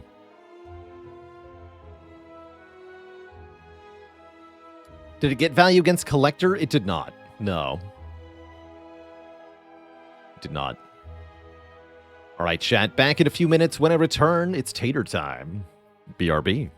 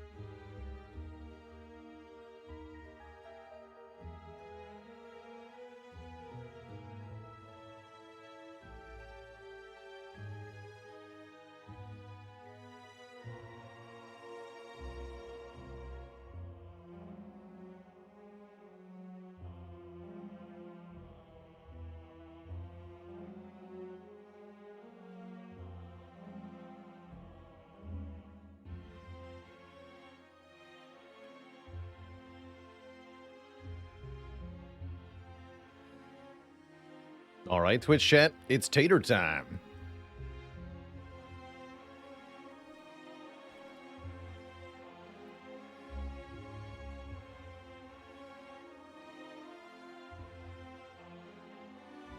Brotato. Yeah, WTF, I won this run. Indeed. I'm about as surprised as you are, Logos. It was a hard-fought heart fight. We only had a little bit of health left at the end. It was tough, but we just barely skated by. With just enough damage, just enough block. You left because you were sure I was dead. If I wasn't the one piloting the run, I also would have bounced. Again, I was also sure I was dead. I really wanted to leave in the middle of that run, but I was not allowed to. Thankfully, I was able to win. But yeah, that's actually part of why I like streaming, is that streaming forces me to be more honest, so to speak. You know, it's one thing to rage quit a game that you're playing on your own, but if there's 2,000 people watching me, it really makes me not want to rage quit whatever I'm doing. So I like that. It keeps me in the game, keeps me on my toes, make sure I do my best even if things are going really badly. And sometimes that turns into amazing moments like our win we just had. So, have some more random tater runs. Chunky, we have not won with. More max health mods. More damage based on our max health. More health from consumables. But then you get no lifesteal, half regen, half dodge, no move speed mods. Which means Chunky can take speed downs with no penalty. We're starting with a Cacti Club, one of my favorite weapons, even though it's kind of trash.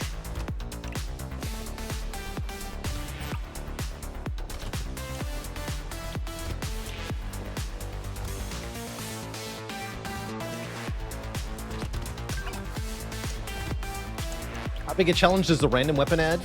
A moderate amount. There's definitely some potatoes that are much easier if you pick the weapon. Not that many, though.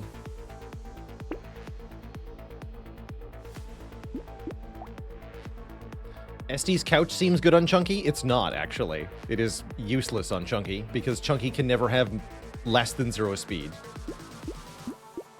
So you cannot actually get any regen from the couch.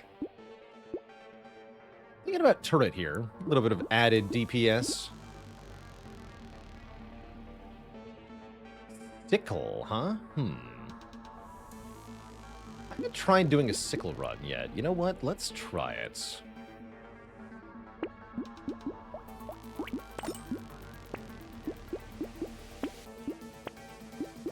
Perfect.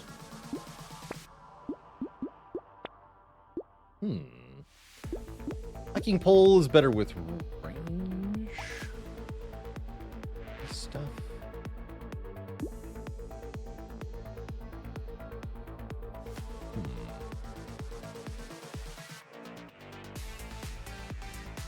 I'm debating the hiking pole here. Let's just go sickles. I do agree we want some range. I probably just don't want it in the form of the hiking pole. What is the plus 10% portion of sickle damage? That's the harvesting stat. So these scale their damage with our harvesting. 10%. That is 10 harvesting equals 1 base damage on the weapon.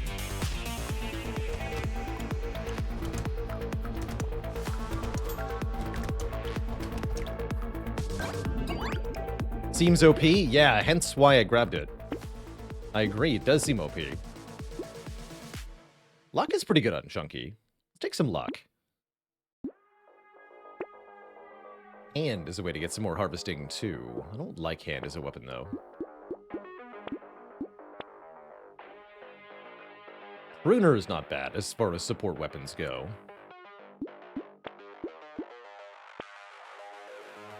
Sure, let's take pruners. Pruners and sickles.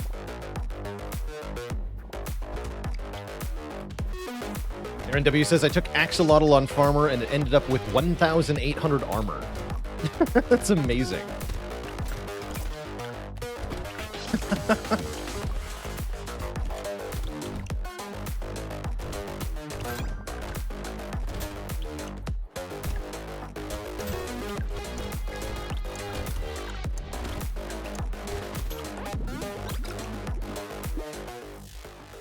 benefit of this support weapon start that we're doing is that we get a lot of the harvesting stat, meaning we automatically gain materials and experience at the end of each wave. Oh, good. Those do improve their scaling.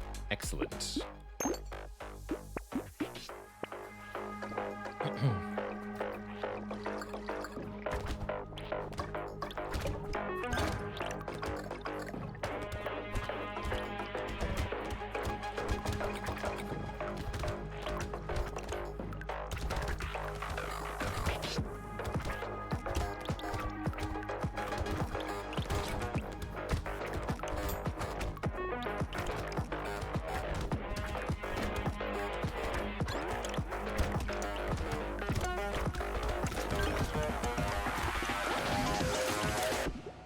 No idea if going curse here is a good idea or not. I'm just gonna do it.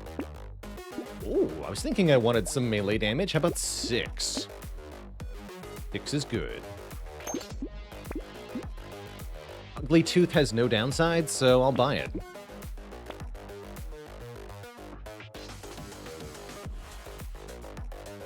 Alien Eyes has got to be good on Chunky.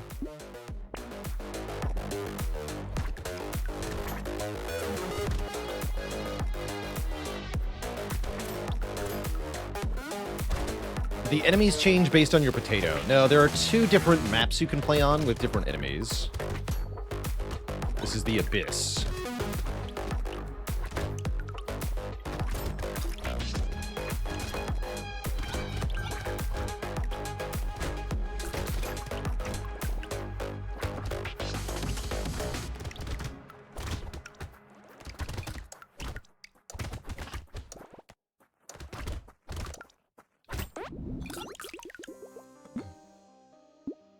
Don't take the speed up. Don't get fooled. We said we wanted a little bit of range. Here's some range. Let's take 45 range. Oh, shackles. That's even better source of range. We get 8 hit point regen and 80 range in exchange for capping our speed at 0, which it is already capped at. We are not allowed to gain or lose speed, so there is no possible downside. But is there a downside to having a cursed pruner? I'll take the cursed pruner.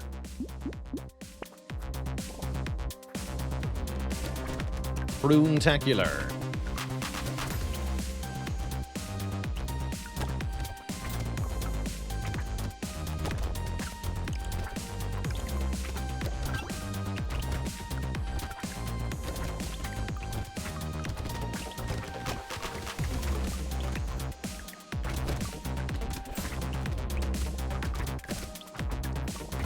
A prudent choice. Terrible.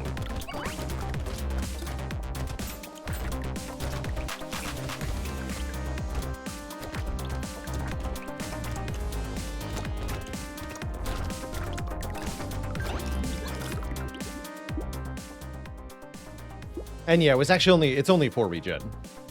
Speaking of regen, this is 1 regen, 2 elemental damage. Again, no downside. I'll take it.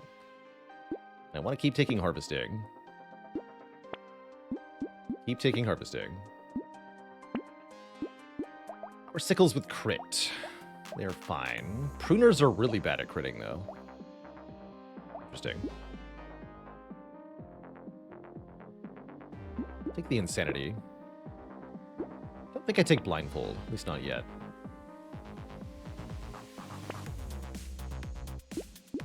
There are 3 elites, so silver bullet sounds fine, I guess.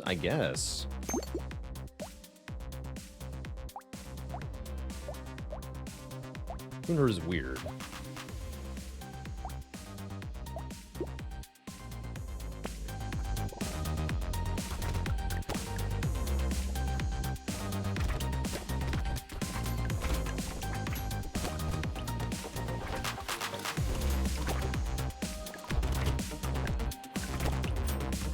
Picked up the improved tooltips mod. Interesting. Could have a look through the mods workshop for Brotato at some point. See what's out there.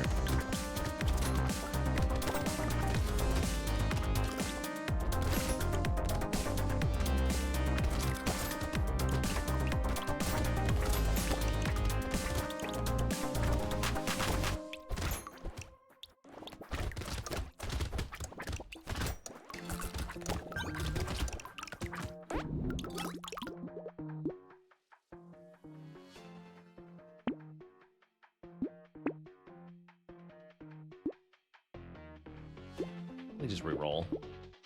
Not a huge fan of Clover here. We only get 3 dodge. I want better weapons. Another Cursed Pruner. Alright. I'll do it.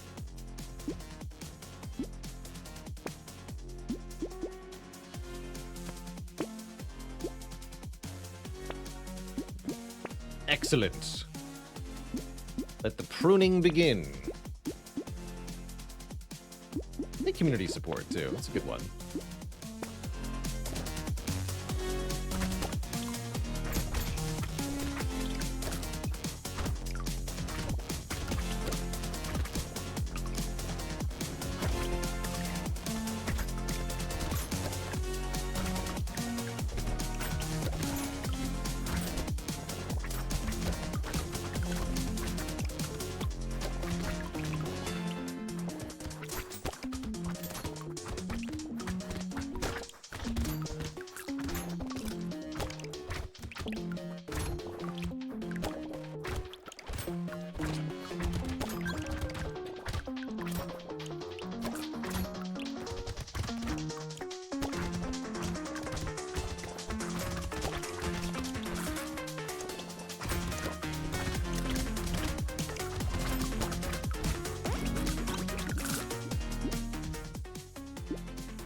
Attack speed's a good way to scale, too. I would like some armor, though.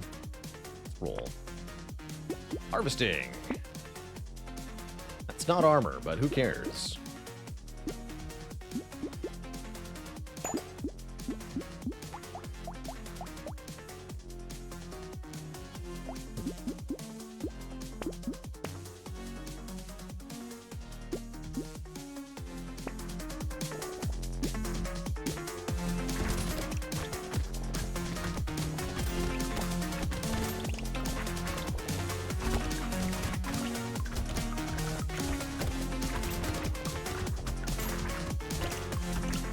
We're at 77 harvesting, which is pretty good. We definitely do better, but pretty damn good.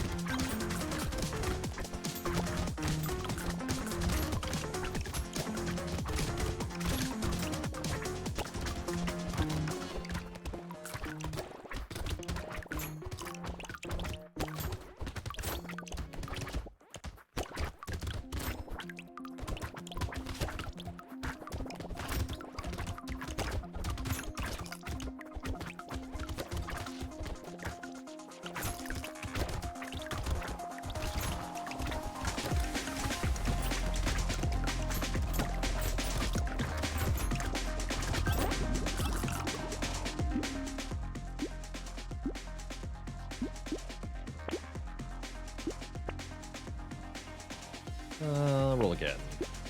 6 melee damage sounds fine. Another 6 melee damage still sounds fine. More materials drop from enemies and more harvesting. Oh boy, but more enemy damage. It's an iffy pick, but we have a lot of health. I'm willing. This might backfire spectacularly. Let's find out.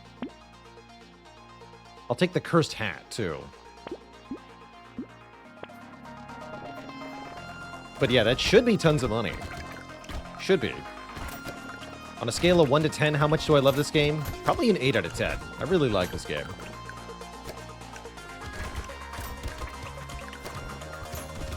Is Curse good or bad? That's the question, isn't it? It's a two-edged sword.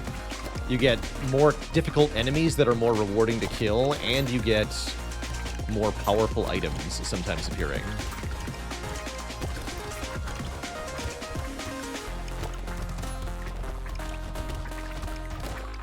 So it really does depend.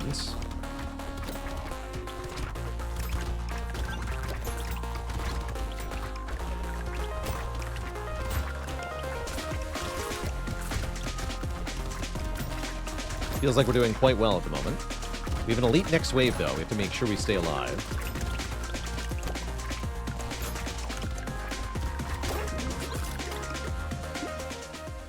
I am making tons of money, though. I'd like some armor. Take 9 dodge, which is 4.5 dodge.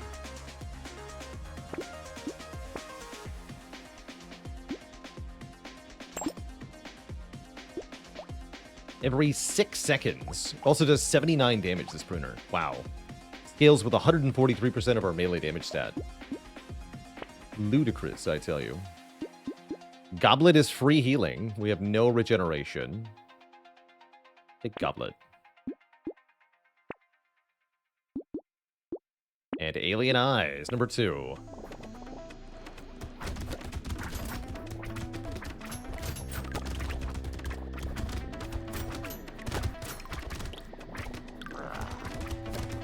It's a really good sign for this build.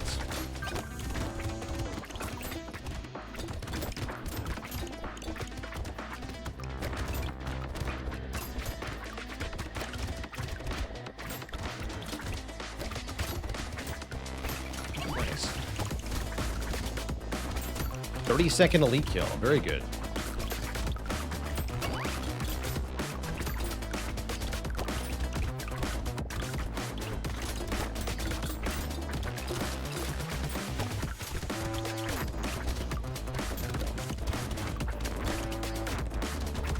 This is with -1 armor, too.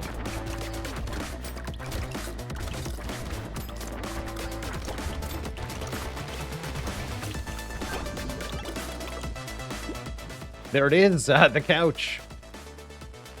So this is 5 max health. That's it.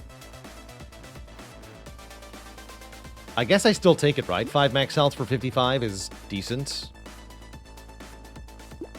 Should have taken the recycling machine, I guess.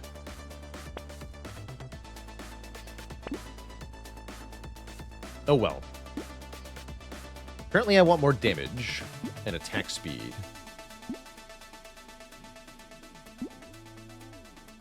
Anchor is interesting.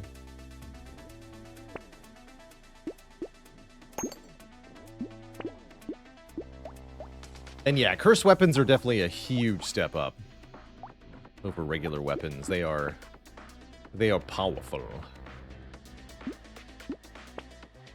Cursed Baby. 25 max health on Chunky. For only 5% more enemy health, I'm in. I'll take that.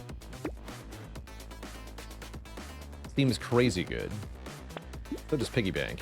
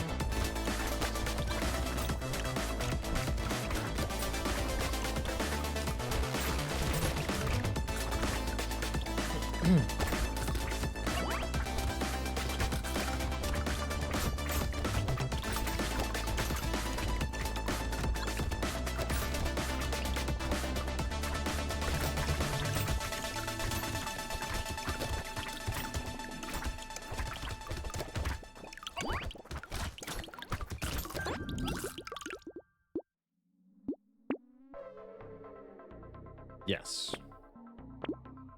There's some armor. Perfect.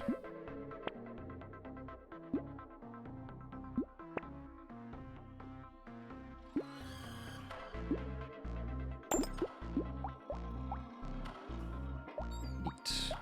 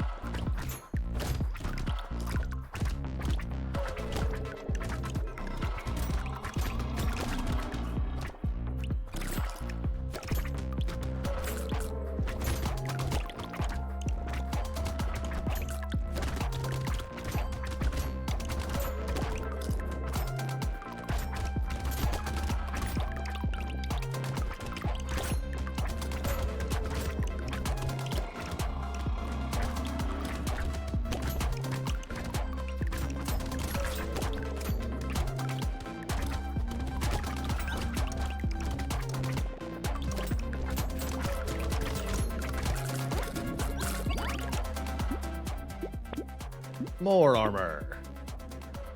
Oh my. Wow, that's a really good coil. We got really lucky with the Gop this run.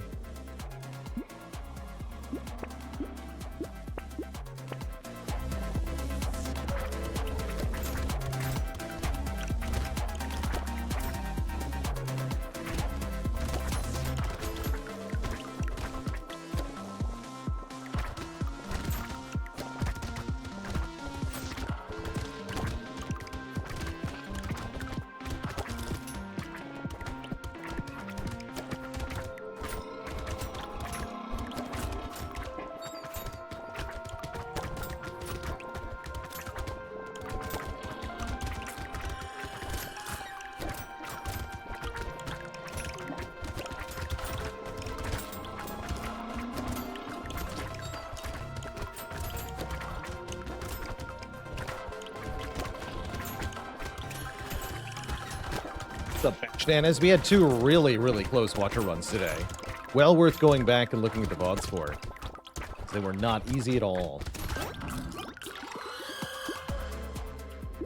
Alright. You know what? More range is hilarious. Probably overkill, but I'll take it, actually. What's our tier 4 Curse Pruner look like? Every 5 seconds. It also does 145 damage. Good lord.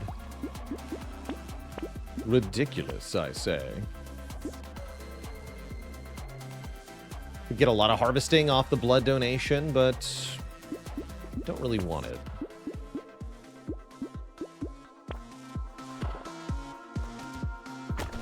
Could lead his toast.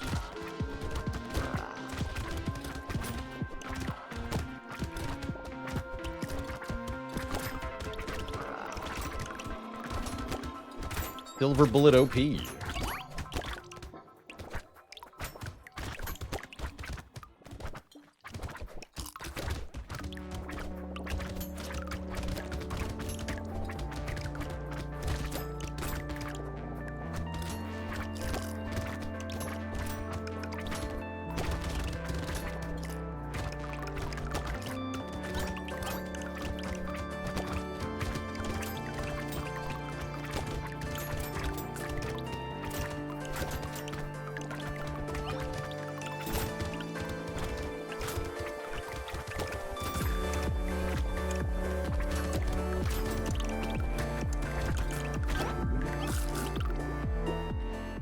Ricochet?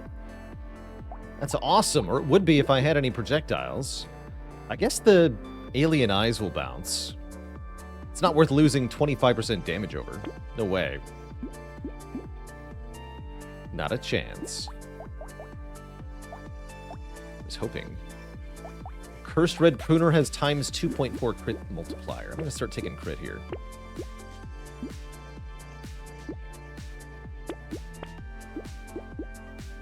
Okay, well, the tractor's worth it.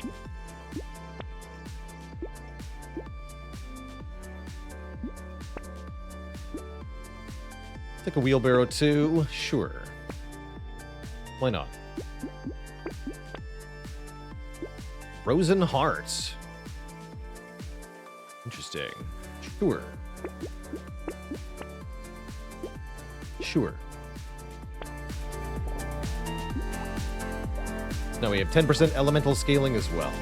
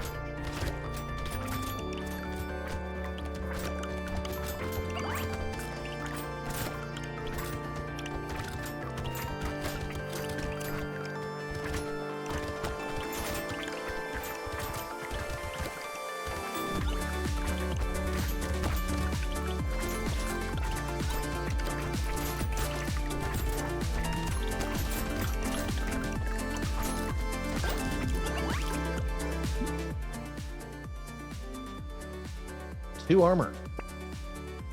And a bunch of regen, I'll take it.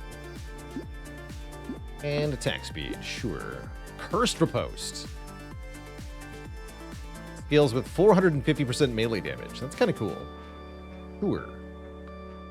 Have a small amount of dodge. You know what? Why not?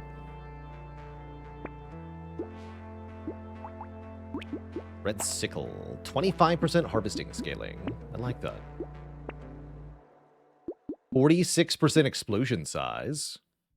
Cute.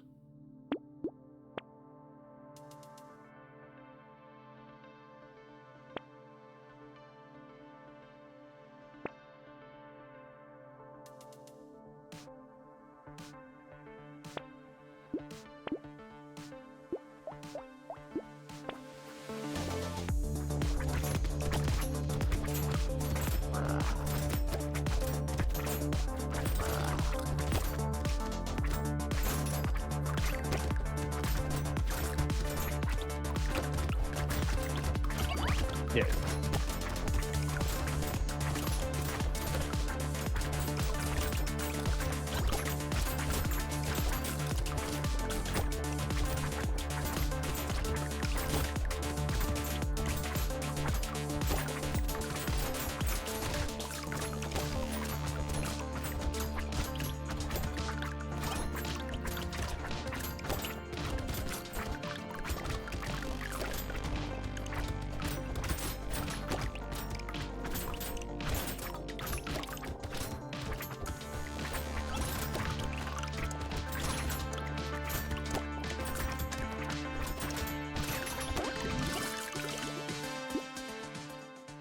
$68 luck for 2 armor. You got it. You got it. Great.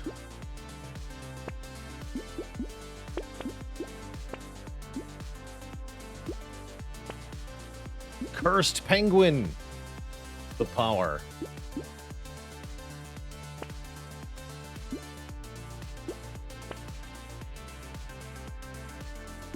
Statue has no downside? I'll take it.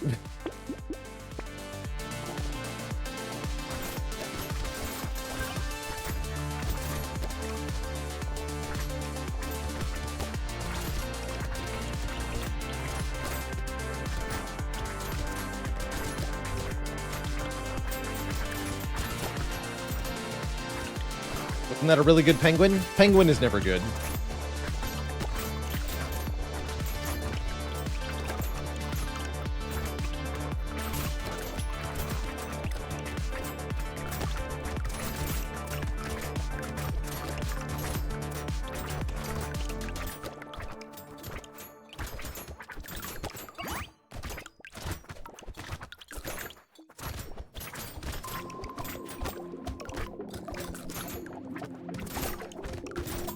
I mean, all you have to do is compare the amount of healing you get from one regen until the end of the wave versus the amount of healing you get if you wait to pick up the health pickup.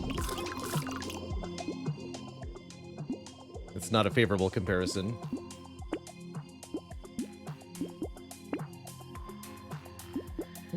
15 knockback. Wait, that's a ton of damage. Give me that. No downside.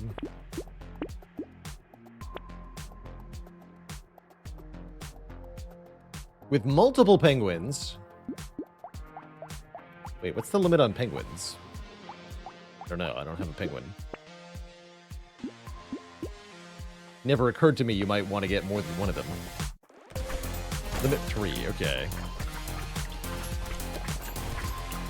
Is that cursed rock better than the red one? I didn't even look at how good it was. I should have, though. Because you're right, cursed white items can be pretty strong.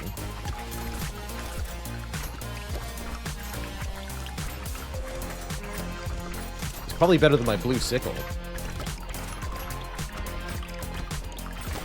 Not that I need to be better here. Like, look at what's happening to these poor enemies. Everyone's getting deleted.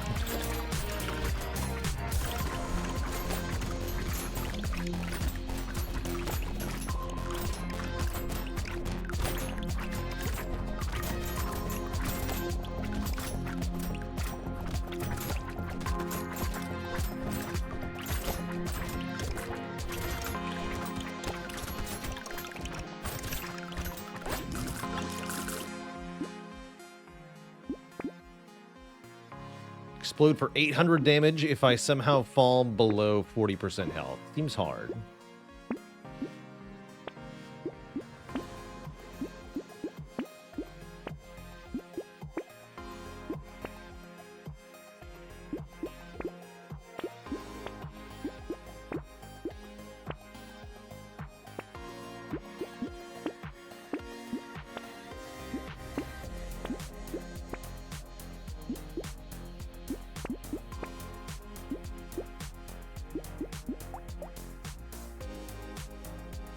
This cursed white sickle is almost better than the red one.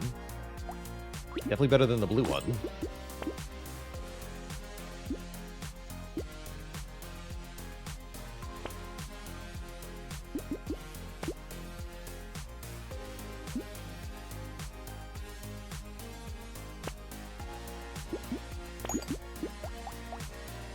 First medical turret.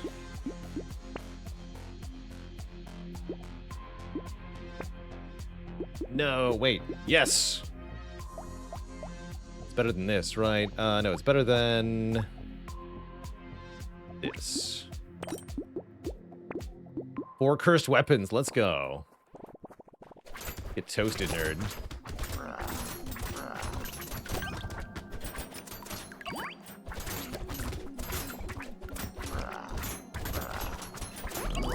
GG. Devastating. Just devastating. Yeah, the cursed sickle's doing the most damage, for sure. 37% harvesting scaling on this one. Harvested. Very good. All right, now we've won with Chunky on both maps, it looks like. So Chunky is done, officially. Next up is going to be Builder. Hell yeah. Wait, no, we already beat Builder. No, not Builder. I want to play Builder, though. We'll do it on the Abyss. Start with a Builder's turret. Every 5 uncollected materials are converted into structure attack speed and structure range at the end of a wave. Yeah, Builders are really fun. We're starting with Ghost Scepter? Wait. Wait. Let him cook.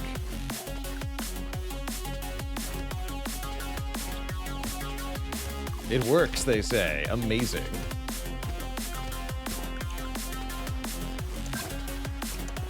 Except, I have a bad feeling about it, though. So, this character's special gimmick is that they have a turret that is actually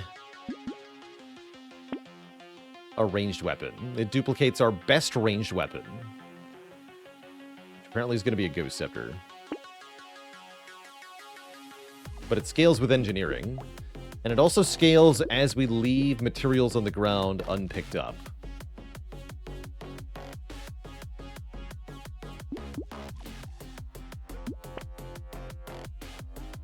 Fist.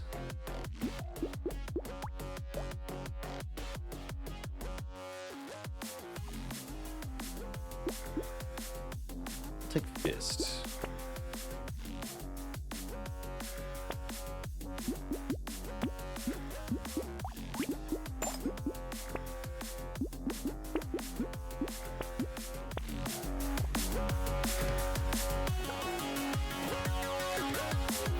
And yeah, on Builder especially, it's worth combining the Ghost Scepter immediately here. Lowering the threshold for health upgrades.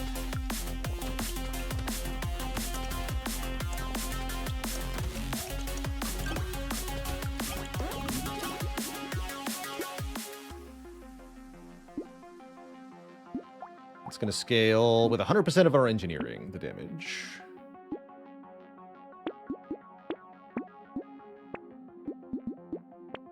Perfect. Now we have a tier 3. That's good.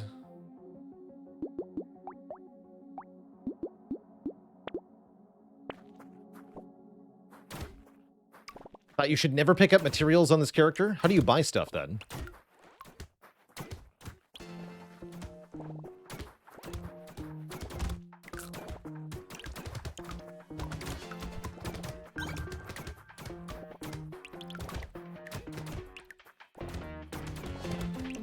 You don't. Sounds like you lose then, right?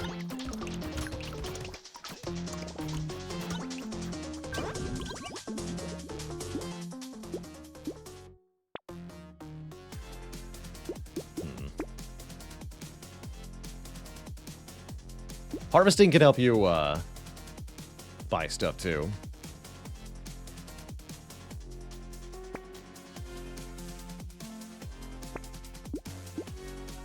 Get some more of that harvesting stat.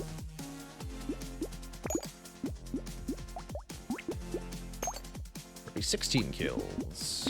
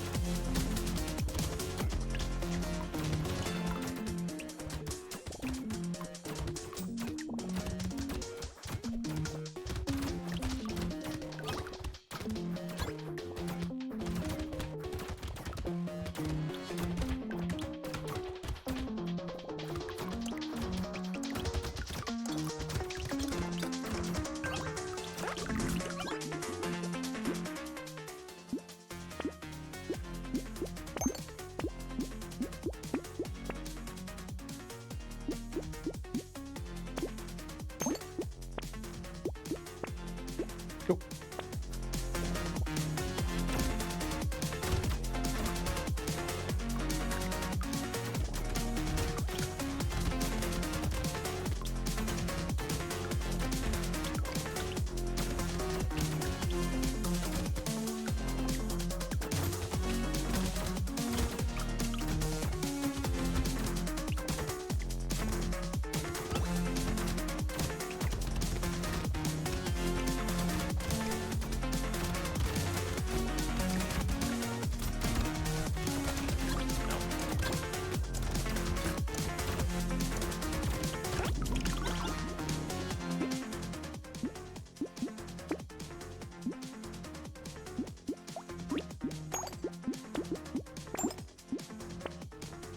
Perfect.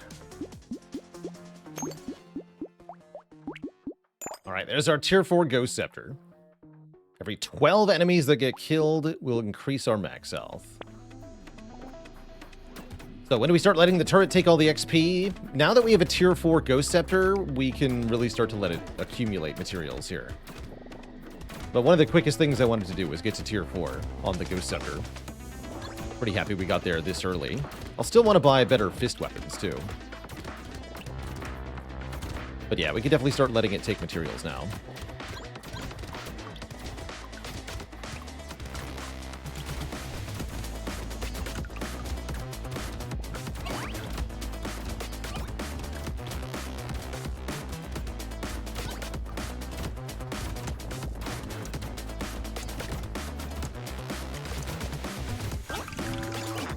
There we go. Now it has more projectiles. It's going to start to cook now. Recycle this. Piggy bank is hilarious here.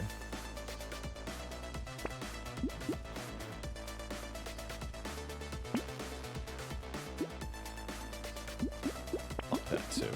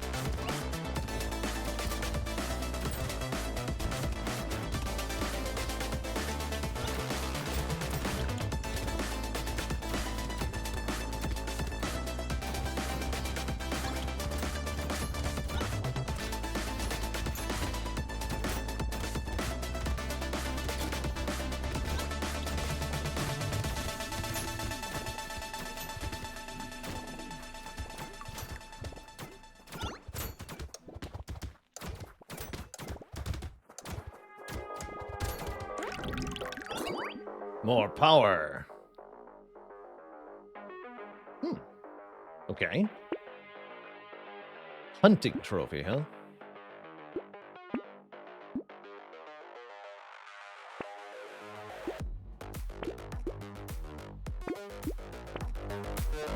We do have crit chance. Now I want to take more of it.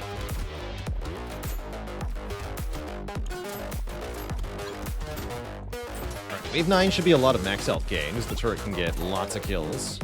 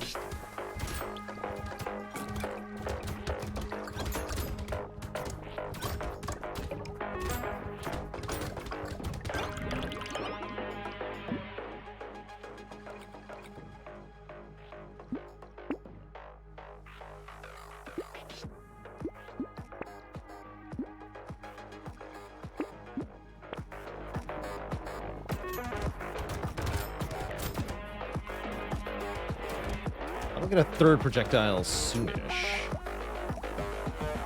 Yeah, 10 more. Isn't Reinforced Steel really good? It was just 3 engineering for -3 speed. We don't benefit from the range damage stat.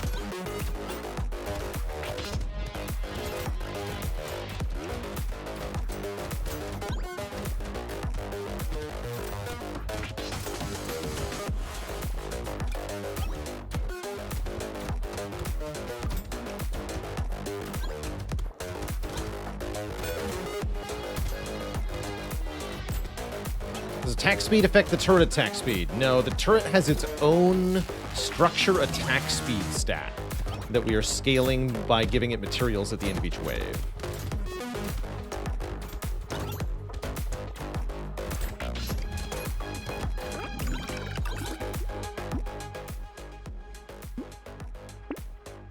Does the turret ramp exponentially? I'm not sure that's the word I would use.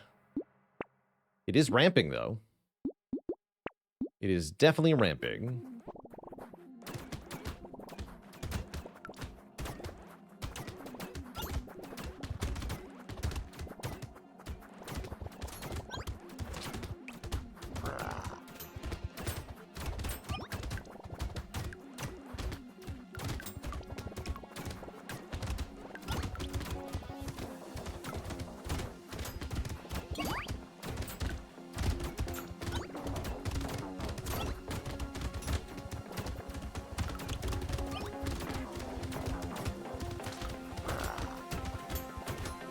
Healing is probably the next thing we want to invest in.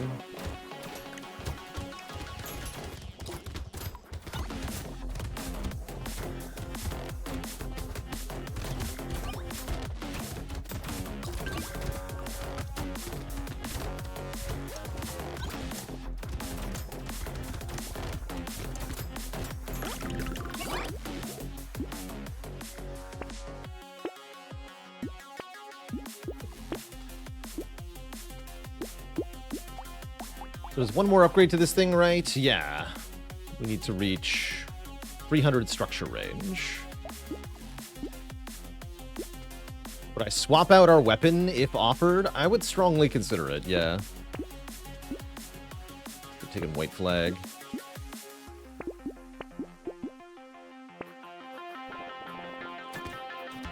But part of Brotato made me want to invest time in it over other bullet hell games. Same reason I like Spire, actually, which is that it is really hard to know what the correct choice is at any given moment with regards to anything. So many choices and builds and directions to go in, so many that are viable. A game like Vampire Survivors, you're offered to pick 4 a lot of the time when you level up or whatever, but it's not a real choice. You're just going to get them all anyway. Or the question of which ones you're taking is decided before the run even starts. This one actually nails the rogue part of the rogue formula to make it really replayable.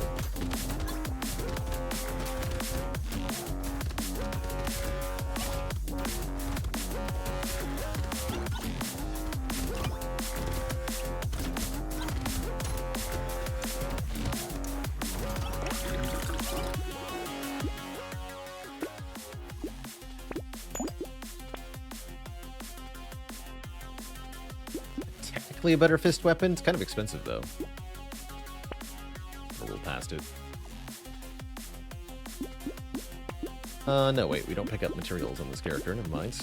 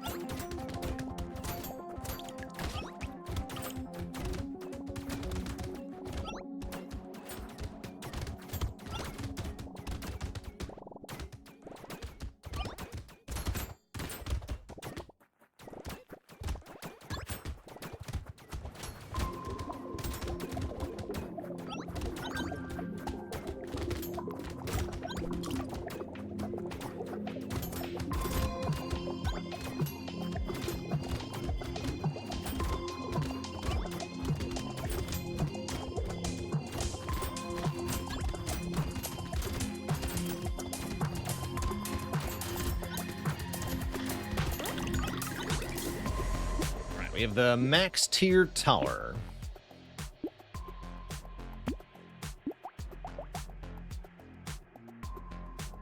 $63 times 4.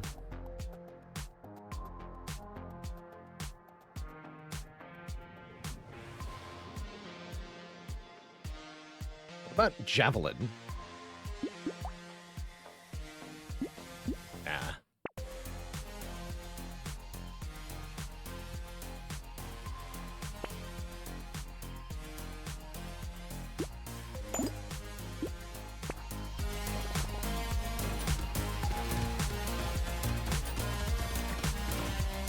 Now we want to take some materials, probably. Buy stuff.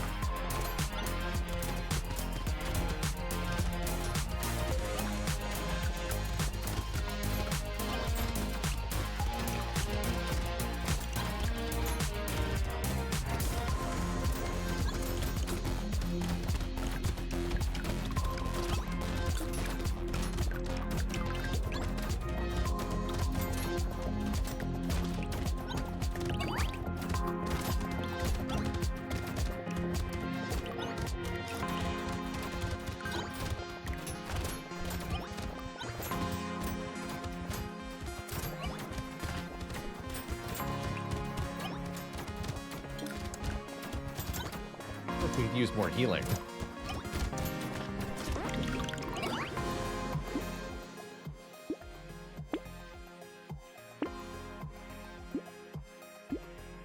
Which is good too.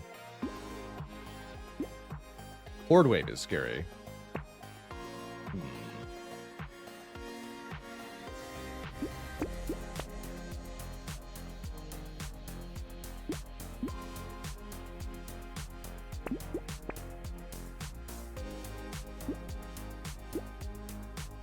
What if we went rocket launcher instead of ghost scepter for the end game here? Oh, I could even swap it right now for the horde wave. That sounds like a good idea, right?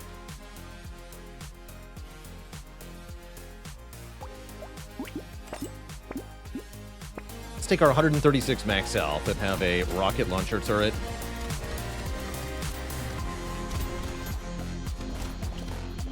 Please delete them.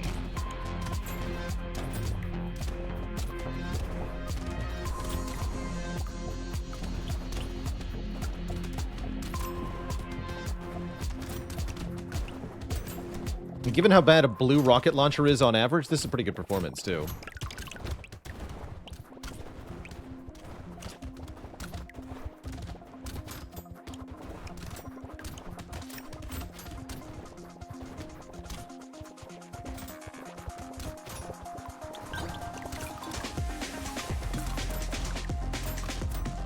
That would be a safe place to stand. It was not.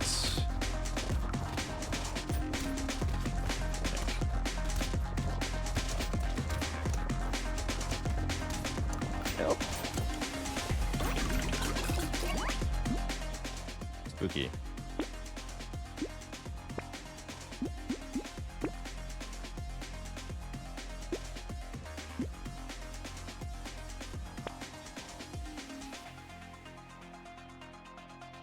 Where's Blunderbuss? Ah, here we go. Okay. That'll be a lot better now.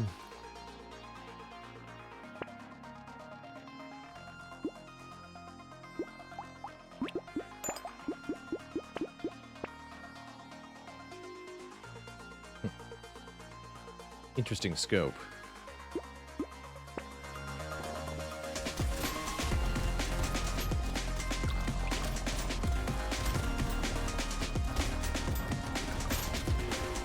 Highest attack speed reach that I can remember? I'm sure I've had 500%.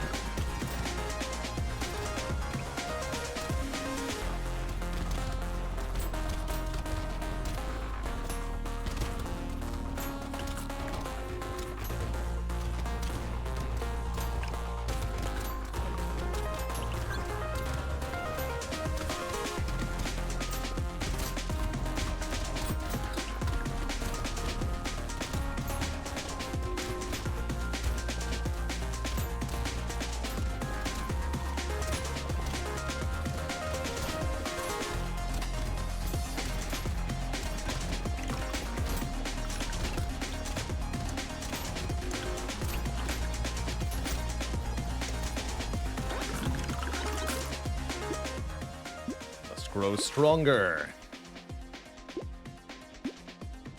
SMG also very powerful with the turret. But Fist 4. What about our structures can crit? What about that?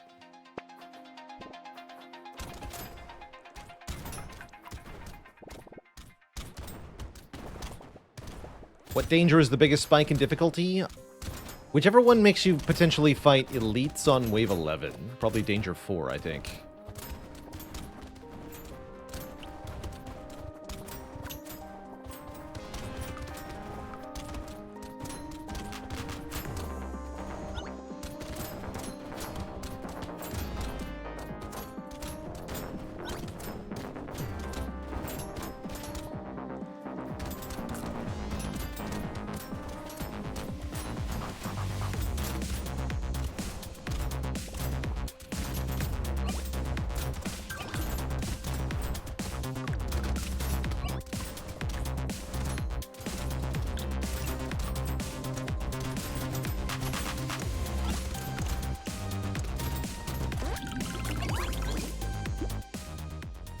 Nice, that scales with my max health.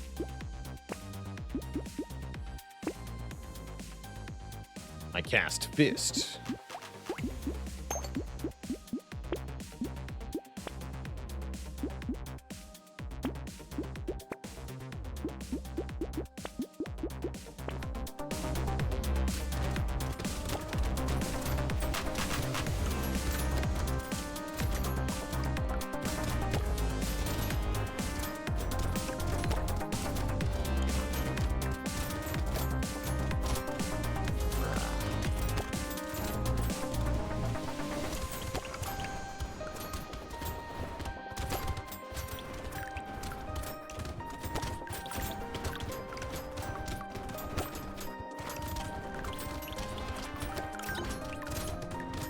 Good job, turret. Deleted.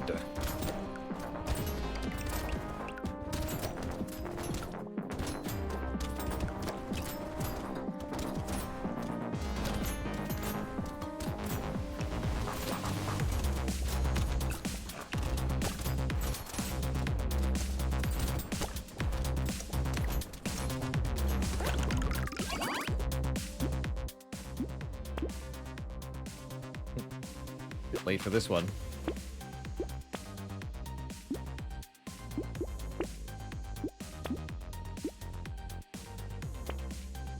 Cursed Cacti Club. Better range damage scaling on the sub-projectiles. That's cute. Very cute.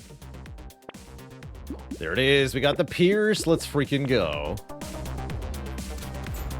Maximum devastation.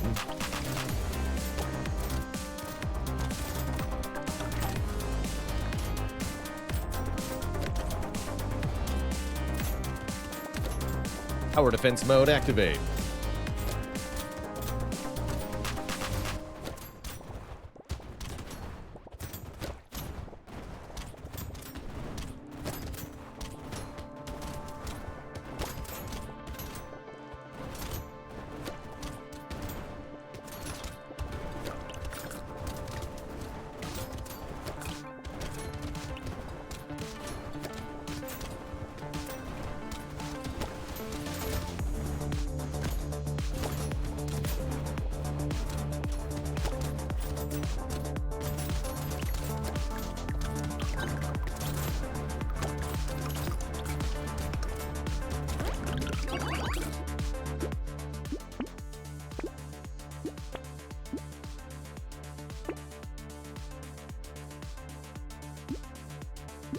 Dealing 1 damage.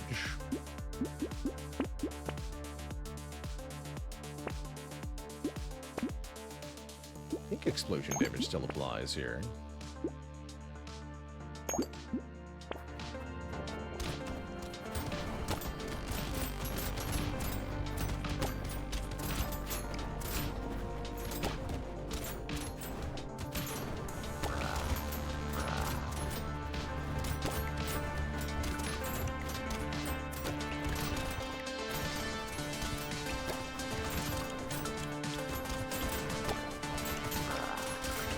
Holy hell.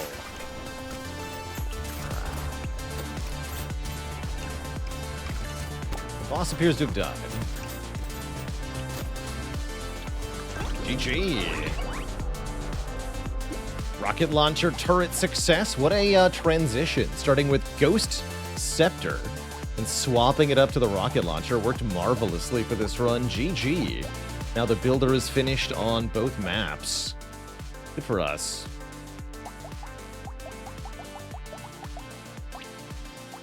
With a chance at the Wildling, sure.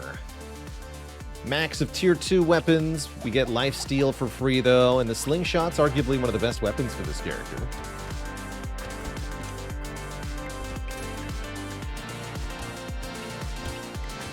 Yeah, I agree, Golio. I think the Horde Wave would have killed us if we had not swapped to the rocket launcher. Feels right.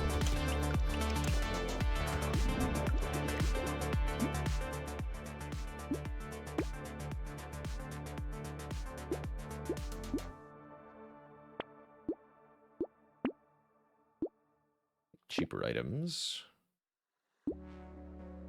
Quarterstaff is also an interesting option. Ever played Tiny Rogues? I don't believe so. I haven't tried Javelins either.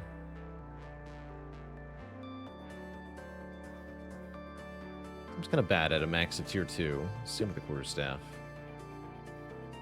Which character is this? This one's called Wildling. They're quite weak.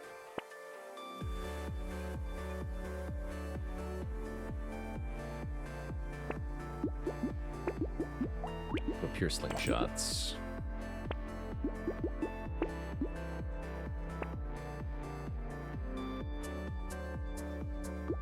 That's fine. Yes, games sometimes have way too generic names to remember, even if I've seen them before. Yes. Somebody asked me recently if I'd played a dice building game that we had been playing on stream, but I couldn't even remember it.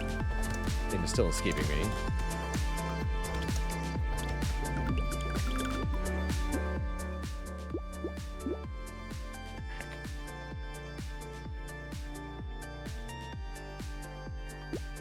There we go. Let's take some dodge. Cacti clubs are funny on this character. Good? Probably not. Funny? Yes.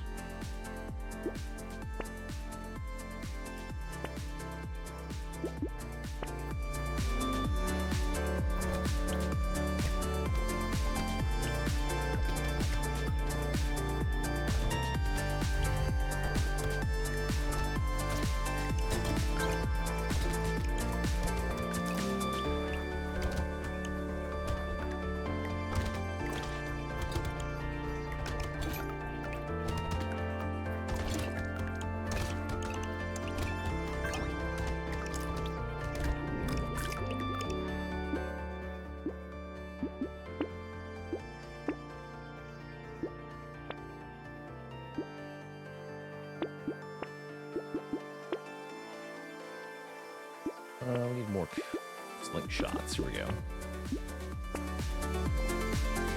Spell Rogue. That's right. Spell Rogue. Thank you. Yeah, that's pretty generic indeed.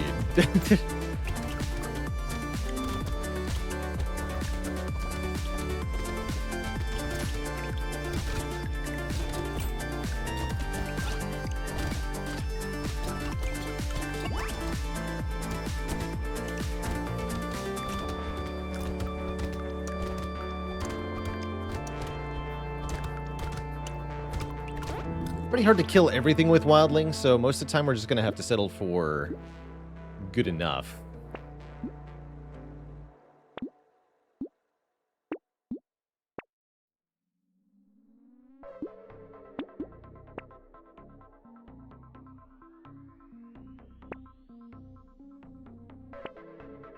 Ugh.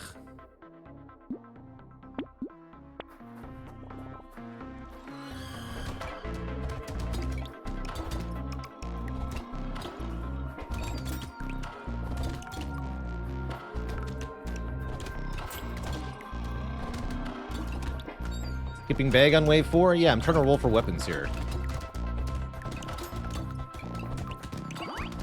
You don't take econ items when you don't have your basic weapons established yet.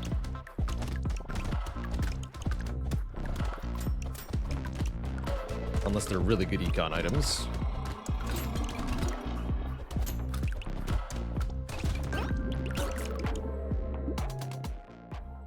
I'll take.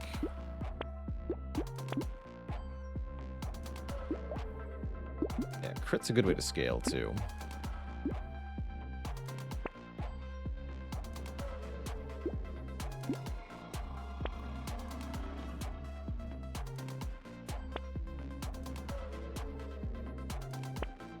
There we go. And an econ item. Arguably 2 econ items. Actually, I like White Flag on this character a lot. Because this character is bad. Elden Ring, yeah, that's a good nomination for Sepkin favorite game. Other games I've enjoyed a whole lot include Baldur's Gate 2, XCOM Enemy Within, Civilization game series, some of my favorites.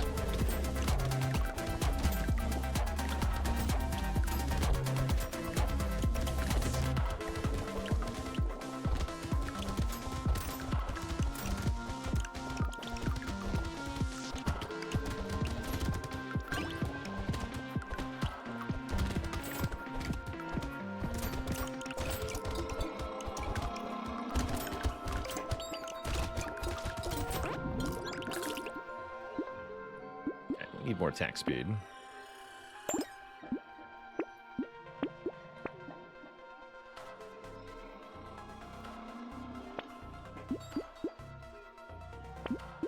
Sharp bullet. That's thin pierce, right? Try the sharp bullet here. Seems funny, if nothing else.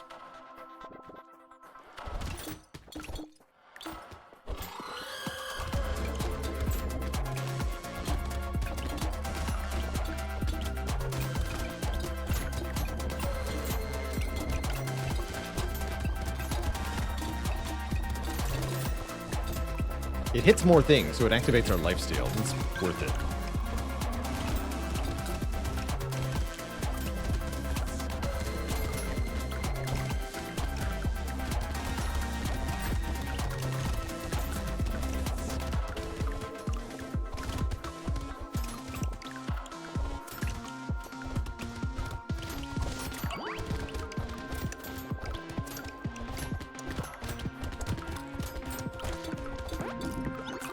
Might just be a good foundation to a run.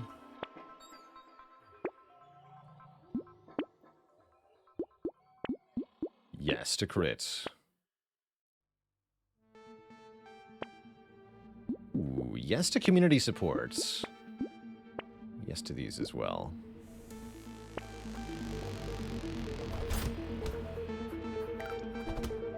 Chat will never know that my real favorite game is Orc Massage. True. They'll never figure it out.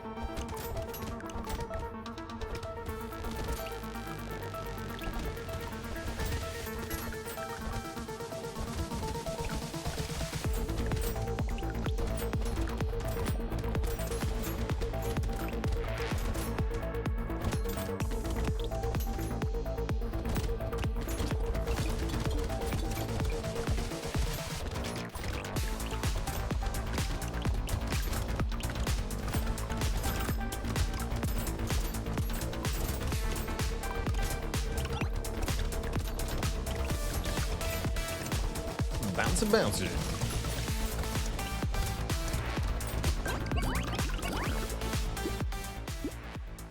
No. Yes. Ooh, crit chance or attack speed. I want the attack speed. And I also want 3 range damage. You know, this wildling might actually be able to kill things. That'd be nice.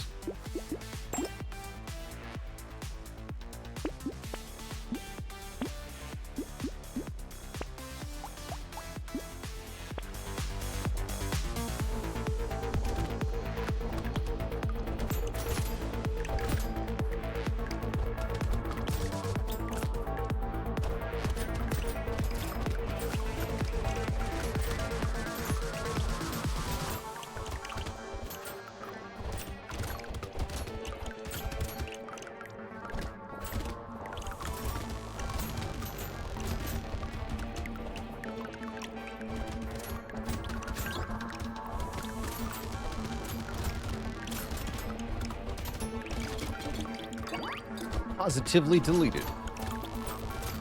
Really good wave 9.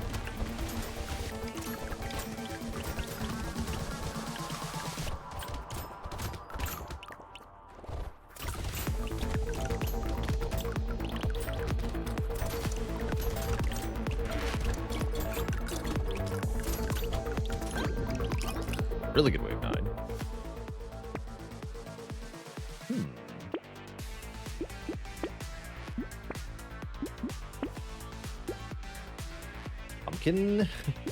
Pumpkin seems like a waste. Technically, we benefit from it, but barely. I think we got me Berserker, though I probably ought not to.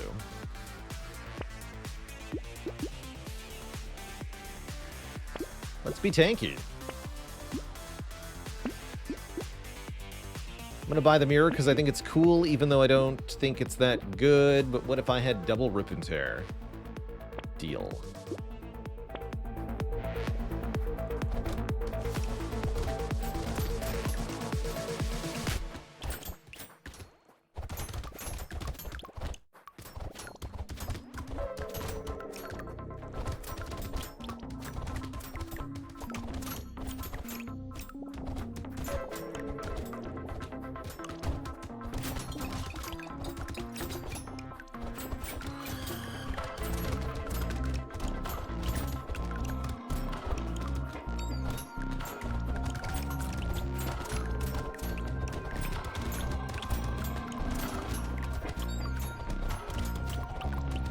Are there any potatoes I'm dreading Danger 5 runs with? Arms Dealer is a bit scary. I don't mind Arms Dealer, though. Someone was asking for Arms Dealer advice earlier. Melee weapons are the most common, so melee damage is the best of the damage stats, but generally you want to scale with crit, attack speed, and % damage, so that any type of weapon will work.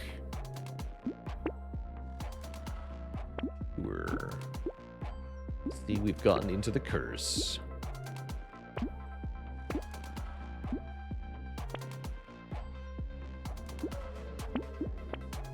We need more move speed now.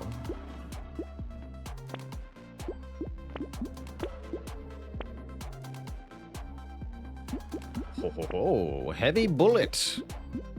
I like it. Why don't I buy the weapons upgrade? We're playing Wildling. We have a max of tier 2 weapons. We cannot get any better weapons than this.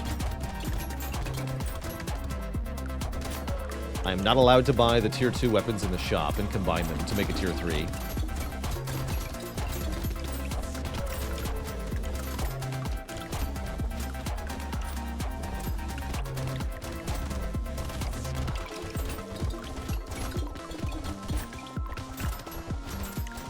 Yeah, summon the Knot. Knot would be really good. I would not mind it.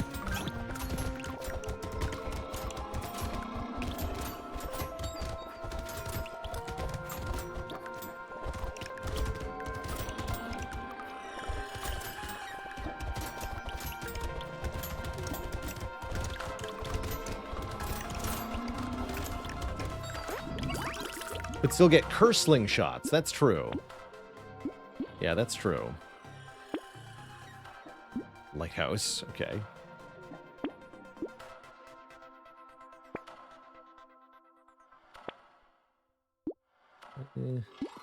I'll play. So yeah, I'm not allowed to buy this. Can't do it. One short, foolish.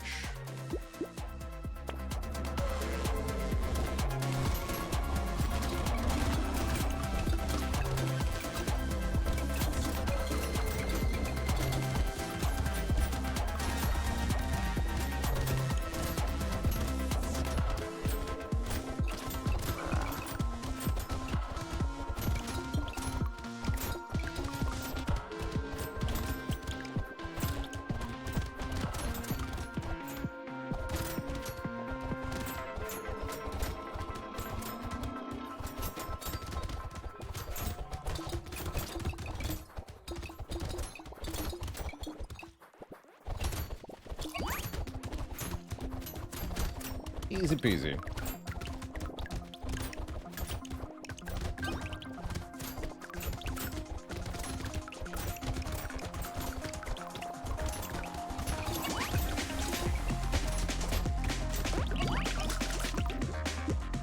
Ooh, a very early grinds magical leaf, giving us max health, regen, lifesteal at the end of each wave. Perfect. No.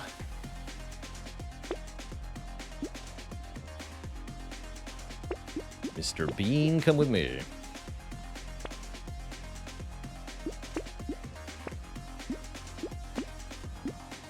More stats gained from level upgrades. I like it. I like it.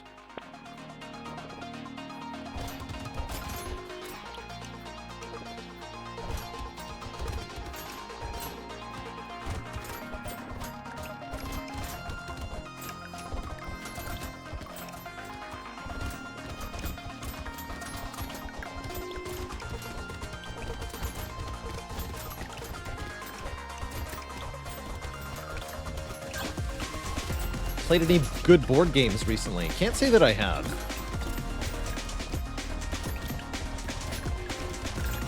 Most of my in-person gaming is tabletop gaming.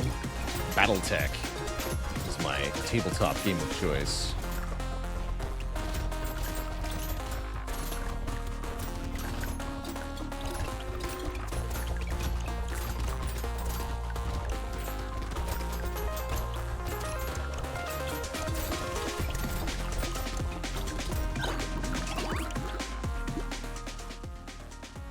Played any bad board games? I think I did play a game of Munchkin recently.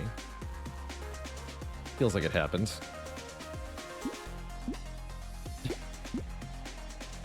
So yes.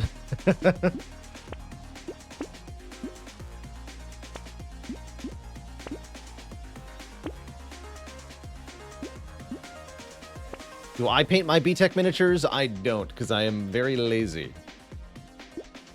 But I do hire people to paint them for me, or buy them pre-painted when I can.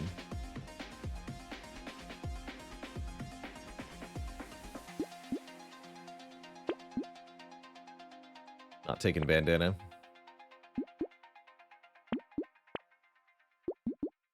Not worth it. Cursed Taser. Oh, there it is. Cursed Slingshot. Let's freaking go. 3 bounces, they say. Yes. Excellent.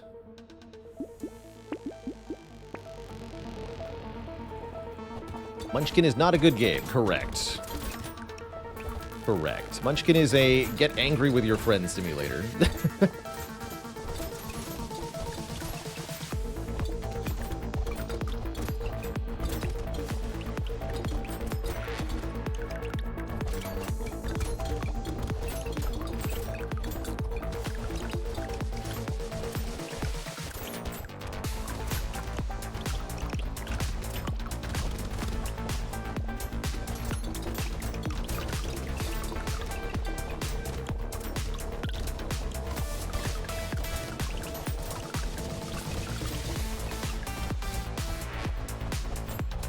So it's like, yeah, there's a lot of games that can be that. Munchkin has the one fatal flaw of lacking a proper end condition to the game such that you can be unwillingly trapped inside a game of Munchkin that no one is able to win or lose. It's a terrible fate. I could have 78 melee damage suddenly. That doesn't seem very good.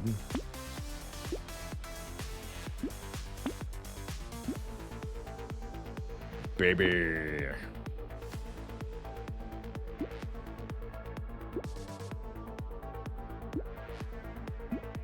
Also glass cannon, because I'm feeling it.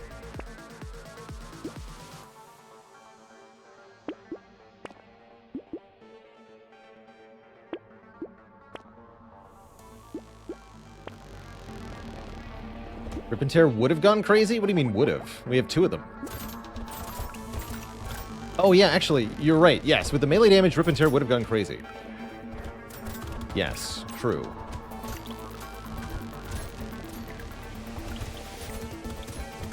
I don't think that actually helps me very much, though.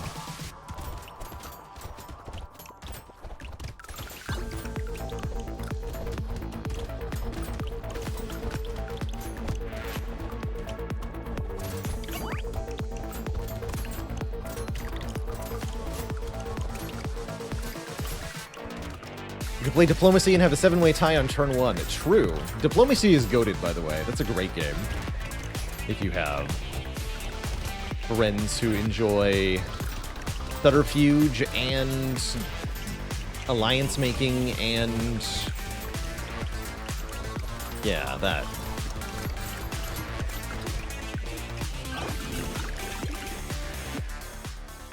Sure. More crit. Give me actual move speed. Give me a freaking cursed alien magic. That seems good.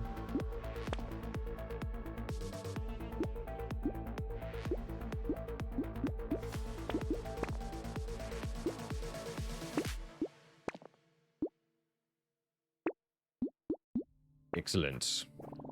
Diplomacy either loved or hated? Definitely. Yes. Definitely.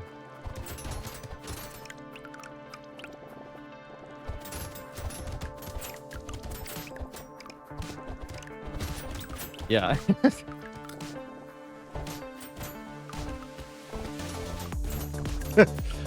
I had one friend who just could not reconcile with the idea that you could be traitors to somebody in a game, but then behave normally to them outside of the game. Couldn't reconcile it at all. It was very funny. But also, they were pissed at us.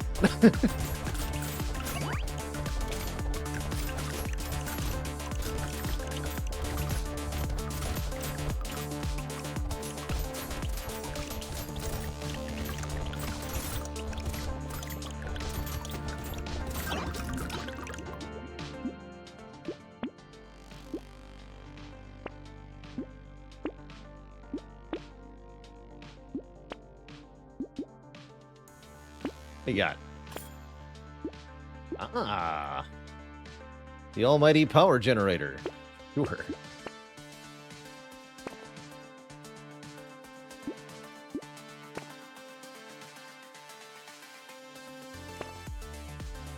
See, I can't buy this, by the way. Not allowed to buy it.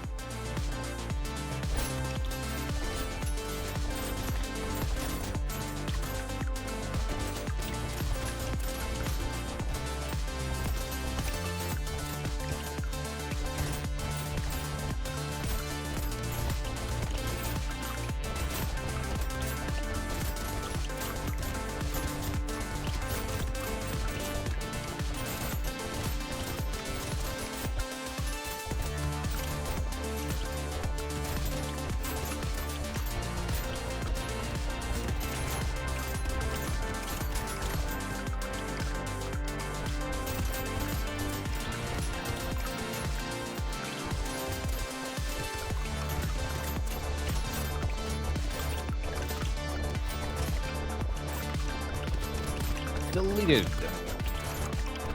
Really great wave. Good run with Wildling overall.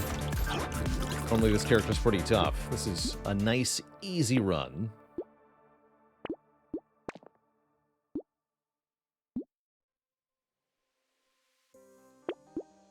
Low range at the moment, that's okay.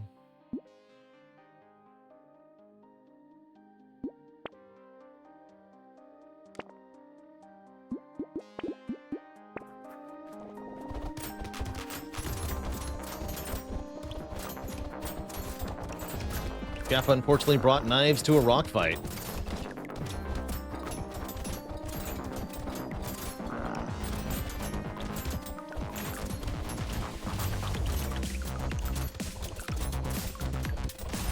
Gets deleted for it.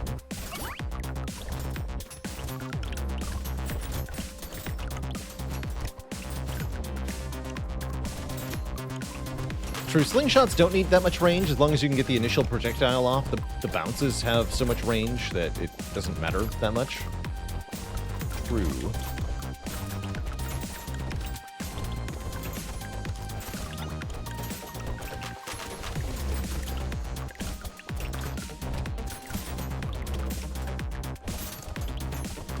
Still very helpful, though.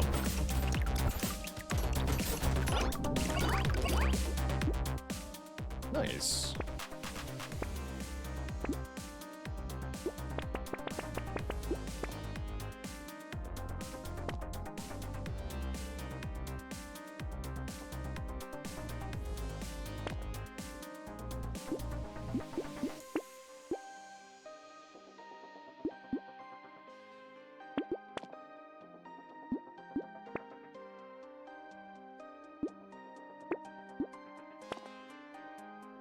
Should think that speed up.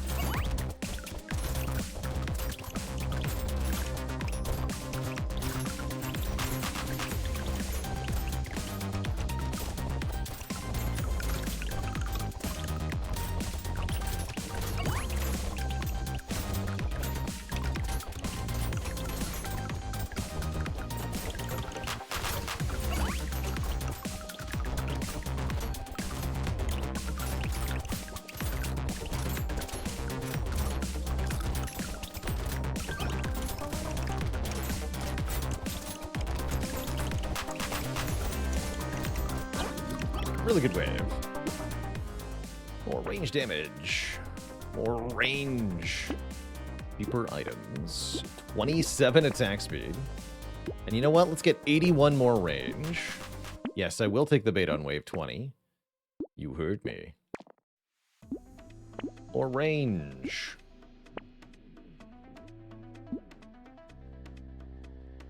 More damage.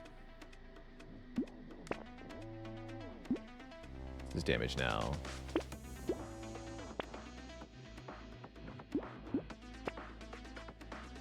This is damage now too. Go!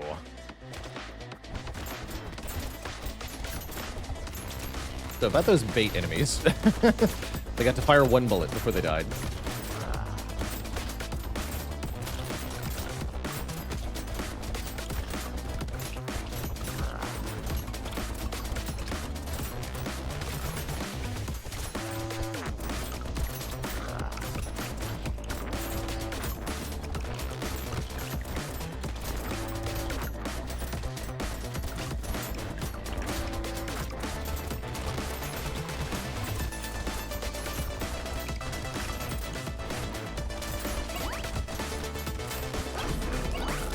Nice. I don't consider Wildling to be a strong character, but that was a really strong showing for them. Great run. We unlocked the Hatchet. Very powerful base weapon type, which I quite like. Scales with your attack speed. That is, the damage scales with the attack speed. Pretty good weapon. GG. Alright, next up in the Abyss is Glutton. Glutton's one of those characters that has decent luck scaling. More explosion damage when picking up a consumable at max health. Consumables explode when picked up. Glutton has pretty steep penalties, though. More item price, less XP gain. I find them pretty tough. We're starting with a pruner, which means we'll have lots of consumables to pick up.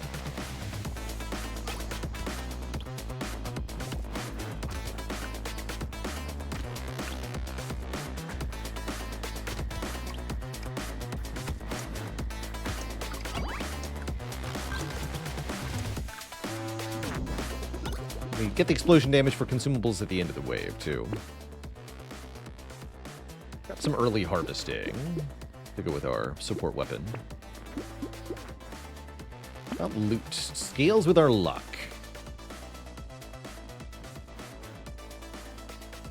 A weird one.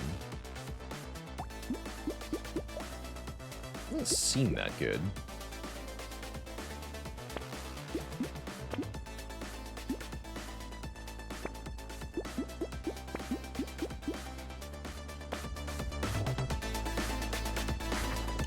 Not more trees? No, more pruners. Always more pruners.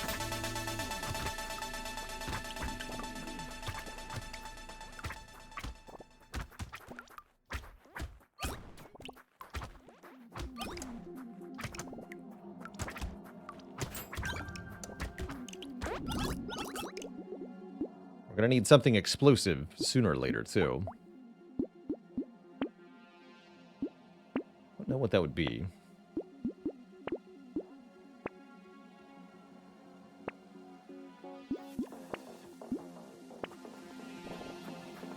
Power Fist Glutton. I like that idea.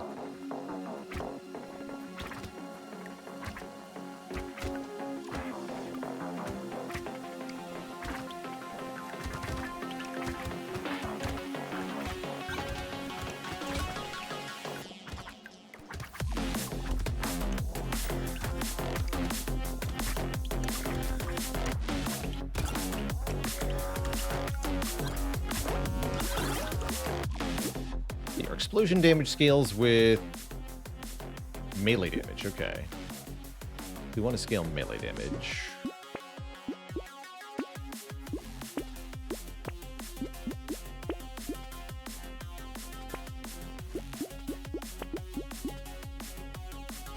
Very early baby squid is also probably worth it.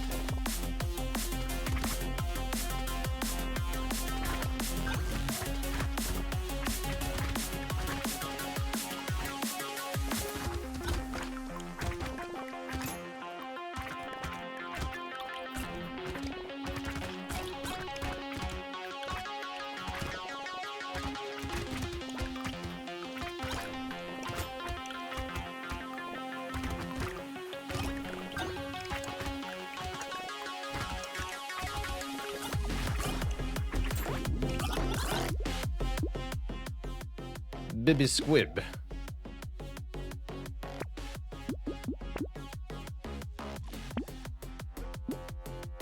Better pruner.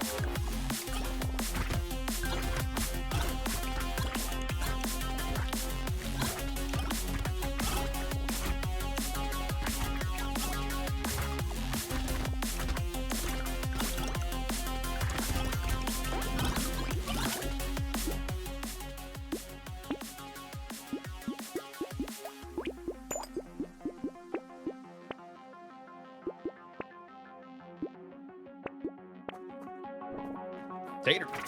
Yeah, we're playing Glutton is the current Tater. That command does have to be manually updated. My apologies.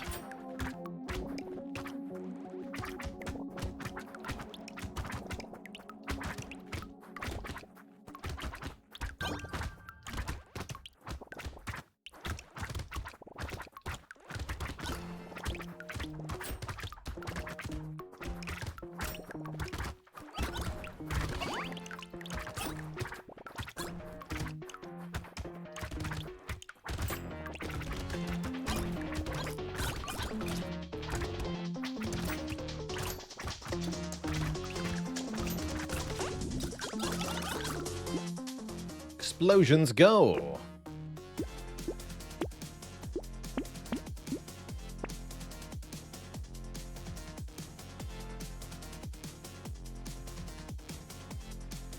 Let me take Schmoop.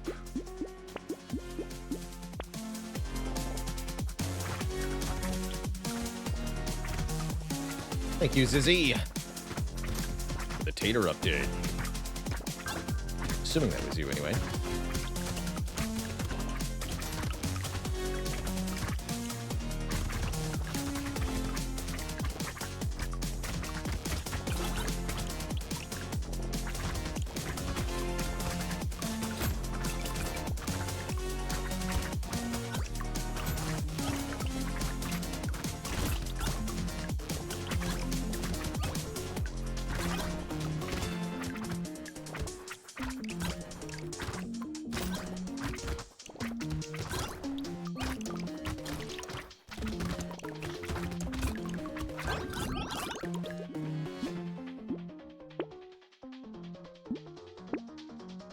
Landmines, those seem good.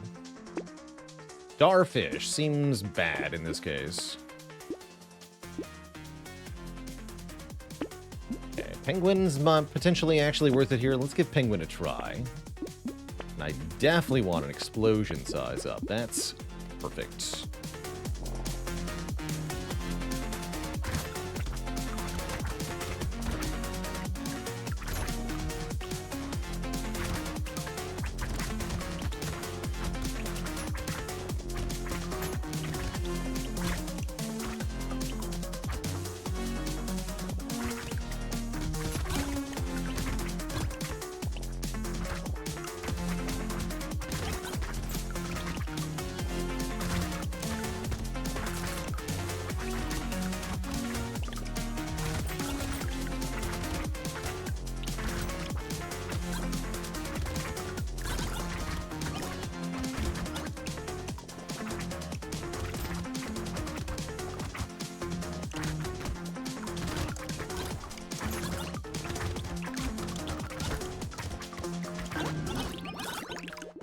What are we at in terms of explosion damage? 148%. That's pretty good. That is pretty dang good. Shredder is an exploding weapon. Wouldn't hurt to have some kind of explodey thing.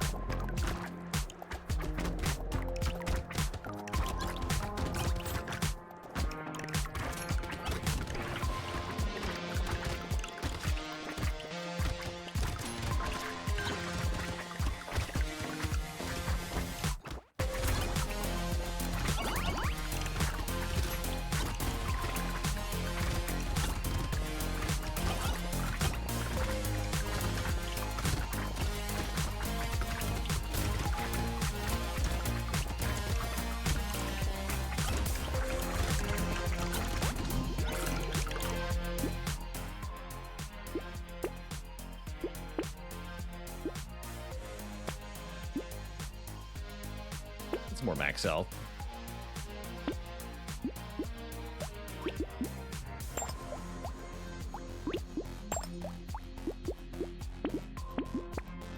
I was hoping. Cool.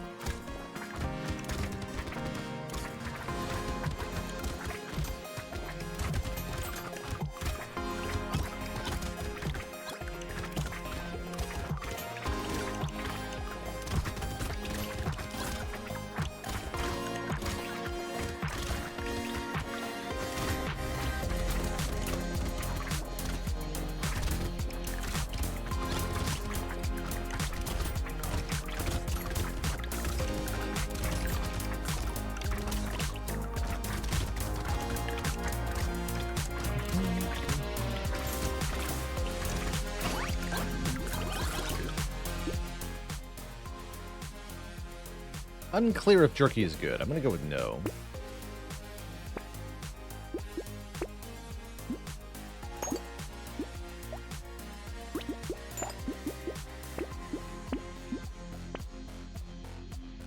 All right. Okay, well, this got dumb. Excellent. Nuclear launcher, you say? Be sure that says explosive on it.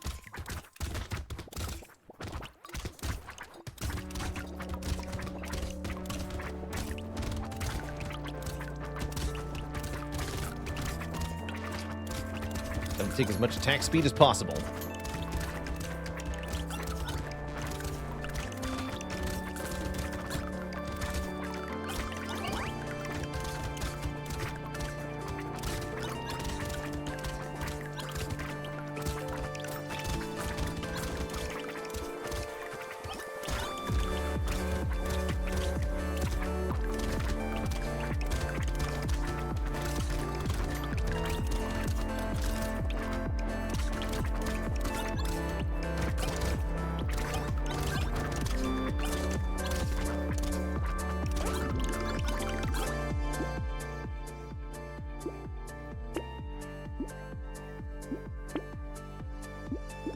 Bean Man.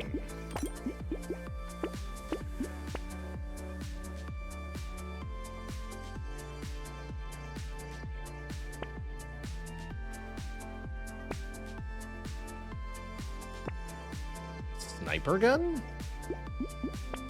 Weird.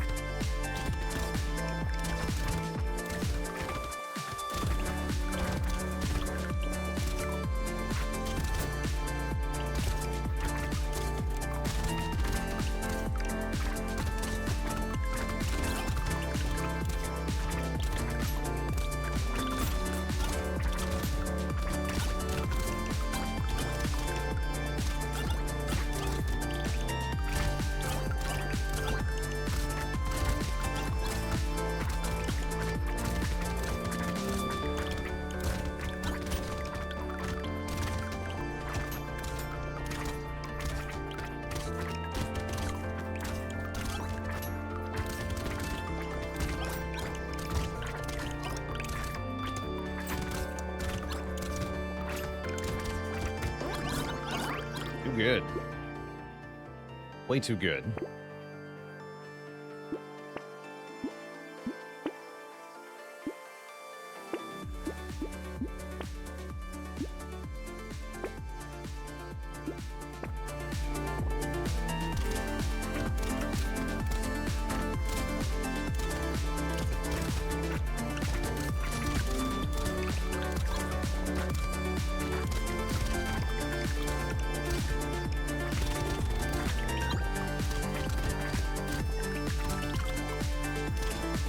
Oh yeah, structure attack speed works on the gardens. That's a good point.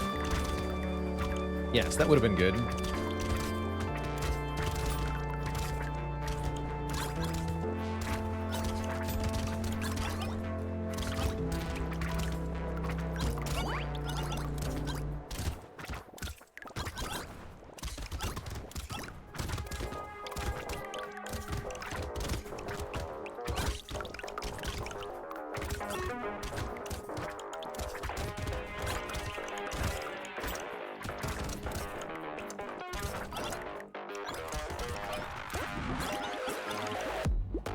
Now at 269% explosion damage. Nice.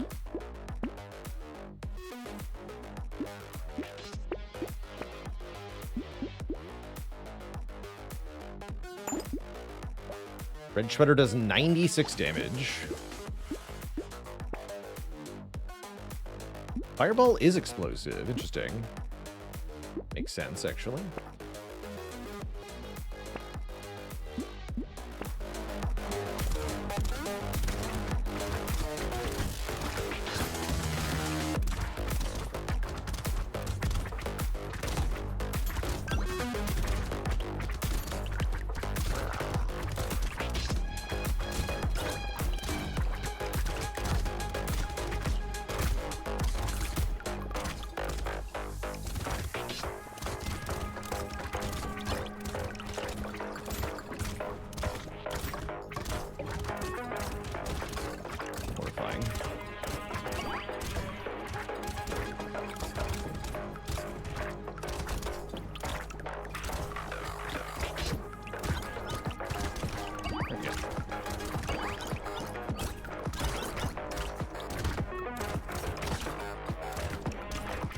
I need more max HP, is what that taught me.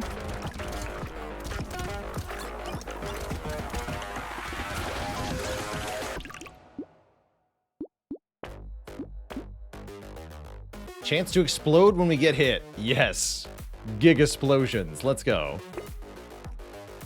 Let's not get hit, though. Screwdriver spawns giga landmines all over the place. I'll take that.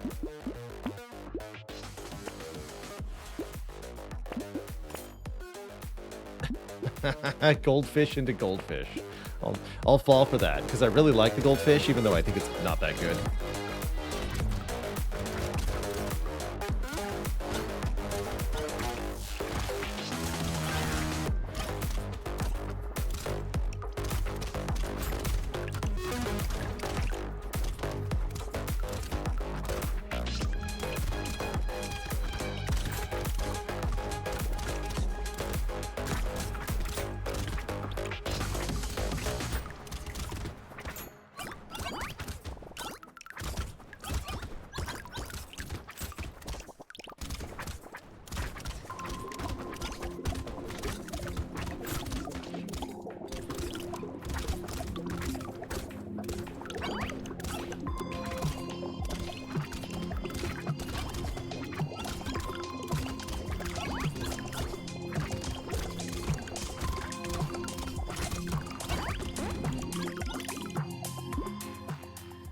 Yes. Yes. No. Yes. Armor. Everything's purple. This is 18 max health. I need max health. Give me that. Ooh. Ooh, ashes. Ashes do be good, though.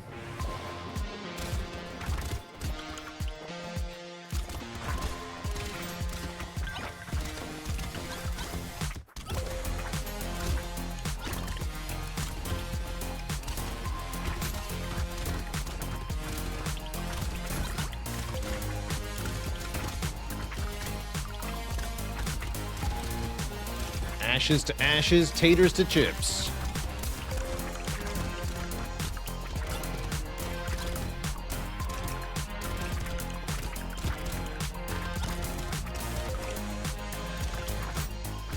Now I want potato chips.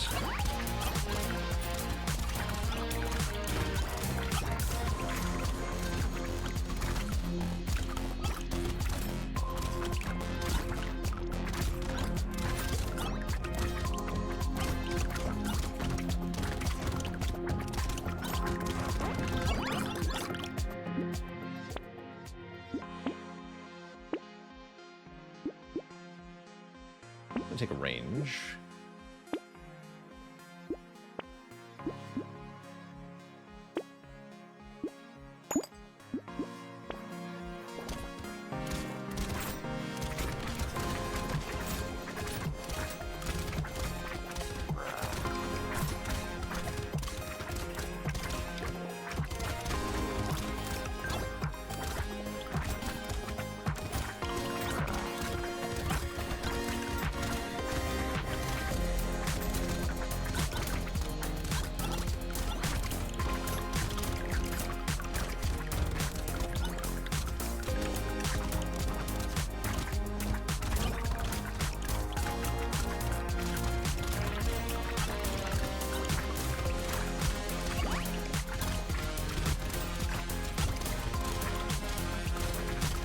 I think we win. Seems likely. Nuke launcher on Glutton is good. Who knew?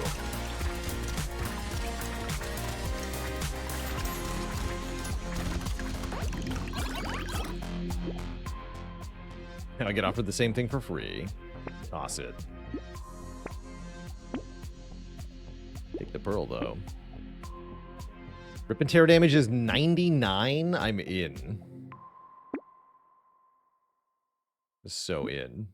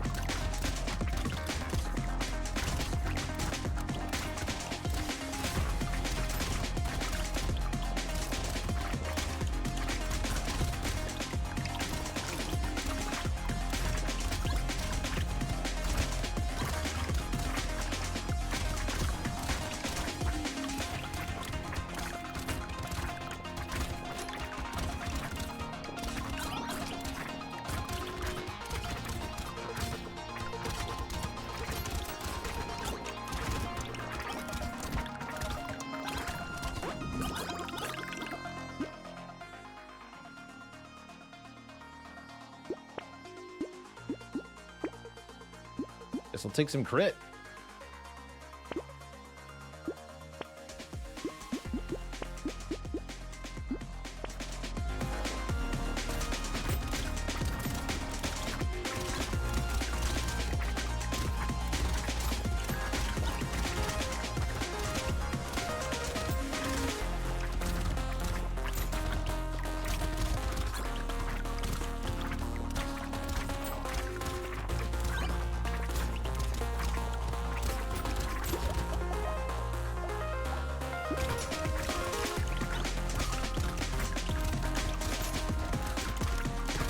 My favorite tater change with the DLC? I haven't even actually gotten a chance to try all the DLC potatoes, so I don't know that I know who my favorite potato is right now.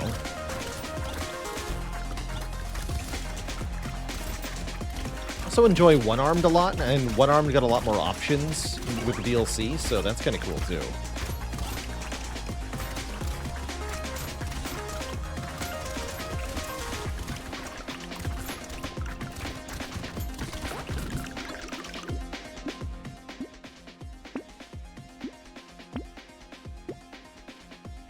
Don't take a weird ghost on wave 20. Pro tip.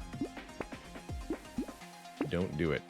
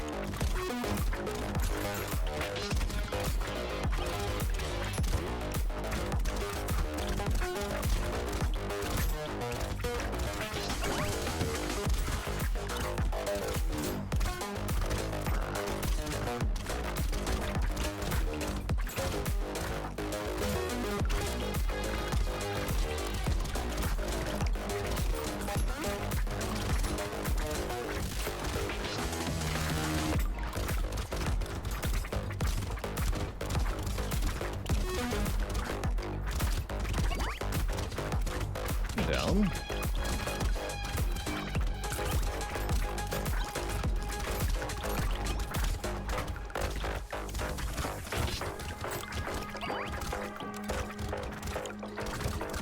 Easy, just get them both. Not too bad. Now the spicy sauce is unlocked. Good stuff. Alright, I got one more run in me here. For mentioning One-Armed, I'm kind of tempted to play as One-Armed. Let's do it. Starting with a Ghost Axe, the Fated Weapon. Excellent. This is a great weapon for starting a One-Armed run with. One-Armed can only have one weapon, but gets more damage up mods. So the Ghost Axe, which improves our damage, will have double effect. How long is a Danger 5 run normally? A run of Brotato takes a very fixed amount of time, typically, because each wave is of a fixed duration in seconds. So it's like 20 to 30 minutes. Someone else, I'm sure, can do the math on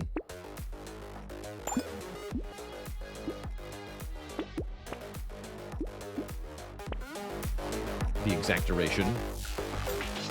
Some variability in wave 20, of course, and you couldn't die to make it shorter, but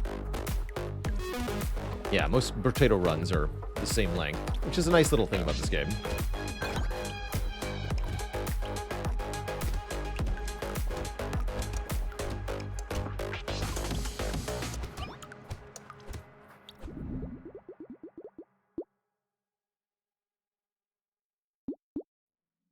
A little dodge here.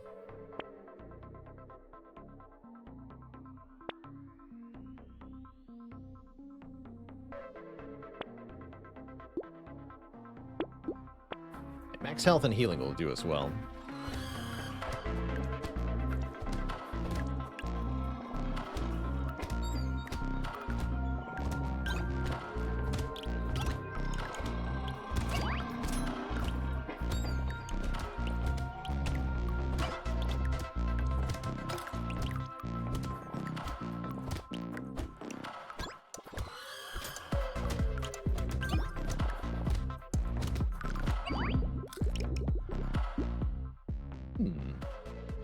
It's healing.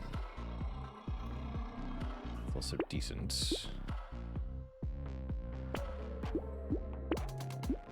It's decent too. More enemies on one-armed is questionable. Let's do it. Let's do it. What's the worst that could happen?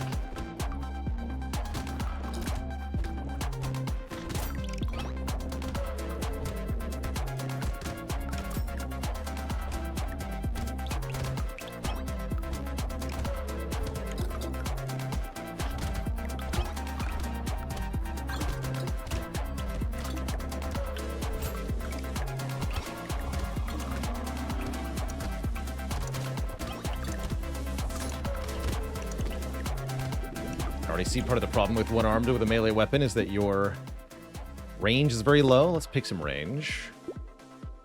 That makes it really hard to hit enemies.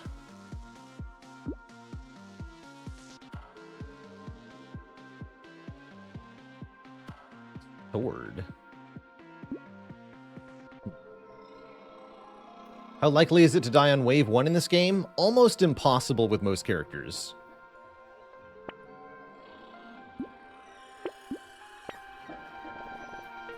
Very unlikely.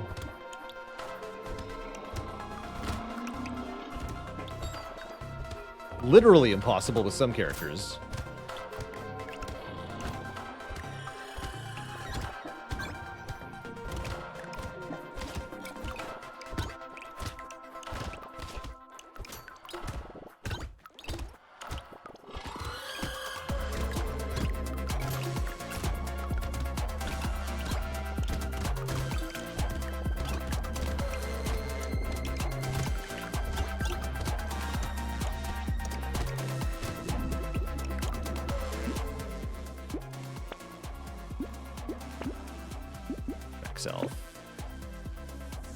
Swap for Ghost Flint. That's a fun idea.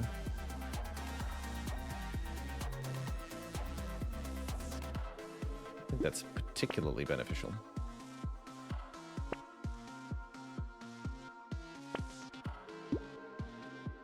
Sure. Some melee damage in here. Curse 2, why not? A cursed weapon would change everything for us.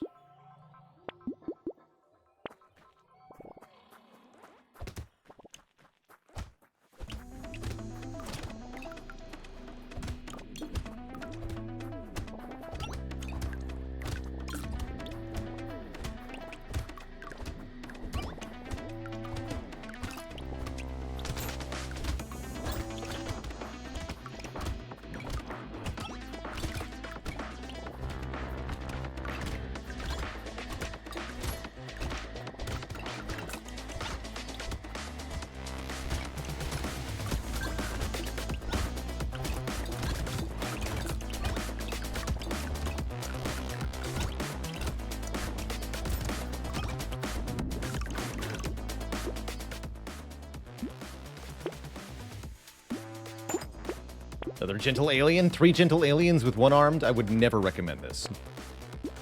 Typically.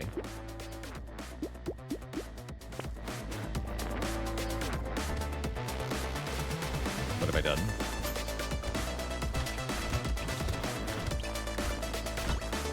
Careful.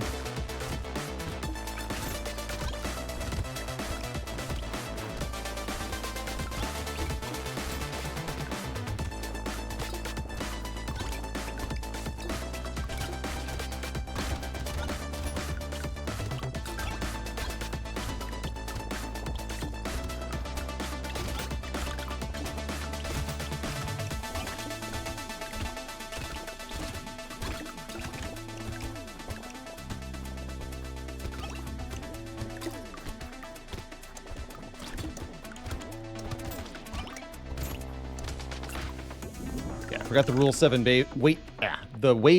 I forgot the rule about bait on wave 7, which is don't do it.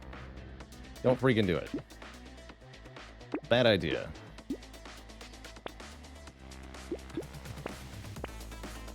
Black Flag is very funny.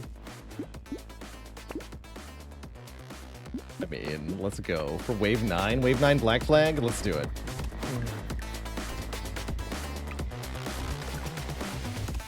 What if we just stuck with the Ghost Axe?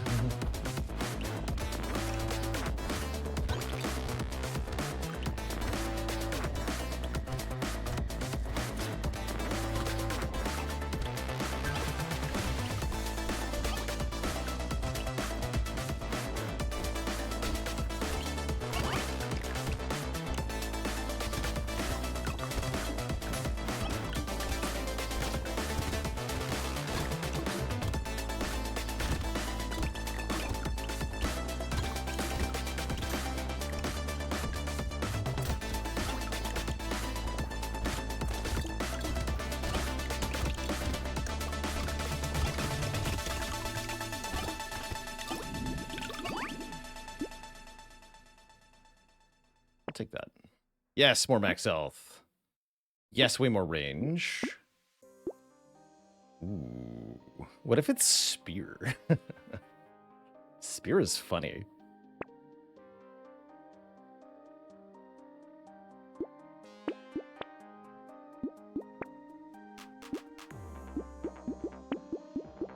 Uniquely K with 32 months, 2 to the 5. Good.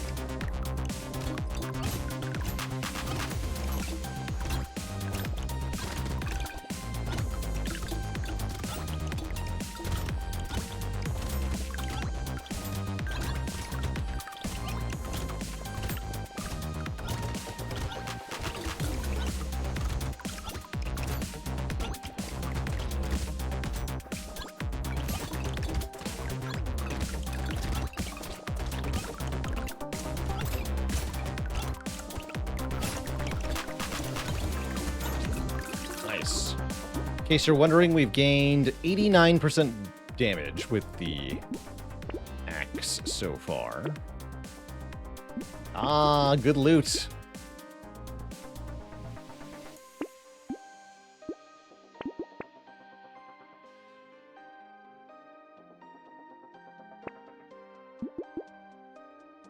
Black belt is good.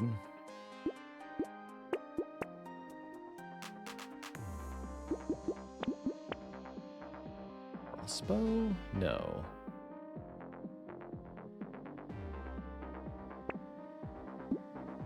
Why is crowdfunding a physical product a bad idea?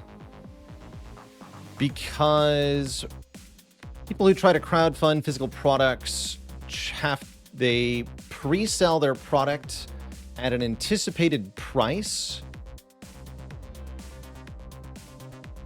based on what they think it's going to cost to make the product, but if they're incorrect about their estimates about manufacturing cost, or if material prices or something increase otherwise between when you fund it and when they try to make the product, then they'll end up underwater on each unit. They'll be obliged to make and ship out products that each lose them money.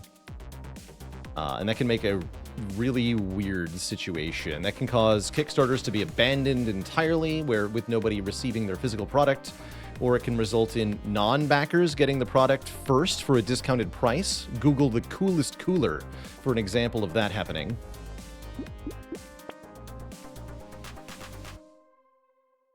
In fact, if you just Google coolest cooler, that saga from start to finish is a pretty good example of why you shouldn't crowdfund anything that's a physical product. Board games can work out okay, but there's definitely lots of horror stories in the board gaming sphere, too.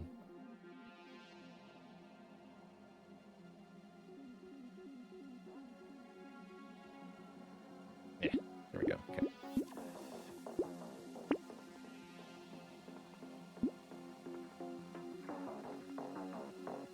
Controller? Hello? Having a problem.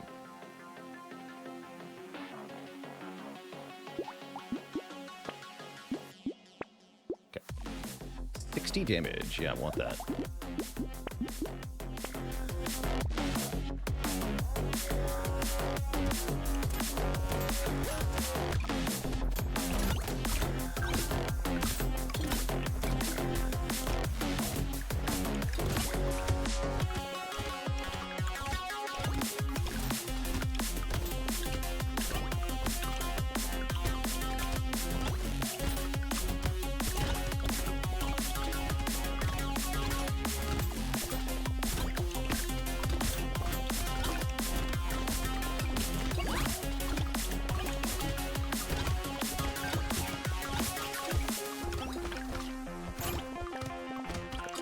Require me to survive for one more wave. Easier said than done.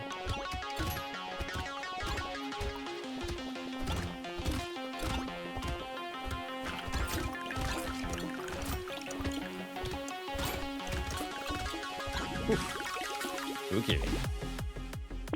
Brute will help. Move speed will help. Arc will help.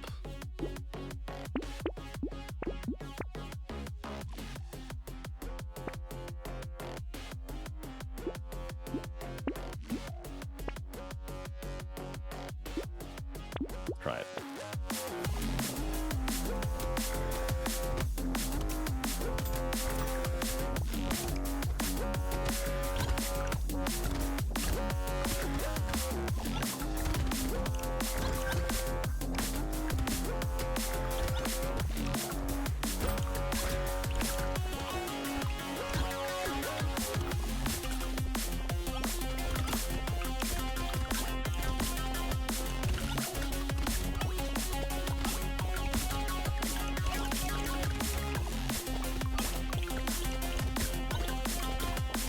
Oh wow, that repetitive chain reaction. Holy heck.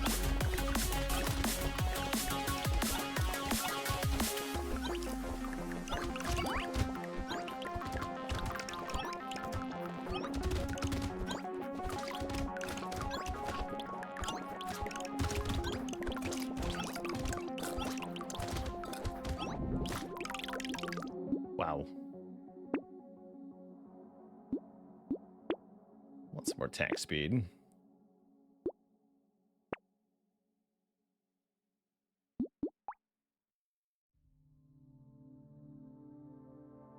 Is it time to swap? I'm gonna go with yes. It is time to lose the Ghost Axe. We have gained 147 times 2% damage from this thing. That is amazing. But I want this hatchet.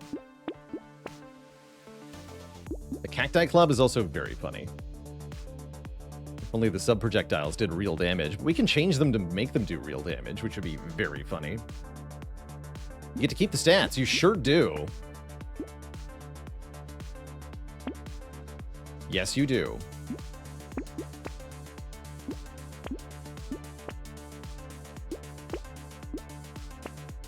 Yep.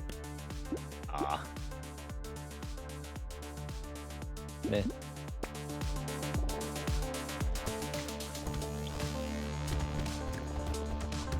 Yeah, this is much better. Way faster, way more damage. We stopped scaling damage, but our damage is already high enough, so who cares?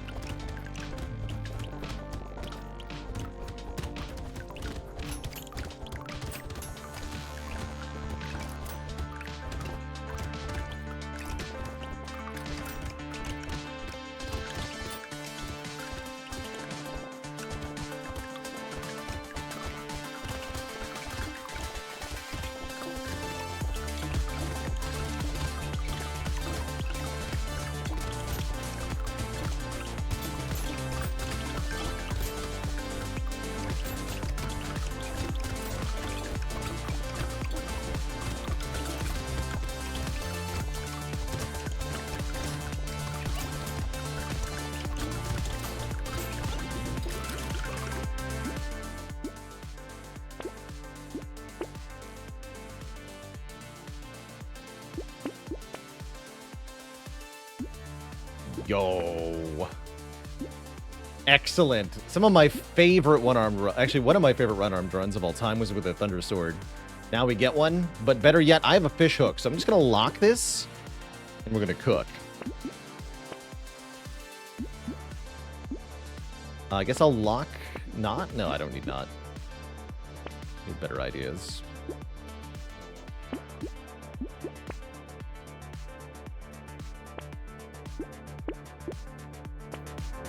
I come around on Fishhook? Not really. It's good in maybe specific situations like this one. But as a general purpose item, terrible. Just terrible.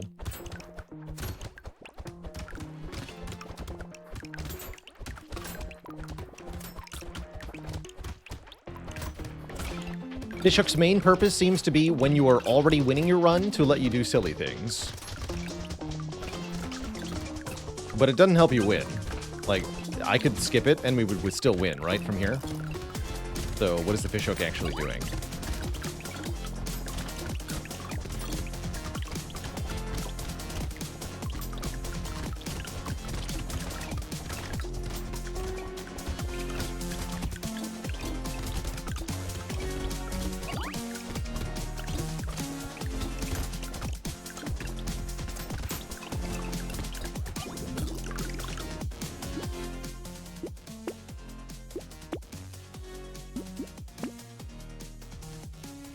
Oh, but what if I got a cursed hatchet?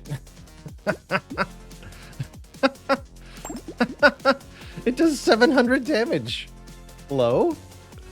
Oh my god. So again, what is Fishhook even doing? Again, I reiterate, what does Fishhook ever do? Nothing is the answer. Every time. Garbage. And a cursed warrior helmet for good measure. Alright, you're dead.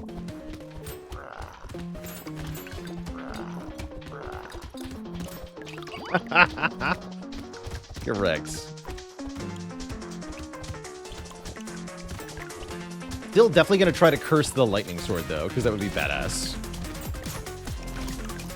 But yeah, obviously if we use this weapon, we're gonna win.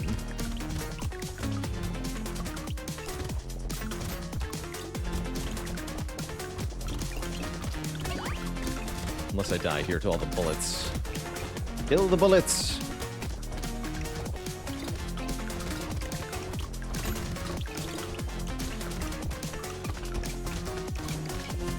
Walking into things.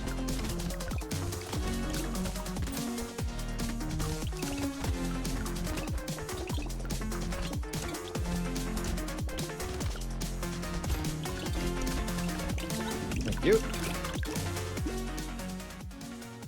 Instantly attract all the materials. Sounds good.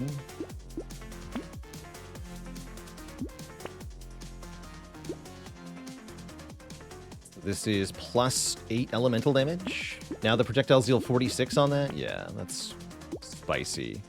Or 1 attack speed for every 10 enemies we kill during a wave with the Ghost Flint. Also amazing.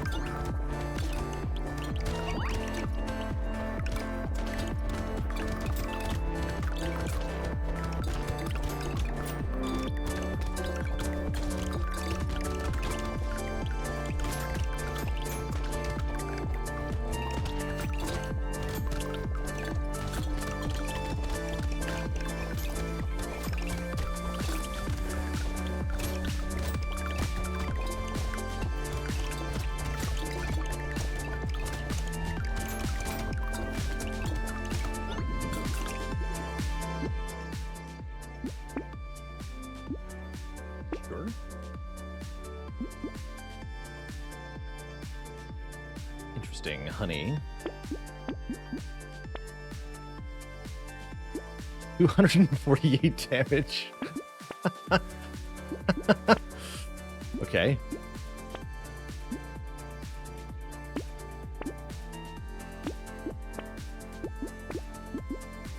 I'm going to buy the Thunder Sword next round regardless, I think, of whether or not it is cursed. Because I really want it.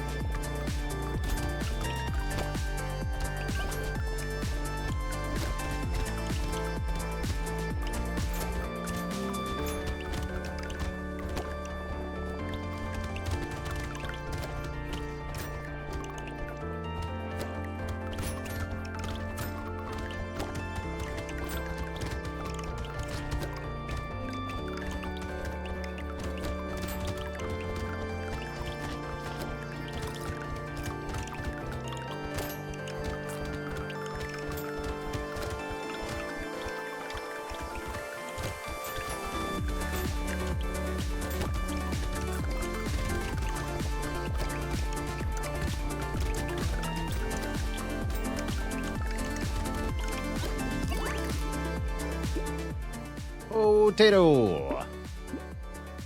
Brotato with 8 melee damage. Yeah, Thundersword didn't get cursed. Good job, Fishhook. Piece of crap.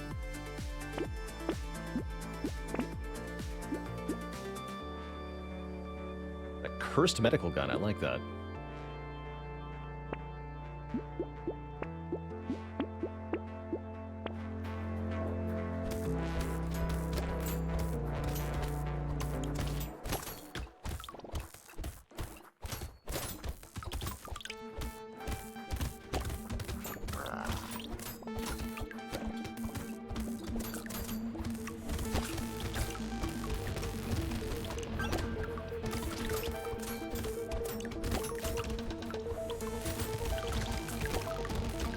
Not as fast as the other elite kill, as expected. We did trade for arguably a worse weapon, but a badass weapon.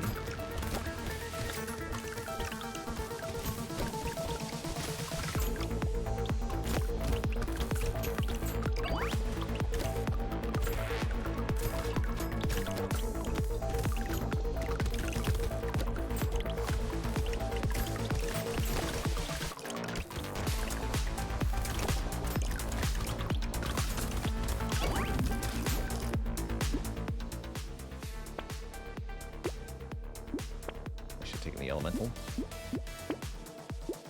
Cursed Shackles, 144 range. Let's go. That's also a really good Shuriken 3. It's a devastatingly good Shuriken.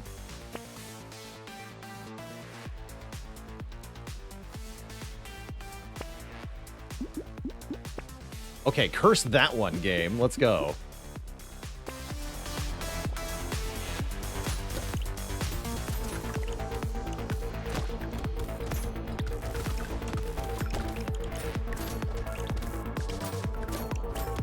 Game, do the thing.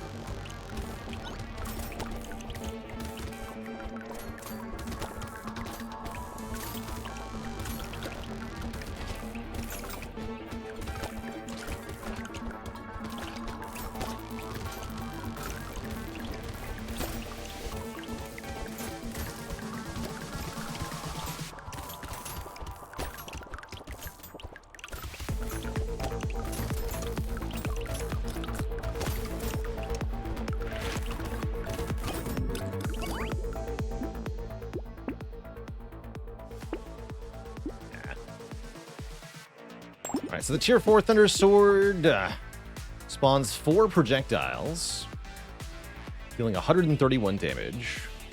Pretty good. We have 400 range stats somehow.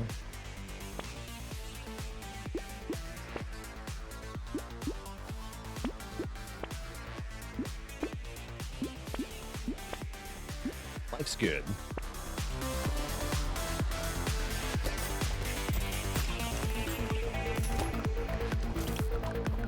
Power. Yes. This is what one-armed is about.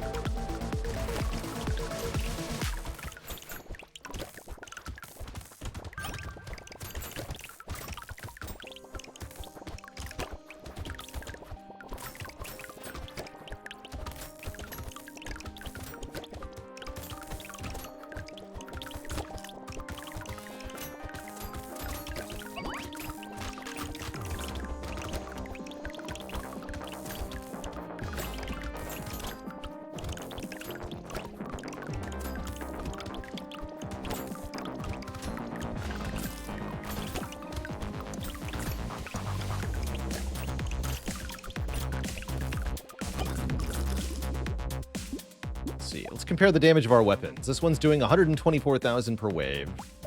And my other weapons are doing nothing. Neat.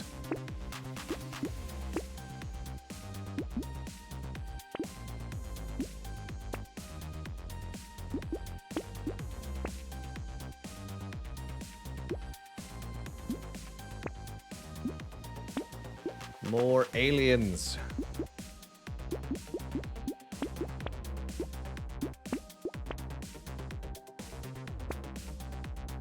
Icicle 4 is spicy. 457 damage. Take it wisdom.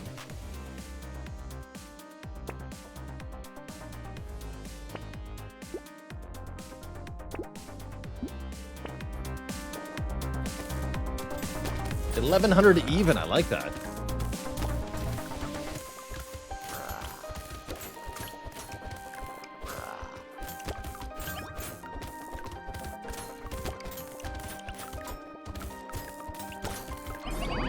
GG, there's one armed with the Thunder Sword for the victory.